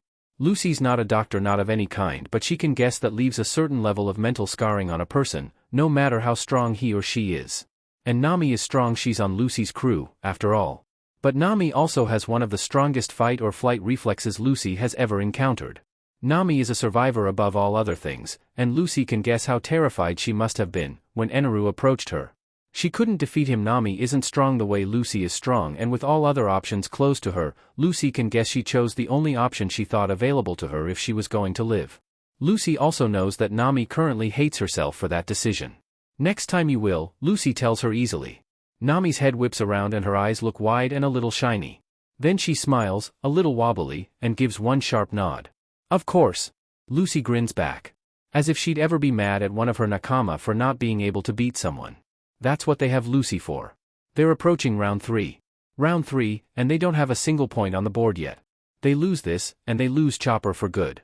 This whole contest is stupid, but after the last round Zoro at least gets why Lucy agreed to this dumb Davy Back Fight. Trust his captain to risk everything to save some dude's horse she met literally that morning. It makes him weirdly proud of her, if he's telling the truth. Lucy's always had a knack for keeping her eye on what's most important when it counts. Doesn't mean she's not an idiot sometimes though. He still can't believe she asked to be in 2 rounds when she can't even skate. Zoro squints at her while she tries to stand on the inside lane of the track. She can't lift herself more than 6 inches off the ground before losing her feet. No, use your hips more to balance. Lucy looks up at him through her lashes. She's pouting. It's not fair that she gets to look like that when she's been a dumbass. I didn't think skating would be this hard, she whines. Zoro just shakes his head. If she doesn't figure this out soon they're going to lose their shot at taking Chopper back. And, because Zoro knows Lucy very well, he's pretty certain that's going to mean following Foxy's ship indefinitely until the a-hole either agrees to another Davy Back Fight or hands Chopper over out of irritation. Lucy will never demand Chopper back outright, because she's the type to honor her agreements, but nothing in the rules says anything about her irritating him into giving her doctor back. So, to save everyone involved the harassment, irritation, and stress of that arrangement, Zoro resolves to teach her to skate. Or at least stand on her skates. To be honest, he'll take what he can get. Lucy, apparently, has no time for his pessimism, because she's already struggling to stand again. Like this? She asks, wobbling in a painful-looking squat. She's sticking her tongue out in concentration. It's ridiculously distracting. Zoro sighs. Use the toe in one foot to steady yourself, and push yourself up through your hips. Lucy's forehead wrinkles, and her pink tongue pokes out between her lips in concentration. Geez, he's supposed to be mad at her, damn it. Not thinking about his recently less easily repressed attraction to her. Lucy gets about halfway up this time, before falling back on her rear.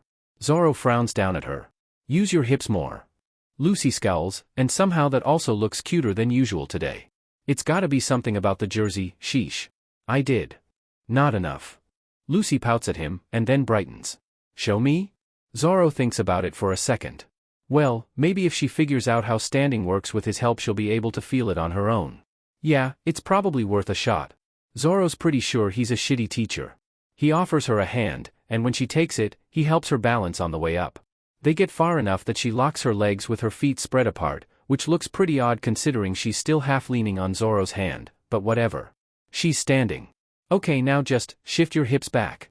It should be easier to balance when you bend your knees, like sitting in a chair. Lucy wobbles, bends one knee, and nearly topples over. Zoro grabs her hips with both hands before she can go sprawling again, stepping behind her to keep an even grip.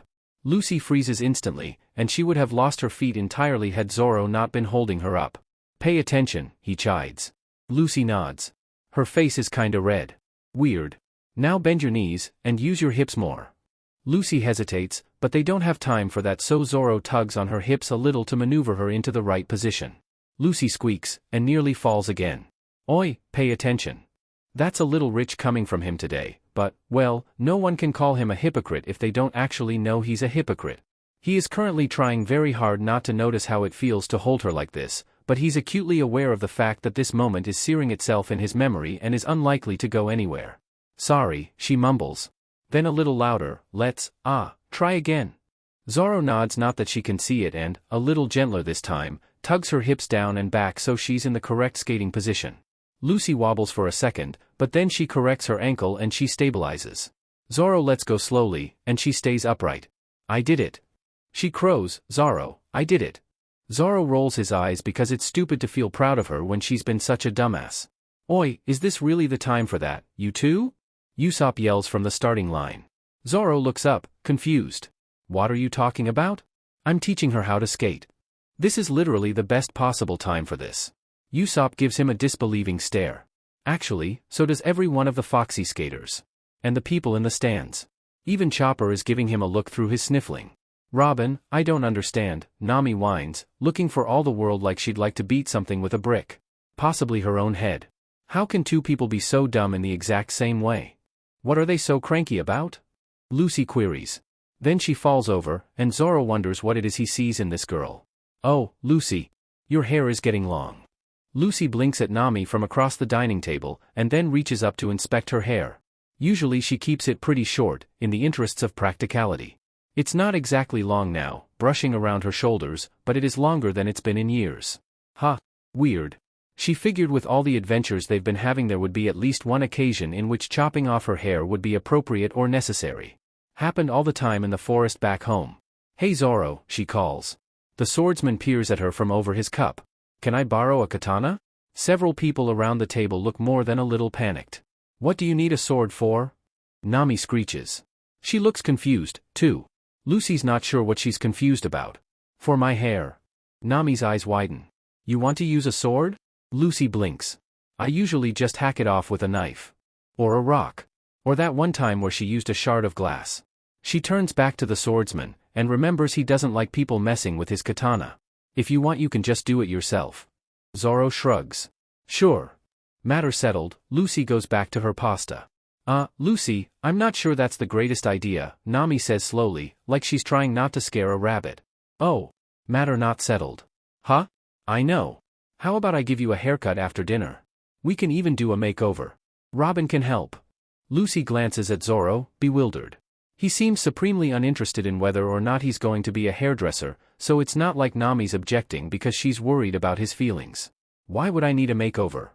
She asks, a bit confused. Nami's expression changes instantly from earnest to guilty, her voice a bit softer than normal.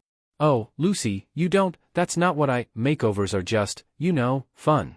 Girl stuff. Actually, Lucy didn't. She's never had any female friends before. She had Makino and Dayton, but Dayton is the least feminine person Lucy has ever met, including Zoro, and Makino the most. Lucy didn't really take her cues on life from either extreme. She's just herself. I've never participated in one before, Robin adds. She has that light in her eye that she sometimes does when thinking about transcribing the everyday habits of perfectly ordinary humans for future generations. I think it would be fun. Lucy gets the feeling that fun, in this case, means performing immersive research on the bonding and hygiene habits of females from East Blue, but whatever. Robin's weird like that. And, well, since they seem way more invested in this than either her or Zoro are in the hacking plan. I guess that's fine. Thanks anyway, Zoro. Zoro shrugs, and goes back to listening to Chopper tell him about a book he's reading. Great. Nami cheers. We can do it tonight, in our cabin. Lucy nods, still more than a little confused about why this is such a big deal, and goes back to devouring a pork bun. She actually forgets about it until later that evening, when she heads to the cabin for bed, only to see Nami and Robin sitting up and chatting. It's not necessarily weird, but usually Nami would be dead to the world around this time, and Robin reads late into the night, possibly until her eyes refuse to move. Lucy doesn't know. Robin is weird. Oh. Lucy. Come here and sit on the stool, so I can cut your hair. We'll do that first since it's most important. Nami has a pair of shearing scissors in her hand.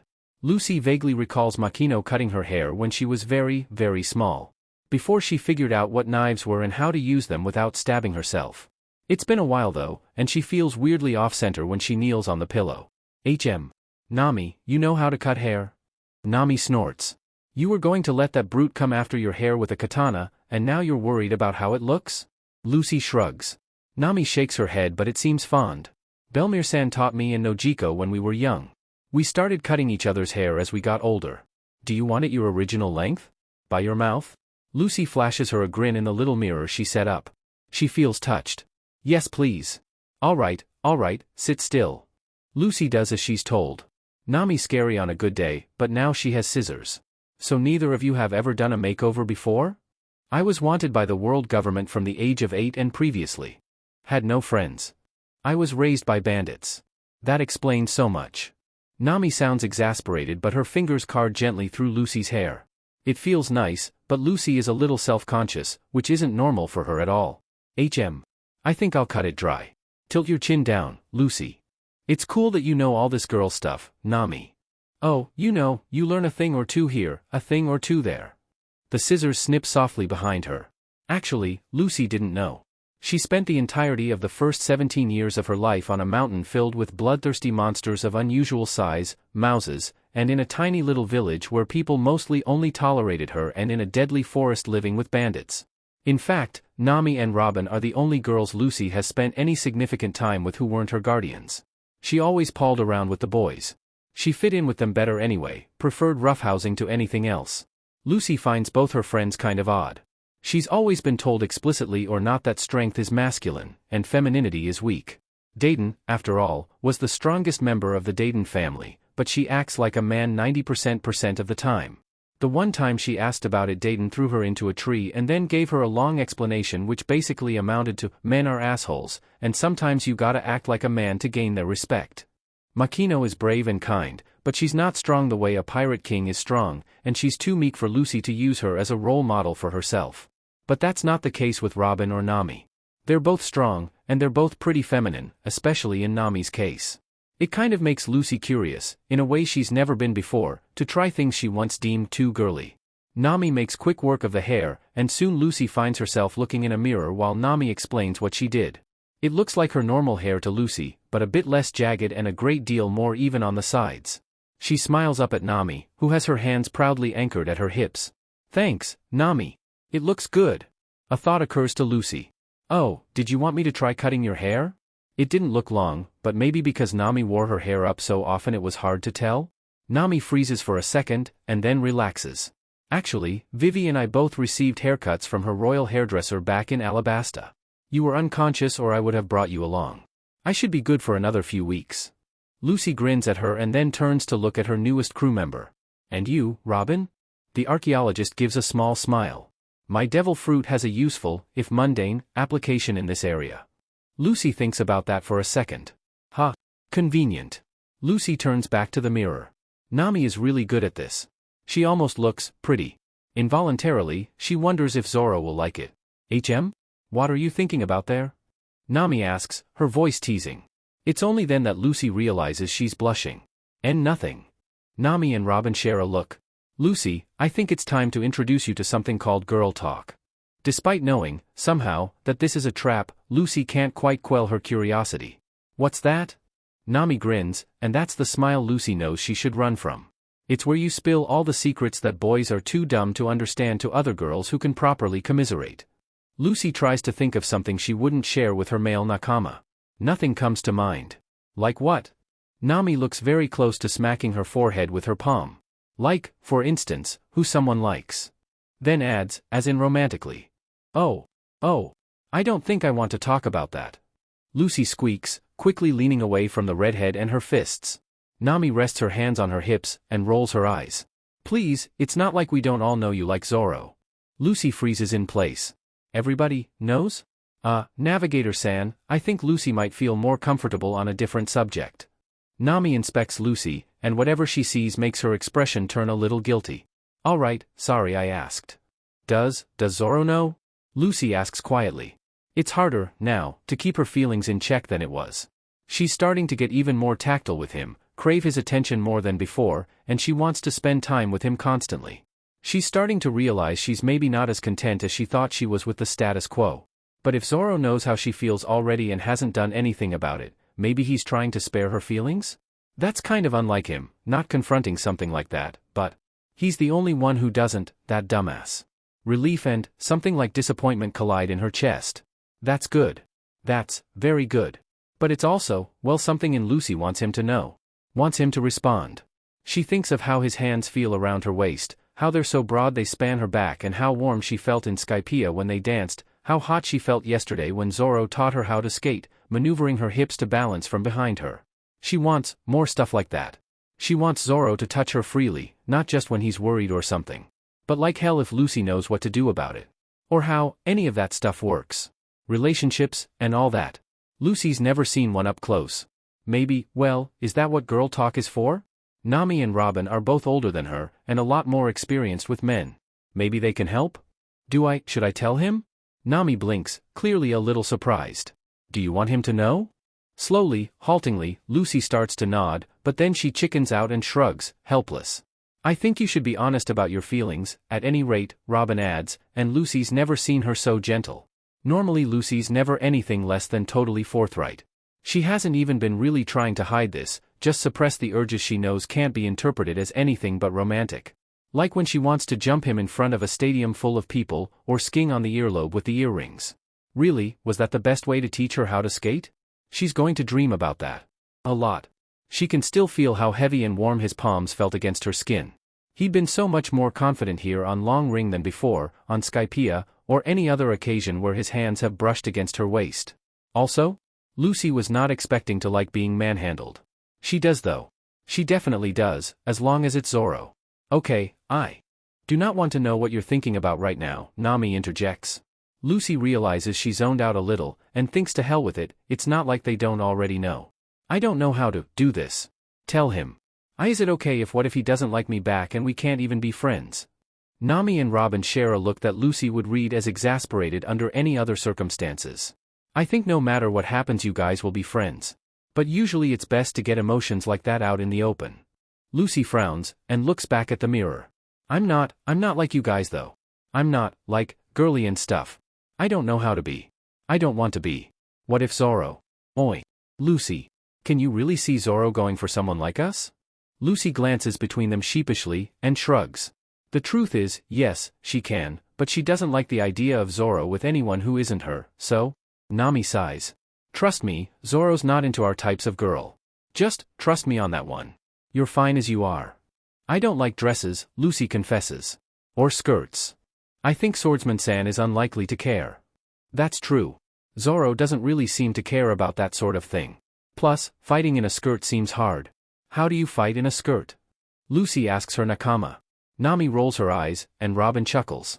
Not all of us expect to get in a fight every day, the redhead snaps. True. That sounds boring though. It really just takes some practiced maneuvering, Robin explains, smile on her face. Plus, our fighting styles are far less reliant on range of motion than yours. Lucy's still a bit confused as to why anyone would willingly fight in a skirt. But what if you need to kick someone? Kick them fast and they won't see anything. Wouldn't wearing pants be easier? Nami shrugs. But I want to look cute. Well, okay then. Lucy still doesn't get it. I don't want to wear a skirt. No one's forcing you into a skirt, dumbass. Good. I am going to make you wear a nice shirt though. What? Why? It's part of the makeover. There's a gleam in Nami's eye that makes Lucy suddenly regret agreeing to any of this. Okay, sadly the chapter is over. And if you enjoyed the video, just leave a like and subscribe with post notification. So when the next chapter is ready, you will be notified. Okay, see you in the next video. Bye.